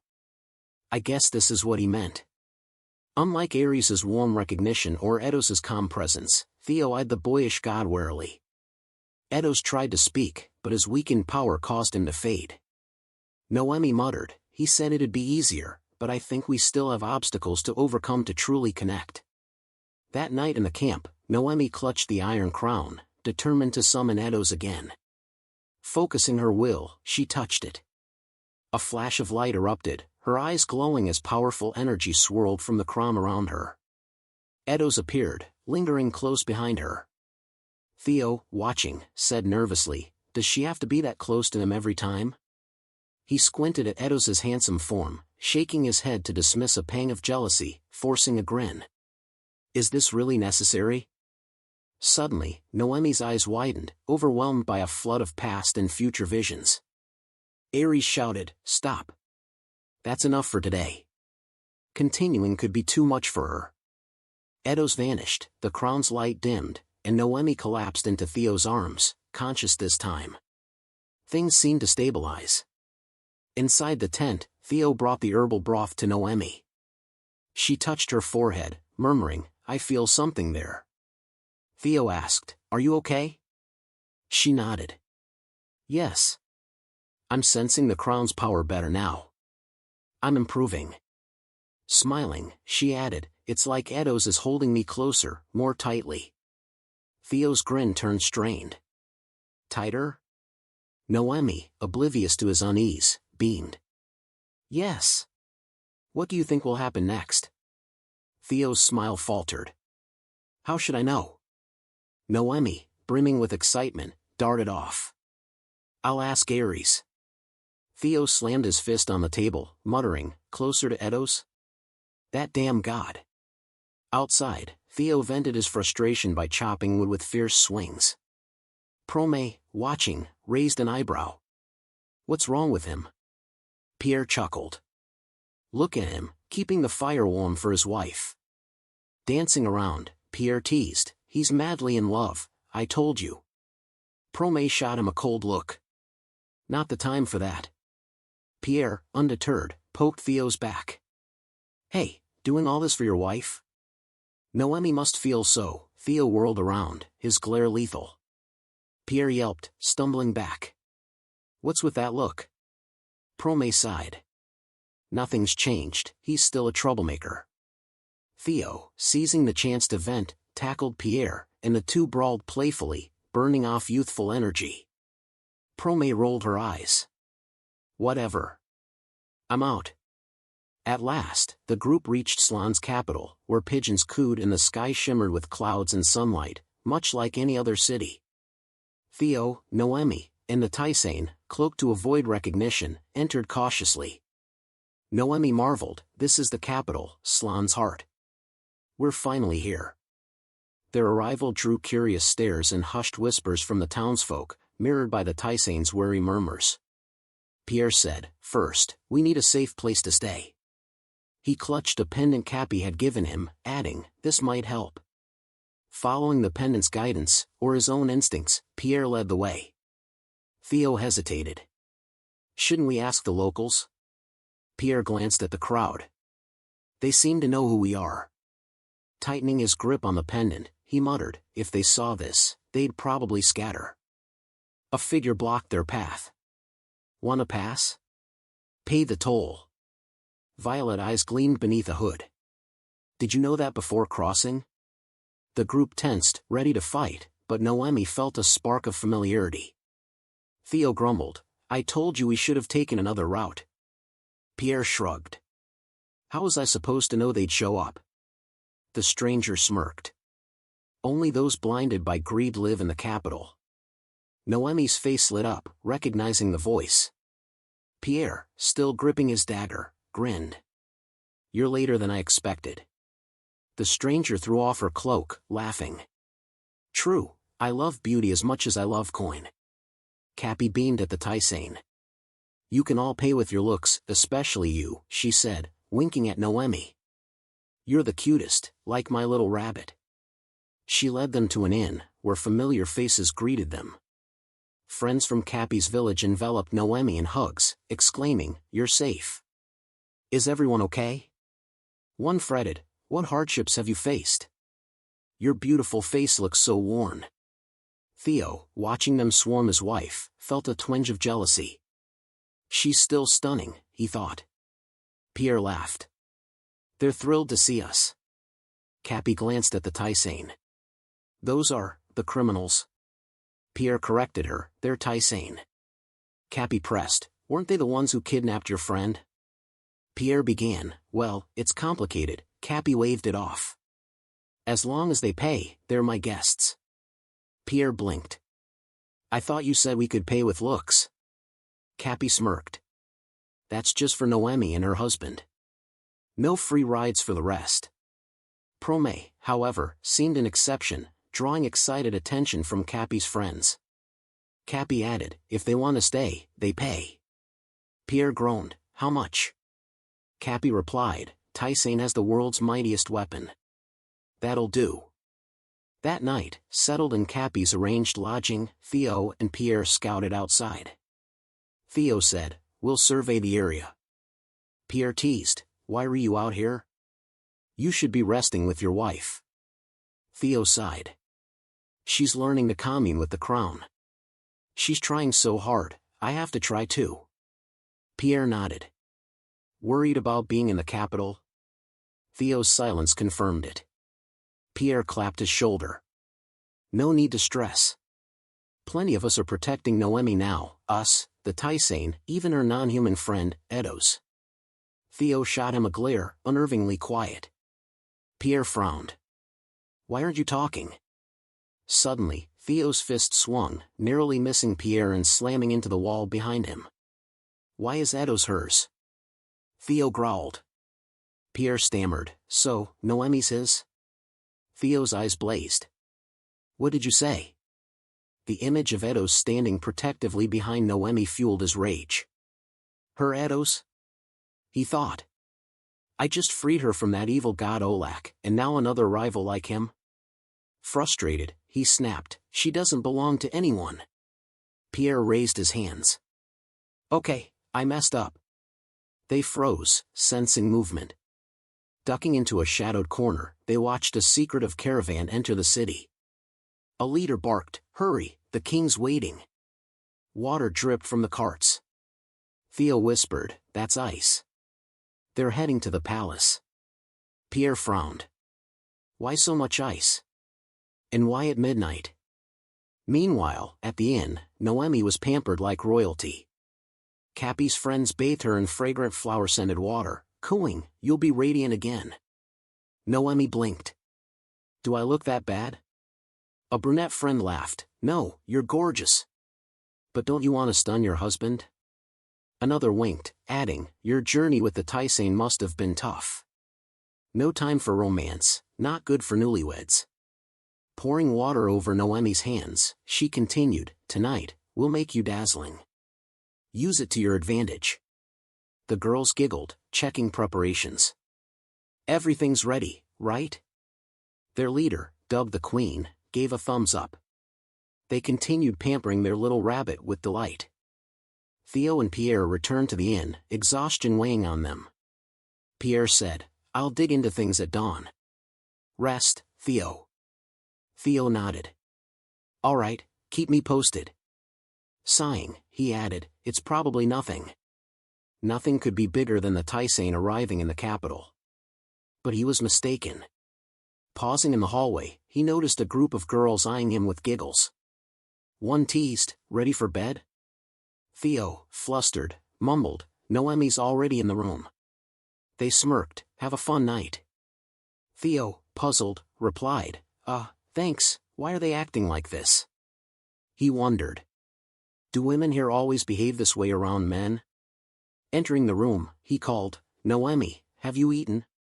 His words caught as he froze, stunned by the dazzling sight before him. Noemi, radiant after being pampered by Cappy's friends, beamed at him. "They say this style's all the rage in the capital. Have you ever seen anything like it?" Theo's heart pounded, barely keeping his composure. Noemi tilted her head. "What?" Doesn't it suit me? Still speechless, he stared, captivated, as she approached, touching his arm to check if something was wrong.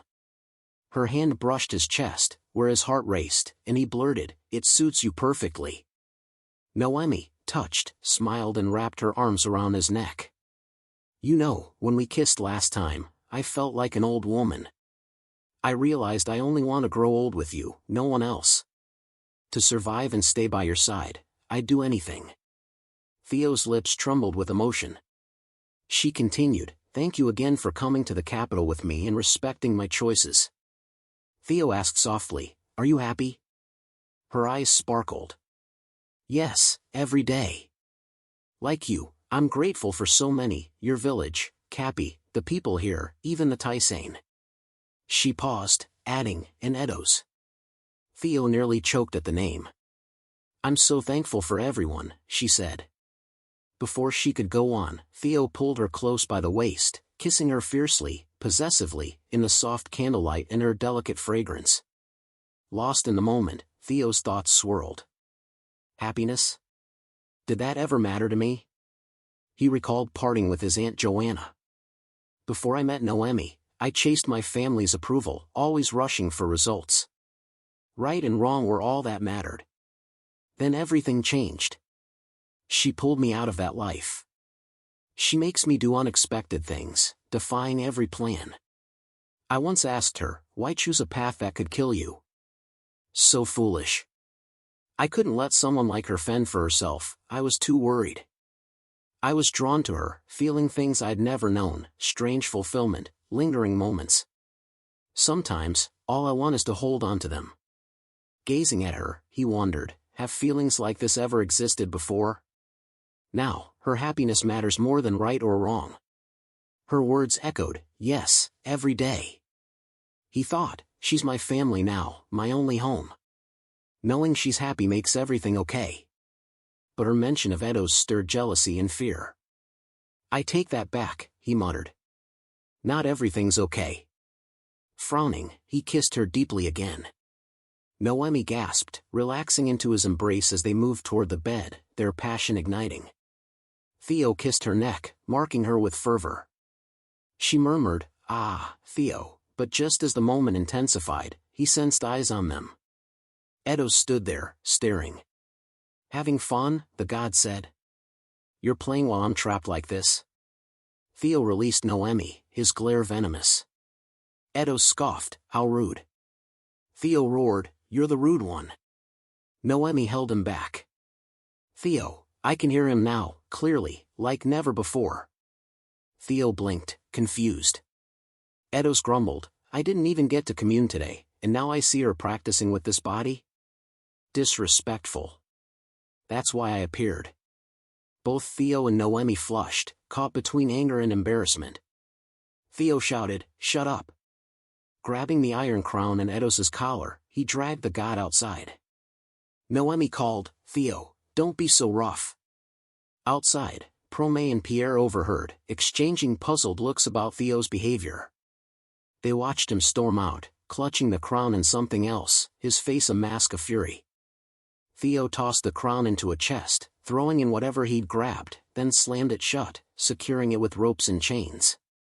Pointing at the rattling chest, he barked, don't open this until tomorrow. Pierre hesitated. But, Theo growled, just do it. Noemi approached Prome and Pierre. What are you talking about? It's late. Prome, serious, said, now's the right time. What's your plan for tomorrow? Theo frowned. What are you talking about? Prome's voice grew heavy. We can't stay in the capital long. We've been watching, but we can't move freely. The locals see us as criminals. Cappy, joining them, overheard. Noemi greeted her quietly, but Theo asked pointedly, why are the Tysane called criminals? Meanwhile, in Slan's palace, the king knelt in a ritual, incense smoke curling around him. A guard bowed. We've safely delivered the ice blocks, but we have something to report. The king, without turning, said, speak. The guard continued, we found Olak's holy maiden and the merchant said to have kidnapped her. The king's hand paused, then stilled further as the guard added, "They've entered the capital with the criminals." Rage flashed in the king's eyes as he turned, glaring at a coffin before him. "Those criminals dare set foot on our land again?" His voice turned icy. "Capture them alive, every single one." Back at the inn, Cappy crossed her arms casually. "The Tysain? They killed Slan's former emperor." The group's eyes widened. She explained, "Long ago, Slan and Tysain clashed over territory. Then Emperor Felix Alamar proposed a peace treaty, the first Slan royal to do so.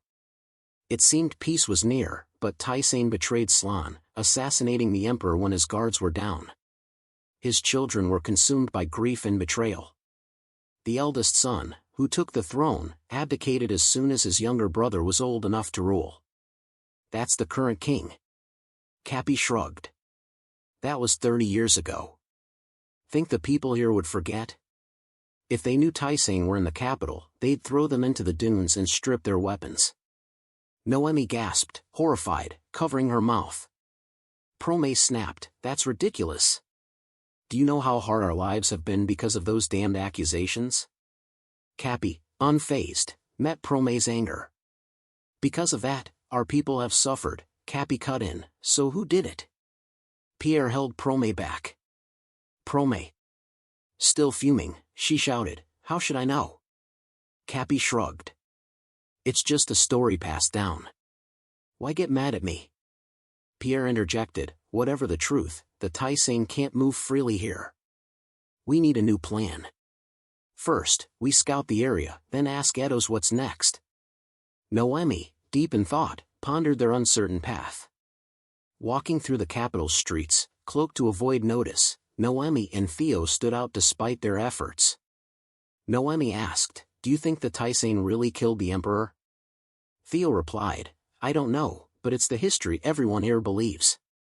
Noemi mused, "Criminals. In Slan, the Tysain aren't just criminals, they're sinners, like in Olak's scriptures. What if someone else was behind it?"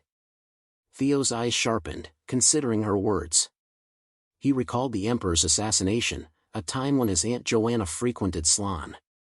Cappy had mentioned the emperor as the first to sign a truce with Tysain, and Ares had said Joanna used the crown to mediate between them. Could she have been involved in their rivalry somehow? He wondered. As they speculated, something caught their attention, making them turn. Meanwhile, Pierre muttered, "What we do next matters, but Prome and Cappy together. Trouble." Sighing, he thought, enemies' descendants under one roof, maybe it's not so bad. Then he froze, spotting Slan soldiers directed by a familiar figure. "Damn it," he thought, recognizing a Slan royal. "They found us." He bolted back to the inn. There, Cappy's friends were held at spear point, trembling and sobbing. Prome confronted a knight. "What are you doing?" The knight replied coldly, following the king's orders. "Stand back." Ares and the others were restrained, none daring to resist. Pierre burst in, shouting, "Prome," but was blocked by a knight he recognized, Achim, a former comrade. "Long time no see," Achim sneered. "I'm not sorry for that." Ordering, "Take them," he had Pierre and the group bound and led away amid curious onlookers. Theo and Noemi, watching from the crowd, were stunned and anxious. A knight scanned the faces, his gaze lingering suspiciously on them. Sensing his scrutiny, they slipped away quickly. Back at the inn, Cappy, exasperated, recounted the chaos. Guards stormed in and arrested the criminals. "They're at the palace now, we don't even know if they'll survive. I don't want the king's attention. Look at the damage. Tysain weapons won't cover it. We should leave before we're next." Edos appeared, shouting, "No, I can't leave my people." His voice, audible to Theo and Cappy, roared, "This place is a serpent's belly. My followers will be slaughtered." Noemi frowned, piecing it together. Serpent's belly. Slan and Olak reject Tysain, so he sees them as serpents. Turning to Cappy, she asked, "Is Slan part of Olak's temple?" Cappy snapped, "Does that matter now?" Noemi pressed, "Yes, Because it could mean the Tysain didn't kill the emperor. Cappy sighed. You know the enemy of my enemy is my friend? Even if Slan isn't part of Olak's temple, they're allied. As long as Slan hates the Tysain and works with Olak, this place isn't safe for you. To avoid being dragged back to the temple, we should run. Edos cried out, unheard, but Noemi shook her head. Every time I've tried to run, there's nowhere to go. It's the same here. Edos looked at her, surprised. She continued, but the people I've met show me there's always a path forward. There must be a way to free the Tysain. Theo, inspired by her resolve, touched her shoulder. That's why, he began, then turned to Cappy. Help us one last time. I'll repay you, no matter what. Cappy eyed him seriously. He added, can you distract the palace guards somehow? Edos stared, stunned by Theo's plan. Noemi looked at him, her eyes shining with gratitude and admiration. While you do that, Theo said, we'll get into the palace. The Tysain and Pierre were marched to a prison, guards barking, move faster. Shut up and walk. Pierre thought, damn it, we can't let them drag us like this. Glancing aside, he noticed carts of ice rolling by. Where are they getting all that ice for the Western Palace? Why? The group was shoved into cells, a guard snarling, behave in there. Prome stumbled, and Pierre caught her. Gripping the bars, she shouted at the guards, you call yourselves royal knights? Why are you locking us up without cause? What's our crime? A knight, once under Pierre's command and a former tormentor of Prome, stepped forward, his gaze cold. 7 years into Felix's reign, a Tysain weapon was found beside the late emperor. That's reason enough to kill you. Blame your ancestors for passing their sins to you. Prome, speechless, watched him walk away, despair sinking in. Ares's voice broke the silence. Could someone have tampered with the records? History is written by survivors. The knight glanced back, unaware he faced the Tysain leader. That night, in Slan's sprawling palace, Theo and Noemi navigated its maze-like corridors, exhausted from circling the same paths. Noemi, sweating, said, this place is too vast. I don't know where to start. Theo reasoned, prisoners are usually held in high towers or deep dungeons to prevent escape, with heavy guards. We should look for areas with the most soldiers. As they planned, a guard's shout rang out, not that way. Theo pulled Noemi into a shadowed corner to hide. Edos appeared, urging, split up. You can't hide together here. Noemi, stay. Theo, go that way. Reluctantly, they parted, following his guidance. Edos walked with Theo, unseen by others, needing no cover. Theo hid behind a pillar near a grand gate as guards' footsteps echoed. They muttered, the criminals are locked up. Watch them closely. A faint hum from the iron crown in Noemi's bag alerted the guards, who paused, listening. Theo and Noemi froze, hearts pounding. Damn it, Theo thought, gripping Edos's shoulder. You can speak to Noemi, right? Edos nodded silently. Tell her to meet me at the palace's rear gate, by the bushes where we entered. We search until sunrise, if we find nothing, we escape. Edos relayed the message, his face serious. Noemi's eyes widened, receiving the thought. They brought a ton of ice into the palace last night, she transmitted through Edos. I don't know what it's for, but something's off. We need to avoid cold areas. Theo, clutching his dagger, nodded, worry for her gnawing at him. Noemi asked, what's next, Theo? Without warning, he leapt out, pinning a guard with his dagger to the throat, knocking him out. Other guards shouted, intruder. Noemi, horrified, stayed silent, communicating through Edos. Theo replied, stay safe, Noemi, then fought off the guards, fleeing as they yelled, after him. Edos pulled Noemi. Let's go. She prayed silently, please, let Theo be safe. Edos repeated, he said avoid cold areas. Noemi didn't respond, lost in thought. Edos pressed, did you hear me? Her eyes flashed as they passed a door carved with 2 white malope flowers. Malope flowers? Why are they here? Edos, alarmed, couldn't stop her. Noemi murmured, there's a connection between Slan and Olak. Ignoring Edos's cry of wait, she pushed open the door, entering a freezing room stacked with ice blocks. Noemi, stunned, found an empty chamber with a coffin at its center, veiled by a thin curtain. Edos shivered, too cold. Approaching the coffin hesitantly, Noemi lifted its lid. A corpse, she whispered. This isn't even a tomb. Why is it here, with all this ice? Noticing the Olak symbol, she touched the tightly wrapped body. A blinding light erupted, visions flooding her mind, the Iron Crown, Joanna, the Emperor, Ares, and, shockingly, Theo beside this body. He's not dead, she gasped. I see his life, past, present, even future. The prophetic surge left her and Edos in awe. Edos exclaimed, he's still alive. A cold voice interrupted. An unwelcome guest. A white-haired man with a chilling gaze addressed an older figure. Fami, why didn't you stop her from touching the body? The old man bowed. Forgive me, your majesty. The emperor glared at Noemi. Seize her. Paralyzed with fear, she was bound and forced to kneel. How dare you enter my palace, he demanded. Noemi pleaded, please, release the Tysain. Her selflessness surprised him. Grabbing her chin, he snarled, you mean those criminals? Evil is their nature. Why should I spare the ones who killed him? Noemi glanced at the coffin. That's the late emperor. Isn't he dead? The emperor turned away coldly. You've seen his coffin. You won't leave alive. He ordered, execute her. Swiftly, a knight interrupted, forgive me, your majesty, but we can't do that now. The emperor's brow furrowed.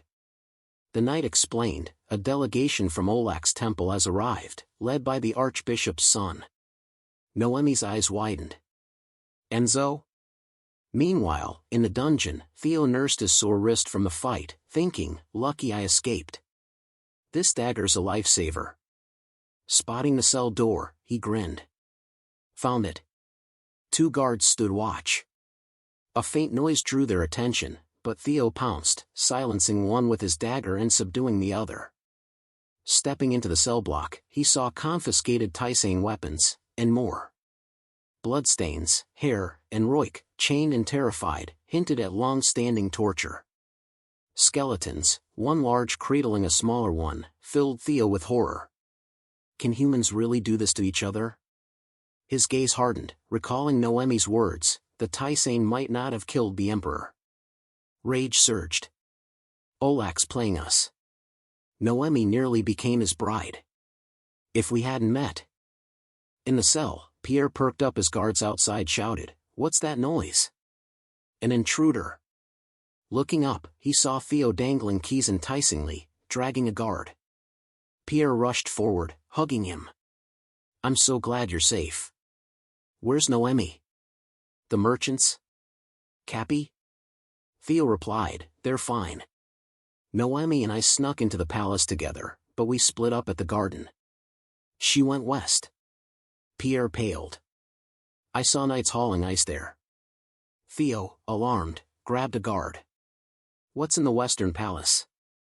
Speak. The guard, unconscious, didn't respond. Another stammered, that area's for the king and his closest allies. Only Fami and our commander know. Prome interjected, I know the palace's layout. We'll help you find her. Pierre urged, let's go together, Theo. Theo stood. No. We were caught on the way here, moving as a group's too risky. Find a safe place to hide, Pierre included. Facing his friends, he vowed, I'll meet you before sunrise, after I find Noemi. In the western palace, the emperor confronted Enzo. Barging into my palace unannounced? You call yourself civilized? Enzo, leading Olak's delegation with diplomatic poise, faced the king. You and your sister show me no respect, the emperor snapped. Enzo replied calmly, this matter was urgent, so I couldn't request an audience. Given Slan's long alliance with Olak's temple, the archbishop trusts you'll understand. The Emperor's eyes narrowed, annoyed, as Enzo continued, "Our holy maiden doesn't act on the temple's behalf. If she's been disrespectful, I apologize for her." Noemi, shocked, looked at her brother. Enzo added, "We'll send more ice in the coming months to preserve what you hold." Noemi's mind raced. Do they know the Emperor's alive? The Emperor scoffed, "You speak as if you're doing me a favor, while charging a fortune to run a kingdom just for ice. To pay for it, I've turned my land into a flower garden." His fists clenched.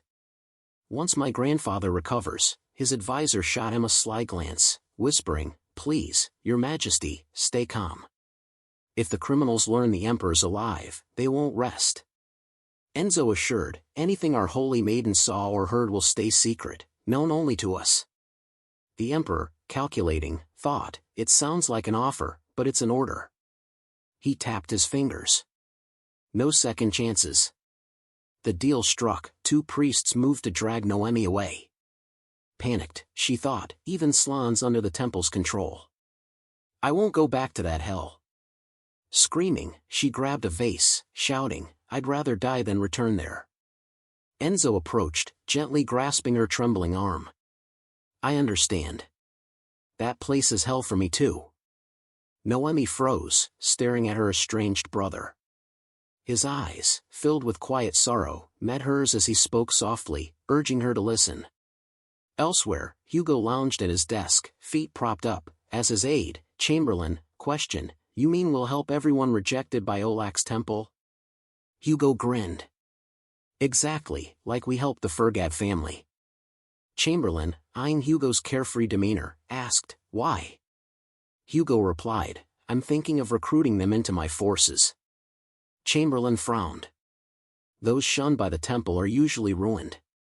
They won't be much use. And you'd need serious funds for that." Hugo, unfazed, said, "The Fergads are my in-laws, they've got plenty of money. No worries." Chamberlain sighed, thinking, "He talks like it's his own cash."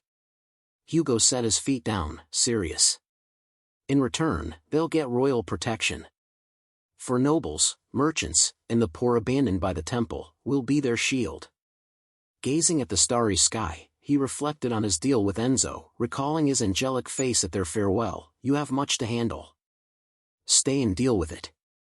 Hugo mused, "I can't wait to show him what I've done.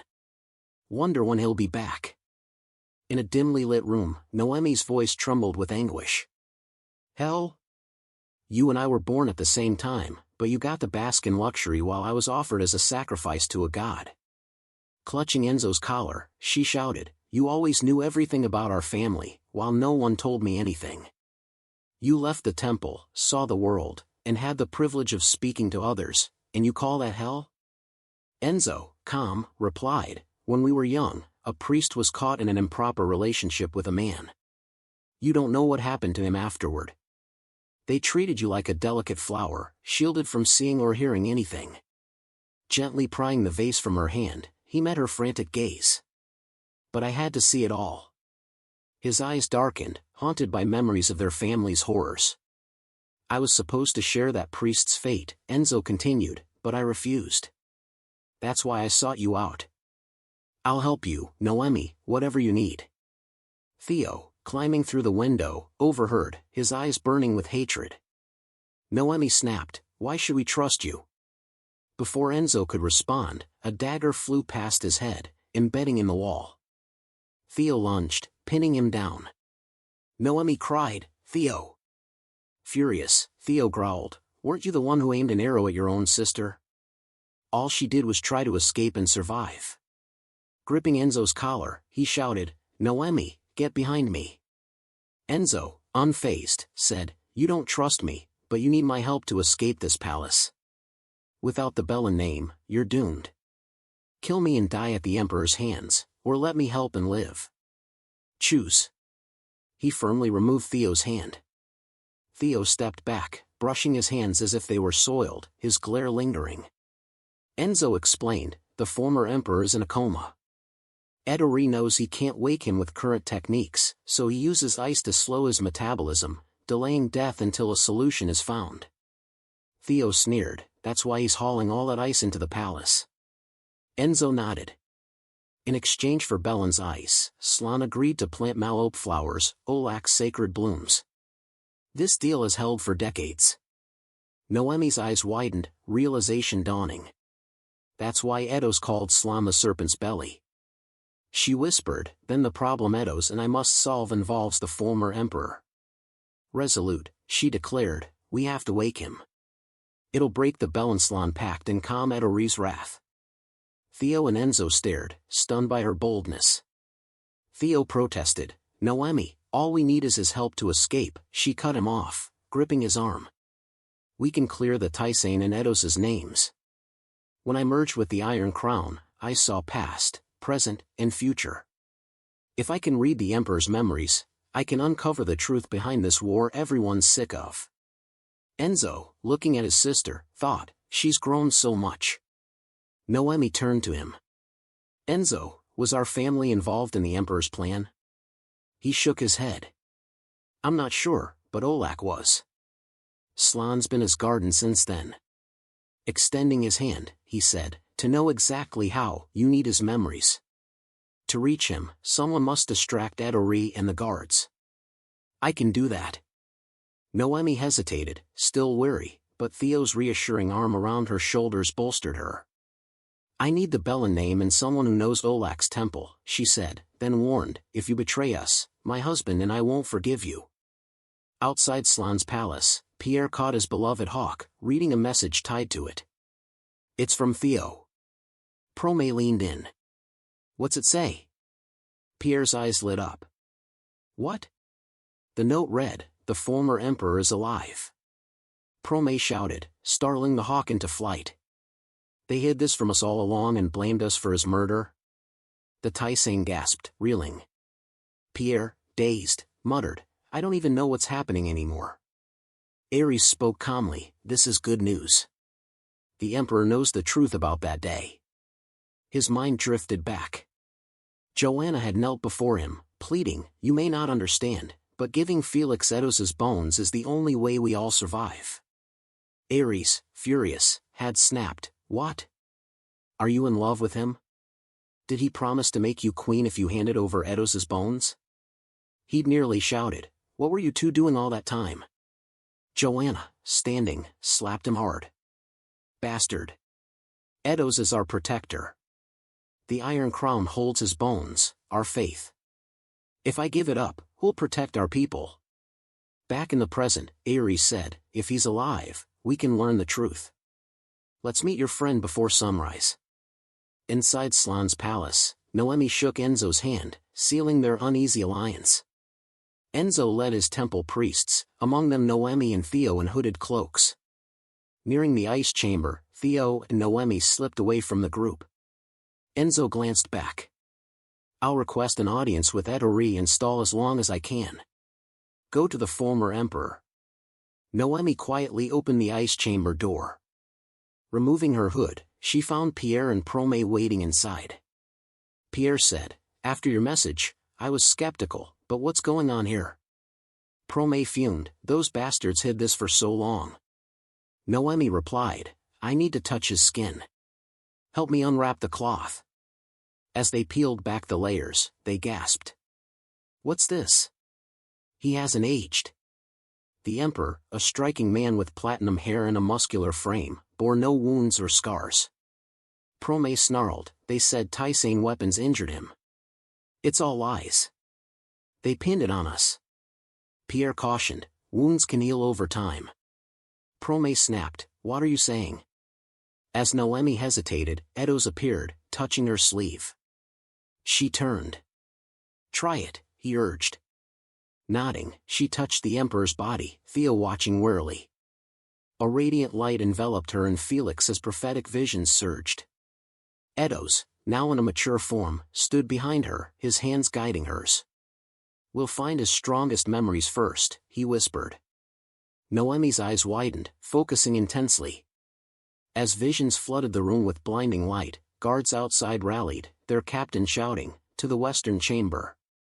Noemi, lost in Felix's memories, saw him as a young man strolling through Slan's bustling market. A vendor called, here you are, Emperor Felix. A voice warned, those flowers are poisonous. It was a young woman, Joanna, arguing with an old man. The emperor approved them, he protested. I heard our neighbors offer these to their god. Joanna scratched her head. Well, the emperor and their god are both fools. The vendor fretted, keep talking like that, and you'll get in trouble, young lady. Felix, nearby, watched her closely. Joanna continued, if it were me, I'd never let those flowers near my descendants. Felix approached. Are you saying Athena's gaze is toxic? Got proof? Joanna, unimpressed, replied, Olak's temple doesn't grow these flowers. They use money and power to make others offer them. Felix smiled. Money buys flowers, in exchange for mutual needs? Joanna sighed, stepping closer. Sounds fair, but do they need us so badly they'd import flowers? Don't people here ever question it? Pointing out, they've identified Ascane as fertile lands for this. Why bother planting in distant Slan? Felix froze, intrigued, as Joanna slapped coins on the table. If Slan's emperor can't see that, he's the fool, isn't he? She stormed off, the vendor muttering, gods, what a rude girl. Joanna rejoined Ares, who grumbled, what were you talking about so rudely? I've been waiting. Behind them, Felix watched, smiling. What an interesting woman. Days later, at the Tysain-Slan border, two armies faced off, led by their leaders. Joanna, surprised, asked, what are you doing here? Felix smiled. Someone recently told me to rethink Slan's exchanges with Tysain. So, I'm exploring options. Extending his hand, he said, thank you for meeting us. Ares, stunned, watched their warm handshake. He interjected, she's my guest. I'm Ares, son of Tysain's chieftain. Felix, equally cordial, replied, I'm Felix, emperor of Slan. Later, in Slan's palace, Felix announced, for the security and welfare of our nations. Joanna read their joint decree, Tysain and Slan will establish a peace treaty. Ares, holding the Iron Crown, exchanged it with Felix before a crowd from both sides. Felix asked, what's that girl's name? Ares frowned. Why do you care? Felix chuckled. She brought peace to two nations, enemies for centuries. I should at least know her name. Ares muttered, the treaty's not signed yet. I'll tell you later. Joanna concluded the agreement, I, Joanna, witnessed this peace treaty. Felix, pleased, said, Joanna, then. Ares's face darkened, but the treaty satisfied both sides. Joanna glanced at their contrasting expressions, Felix's smile, Ares's scowl, wondering why. The Iron Crown and scepter were raised, symbolizing peace and honor. Ares declared, with this treaty, Tysain and Slan will coexist in harmony. Felix, beaming, nodded to the cheering crowd. But behind him, a man, Fami, glared with dark eyes. Later, he secretly sent a letter to Belin, the emperor will sign with Tysain, improving their economy. They'll stop trading Athena's gaze. Your Holiness, Slan has lost its chance for divine favor. The Belin recipient crushed the letter in fury. Back in the present, Pierre and Prome barricaded the ice chamber door with wooden beams, but the guards' pounding grew frantic. Prome panicked, damn it, they found us. They'll break through. Pierre shouted, Theo, hurry. Theo, dagger ready, glanced at Noemi, still lost in Felix's memories. She's not done, he muttered, anxious. The Emperor's journal was vast, and Noemi was deep in his subconscious. The knight captain burst in, and Pierre and Prome fought back with spears, battling fiercely despite being outnumbered. At the coffin, Noemi, entranced, saw Felix marveling at Slan's thriving trade. What a remarkable woman, he said. I can't believe she united Slan and Tysain. Joanna oversaw the exchange, while Fami, Felix's advisor, said coldly, how long will this rushed peace last? Felix clapped his shoulder. That depends on our efforts. Drop the sour face and enjoy it. Fami's gaze remained distant. Elsewhere in the palace, Joanna spoke with Felix. The terms are fair, but Felix, distracted, brushed a strand of her hair aside. They locked eyes in the glowing sunset for a moment. Joanna, lowering her gaze, handed him a note. Felix, I need a favor. On the next full moon, come here alone. I have something to show you. Felix took it, asking, Is this for peace too? She nodded silently. If it's what you want, I'll do anything, he said, and they shared a polite smile. On the full moon, Felix waited in a cluttered room, calling, Joanna? Hearing a noise, he turned, and was struck down with a club, collapsing in a pool of blood. Before losing consciousness, he saw a familiar figure lift his head, forcing a small object into his mouth. As footsteps approached, the figure dropped him and fled. Felix choked, gasping. Joanna's voice called, Felix? She rushed to him, horrified, as he frothed at the mouth and blacked out. That was Noemi's final vision. As the vision ended, a knight yanked Noemi's hair, dragging her back. She screamed.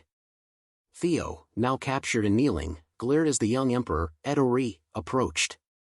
Noemi, also kneeling, cried out, Wait! I know how to save the former emperor. Desperate, she shouted, There's an Athena's gaze seed lodged in his throat, your majesty. Call a doctor now. Edori sneered, Do you know how grave it is to defile my ancestors' resting place? Stop lying and face your punishment. But Theo, seizing the moment, broke free from a guard and rushed to the coffin. Noemi, terrified, watched as Edori raised a spear, roaring, You insolent fool! I'll kill you all.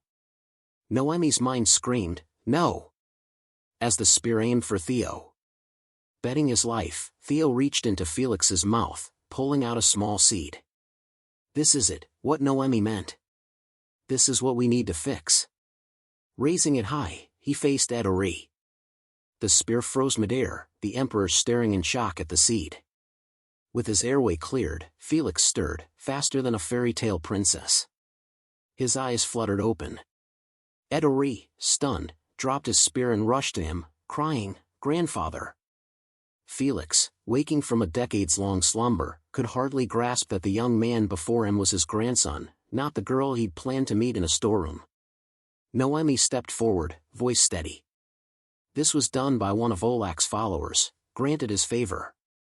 Pointing at Fami, she declared, Your advisor sent letters to Belen about the seed. My brother, Enzo Belen, witnessed those letters. The young emperor, Edori, stood stunned. What do you mean, Fami? Fami, his voice cold, finally spoke. I regret that the former emperor still lives. He lost his ability to rule when he defied Olak and his followers. He shouldn't have survived after betraying their will. That day, when he was swayed by that woman and signed that useless treaty, he abandoned his people. I acted to protect our nation. Fami recounted how he stalked Felix with a club, muttering, If that girl hadn't shown up, he'd have died right there. Theo whispered, My aunt, it was Joanna who had desperately tried to save Felix. Prome exploded, And you blamed us for it? Pierre restrained her as she lunged at Fami, screaming, Bastard. Fami, unfazed, replied, I merely enlightened everyone to prevent another tragedy. The Taisang criminals are why Slan hasn't risen, they must be locked away.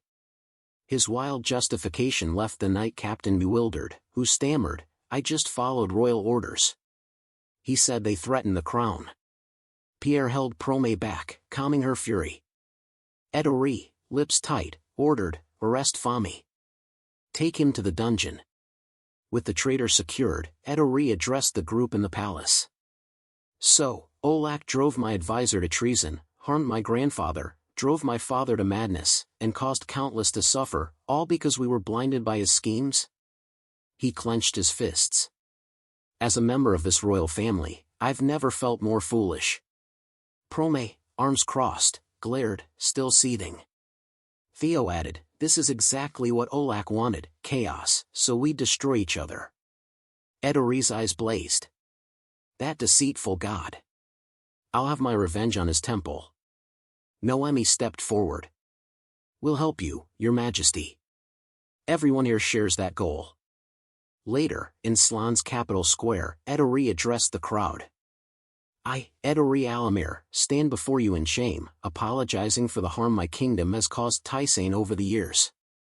Amid murmurs and gasps, he continued, I vow to return all seized lands and make Slan a sanctuary for all. The crowd erupted in approval. In a quieter corner of the palace, Edori faced Ares. I'm sorry for the suffering my ancestors caused your people. Ares, calm, replied, we know who's truly responsible. We can't change the past, but we can make amends. If you start now, we'll stand with you against Olak. Ares extended his hand, and their handshake, met with cheers from both nations' people, sealed a new alliance. The ceremony marked the end of a long nightmare. Noemi bowed respectfully, while Theo glanced at Edos, now fully matured, his tall, striking form sparking a twinge of jealousy in Theo, rivaling even his feelings toward Enzo. As Olak's delegation prepared to return to Belen, Enzo paused, watching Noemi embraced by her friends. The girls hugged her, one exclaiming, Noemi, stay safe back home, or I'll hunt you down. Another kissed her cheek enthusiastically. If Theo bullies you, tell me right away. Cappy strutted over, winking. I can take care of her just fine. Prome frowned. What is she, your pet? Can't you just wish her luck?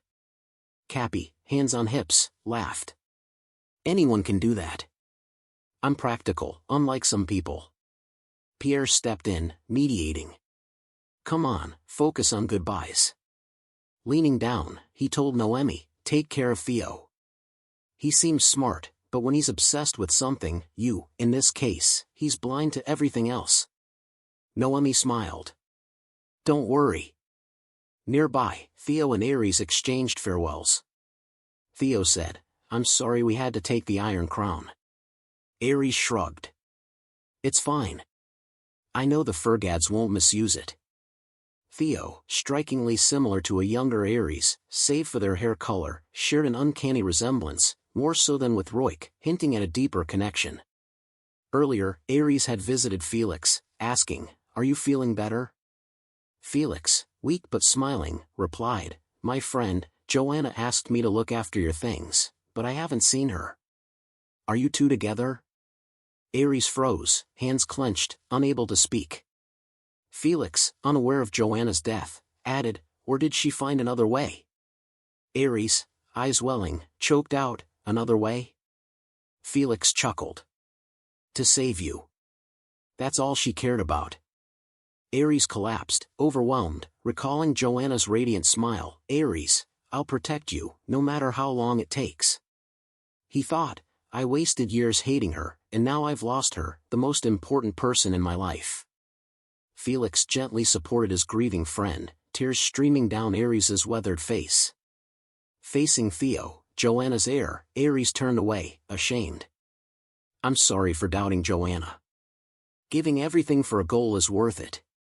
Living happily with the one you love, that's the best life. Theo and Noemi mounted their horses, their friends waving reluctantly as they departed. Theo glanced back, pensive. Edos's voice startled him. Why the long face? Theo smiled. This is the day my aunt waited for. Edos nodded. That's why she took the Iron Crown. It kept Olak at bay for a while. Theo, reflecting on Joanna, thought, in a way, I don't believe in gods, but chasing her relic was like chasing love and family safety, her lifelong wish. Looking at Noemi, he vowed silently, following her path led me to you, and it's been incredible. No matter what, I'll protect you, even if you don't choose me as your husband. I want to live in a world where you exist. On the ship back to Belen, under Olak's banner, Enzo led the delegation, with Noemi and Theo under the pretense of being prisoners. He sent a letter to Hugo, to Count Monomond, I'll skip formalities and update you. Slan is burning all Malope symbols, with the Emperor ordering every flower destroyed. Yesterday, Tysain and Slan were enemies, today, they're allied, torching Malope fields across the continent.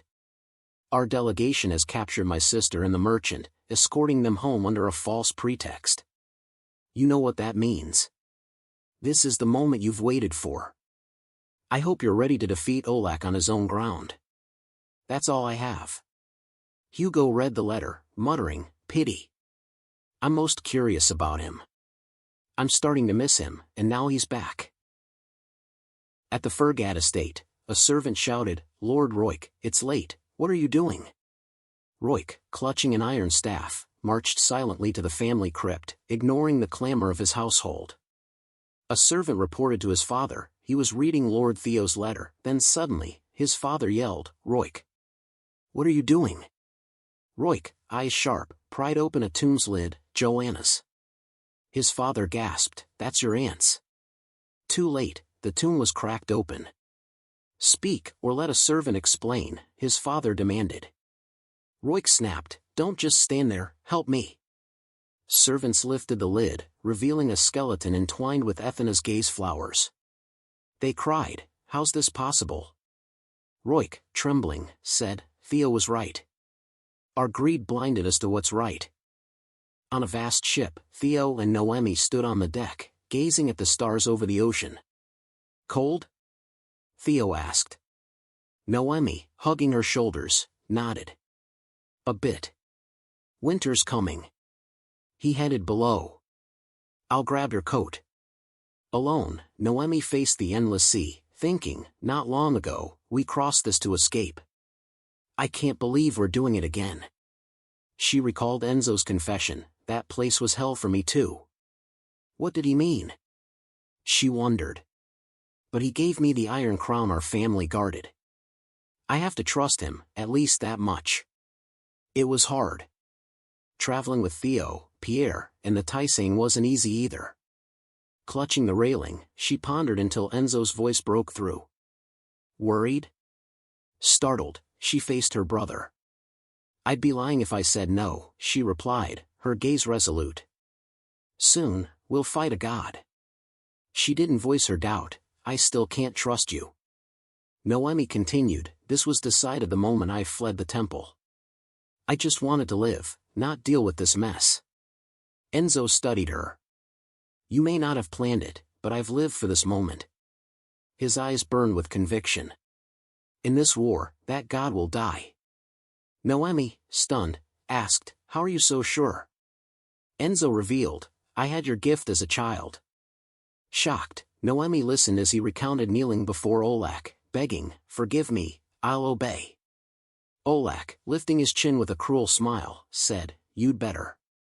In that glance, Enzo saw too much, a future orchestrated by Olak, a world of suffering souls. I even saw the moment he dies, Enzo said. For that, Olak stabbed me with his staff, leaving me on death's edge. I swore to forget it all, to live as his loyal son. But I've silently planned his end, waiting for his death. Stepping closer, he added, I can't see it now, but I feel it. His death is near, and I'll be there. Theo returned, draping a coat over Noemi, and spotted Edos lounging by the rail. The battle's coming, Edos said, but you and your wife look too tense. Theo grinned. Olak's the one who should be nervous. Edos smirked. Fair point. Theo paused, then asked, you fought him before. Do we have a better shot than you did? Edos turned, smiling. That's why I gave my life to bite his nape. Olak has a fatal weakness, and now the world will target it. At Olak's temple, the god manifested, roaring at his followers, why are my flowers burning? What are you doing? The Belan archbishop bowed. I've sent letters to neighboring lands, but no replies. You must hold your ground. He suggested, since Enzo is bringing your bride back, why not hold the wedding soon? Olak, stroking his chin, grinned. He's the only one doing his duty, isn't he? Laughing, he declared, Noemi, we'll become one in a grand wedding the continent will witness. Tell my followers to offer malope flowers. In the capital, citizens buzzed over a new decree posted on the walls. Every family must offer a malope flower. Is the holy maiden really returning? Skeptics grumbled, she ran off with a merchant, on what grounds do they demand this? One muttered, I can't afford more flowers. A month's work barely buys one. Even nobles groan, they humiliated us last year for offering too few. How much is enough? From the crowd, Cecilia clenched her fists, thinking, those wretched temple bastards. This costs as much as running the country for years, are they mad? Suddenly, someone shouted, look, it's a Fergad. Roik strode by, his striking presence drawing eyes, including Cecilia's. My future husband, she thought, blushing. But whispers followed, heard about their family tomb. It's filled with malope flowers. Could those flowers really kill?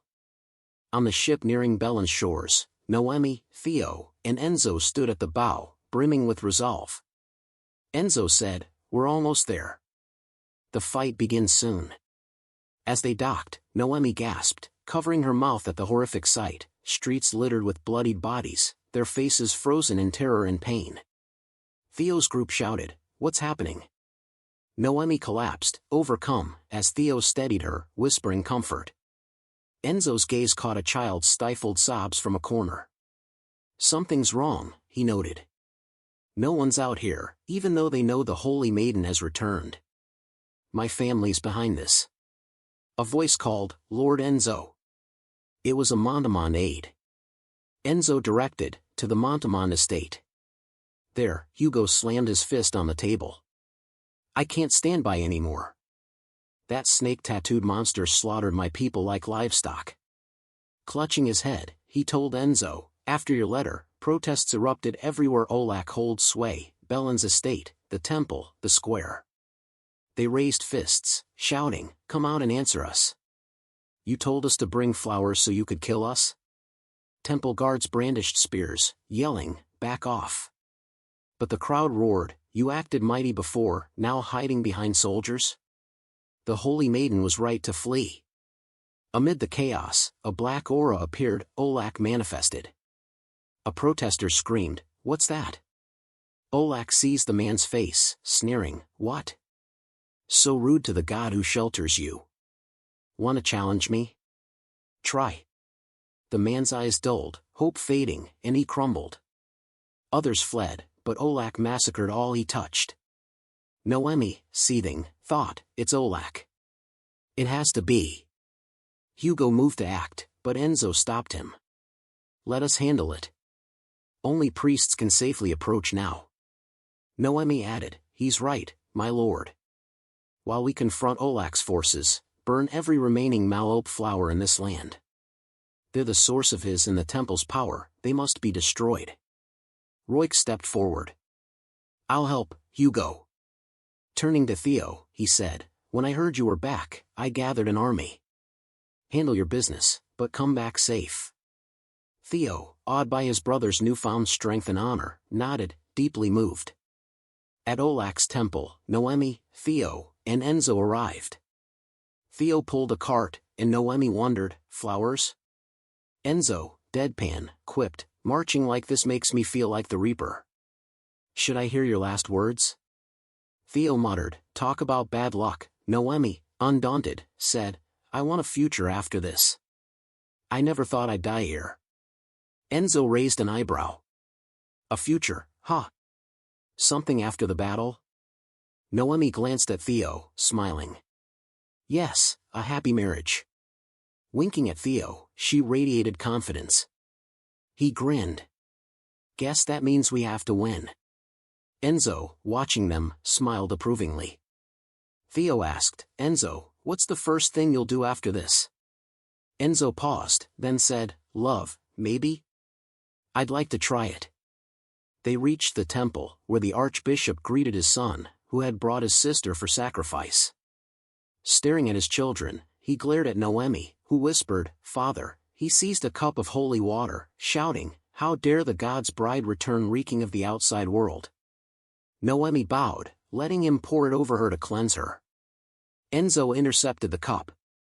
No need to soil your hands, your holiness. The archbishop sneered, I shouldn't have spared you just because you're destined as the god's bride. I should have disciplined you like your brother. Noemi, horrified, realized Enzo had endured abuse she'd been spared. The archbishop ordered, go speak with the god. Noemi entered, Theo posing as a priest pulling the cart of supposed malice flowers, Enzo trailing behind. Inside, Enzo slammed the doors shut, ignoring a priest's cry, "Lord Enzo?" Guards pounded outside, but he dismissed them. Theo, noting his cool demeanor, stayed silent. Behind Noemi, Enzo whispered to Theo, "Whatever happens, prioritize Noemi's life. Swear it." Theo, surprised, said, "Do I need to?" They approached the stone statue, where Olak materialized, arms wide. "Here you are, my beloved wife." With a flick, he yanked Noemi toward him. She gasped as Theo and Enzo froze, cautious. Olak pulled her close, smirking. "Enjoy your little adventure, my love. Now you belong here, beside me. You'll be my beautiful, ageless mummy." Noemi stared, helpless with fear. Theo interrupted, "Too bad for you." Kneeling, he uncovered the cart, revealing not flowers but barrels of kerosene. Enzo declared, "Today's your end." Olak, stunned, watched Theo douse the flower-strewn room. "What are you doing?" A spark from Theo ignited the oil, engulfing the white flowers in flames. Olak roared, but Enzo, drenched in oil and clutching a match, charged him. Noemi screamed, "Oil?" Enzo tackled Olak, striking the match against his chest. As flames consumed them, Noemi wailed, "Enzo!"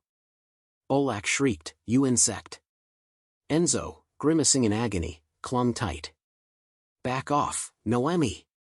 Focus, don't miss this chance while he's weakened," he shouted. Theo, horrified, held Noemi back as she screamed, "No!" Olak, enraged, levitated Enzo, tearing him free. Burning brightly, Enzo cried out, then looked back, voice faint. "Don't worry. This is my atonement. I'm finally free." The flames faded, and Enzo was gone. Noemi collapsed, sobbing, "Enzo! How is death atonement? I never trusted you, not even now, I didn't understand you." Theo, heartbroken, held her. "He gave us a chance, Noemi. We can't let these deaths be in vain." Her tearful eyes met his, resolute. The iron crown in Theo's bag glowed and trembled. Noemi, taking it, thought, "I won't lose anyone else." Outside, Roik led his army and furious citizens against the temple. Cecilia, spearheading a group of farmers, confronted the archbishop and his guards. "Move, you bastard," she shouted. A guard yelped, "Your Holiness." The archbishop roared, "How dare you? Get out!" Cecilia slapped him, sending him sprawling. Roik, watching his fierce fiancée, thought, "She's incredible, and a bit terrifying."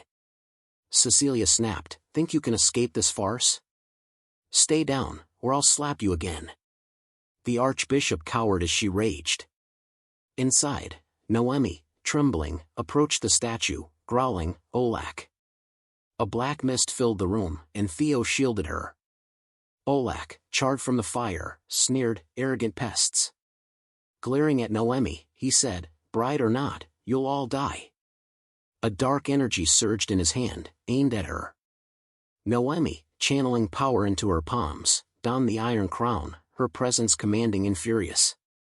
"Olak, you've lost humanity's faith." Outside, Hugo led citizens to burn Malope fields, shouting, "We serve you no more. You betrayed us." Across battlefronts, Roik, Cecilia, and the people fought for freedom. In the temple, Noemi declared, "You're nothing to us now." Olak laughed.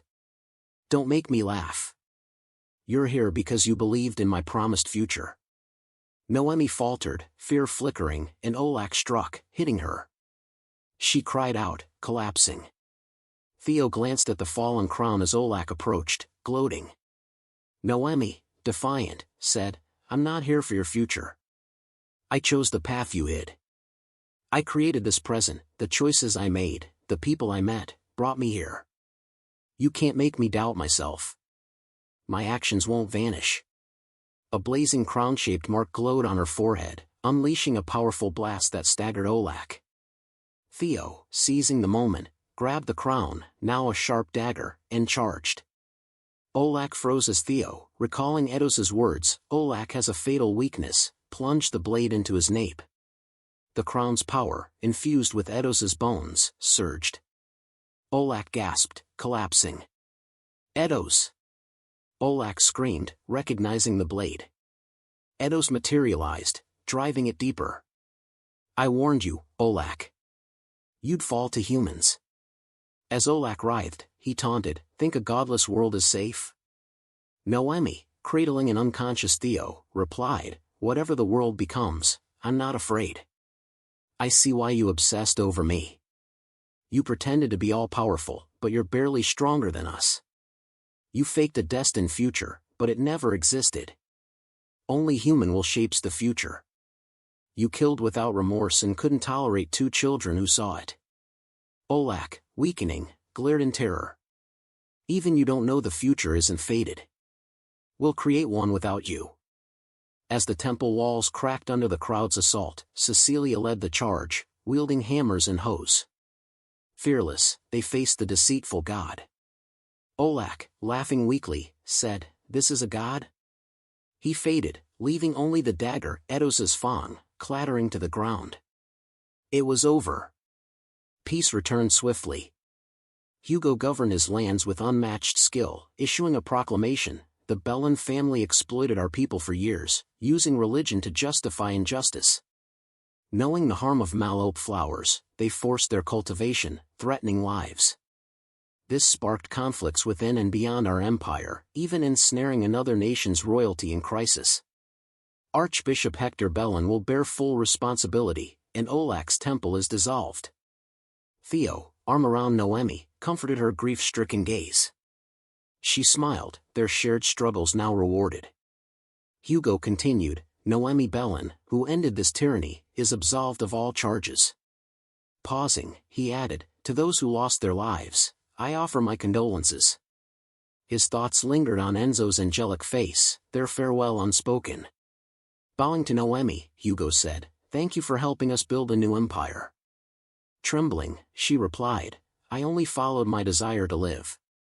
Thank you for your condolences. They shook hands, symbolizing renewed peace. The crowd cheered, long live the empire. Long live Lady Noemi. After the ceremony, Noemi strolled through a garden, her unloved hand free. I've shaken hands all day and seen nothing. With the god dead, my foresight's gone. Theo wrapped his arms around her waist, asking, what's got you so pensive? She smiled. I'm just getting used to this life. He blinked. Getting used to it? Cupping his face, she said, I can't see the future anymore. Before, touching someone showed me their fate. Now, I worry about it like everyone else. Theo asked, does that sadden you? She laughed. Of course not. An uncertain future makes me cherish every moment with you. They basked in quiet joy. Theo murmured, your words are always so beautiful. They make me want to be like you. Noemi teased, not my looks? Am I not pretty? He grinned. I fell for you at first sight. Her eyes sparkled. Still, I hope one vision comes true. Gripping his hand, she said, I saw us with children. Theo, blushing, covered his face at her innocence. If we have kids like us, I'd be so happy, she beamed.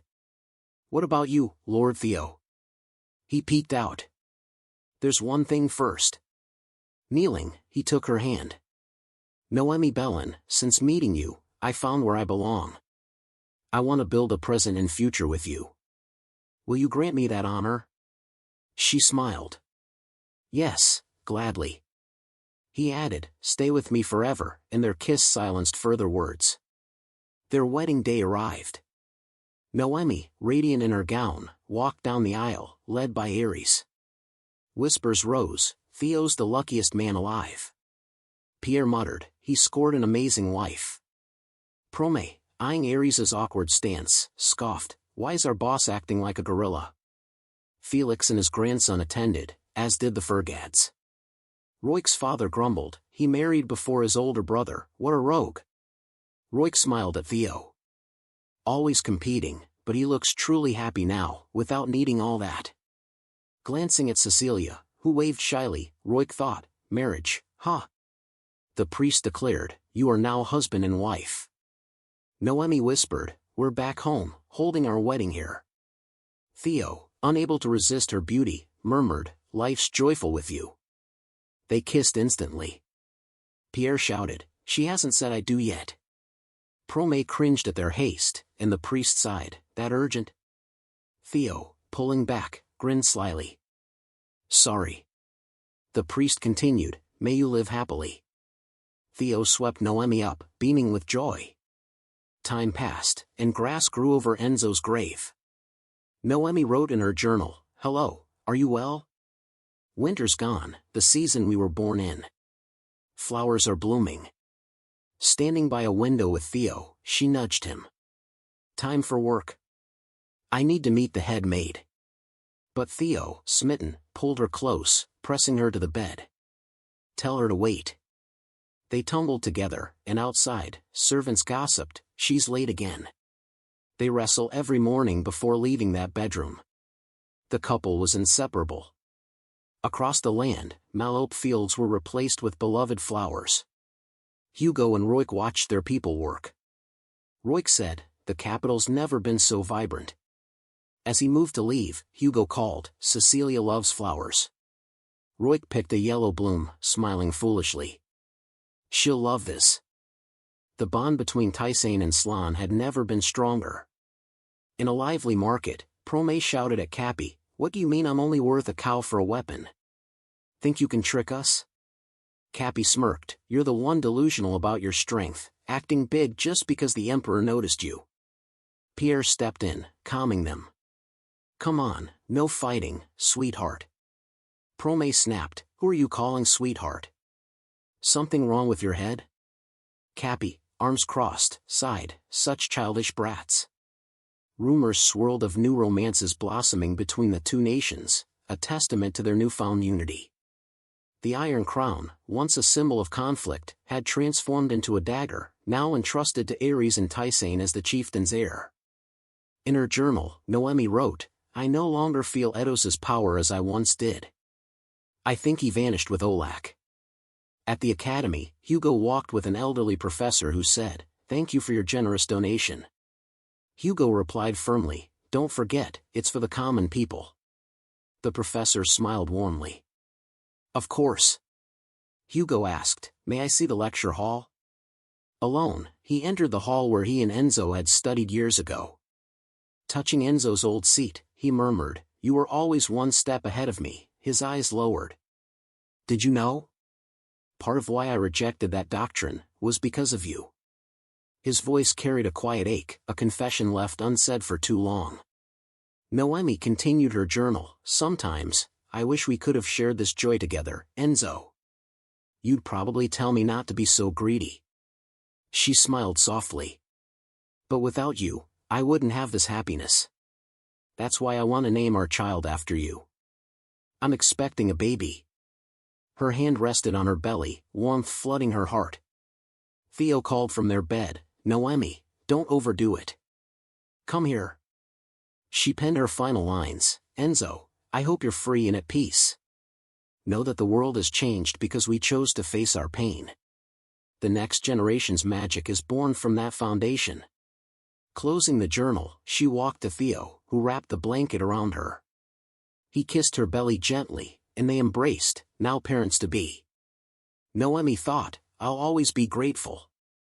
Together, they savored the beauty of their new life. This marks the end of our tale.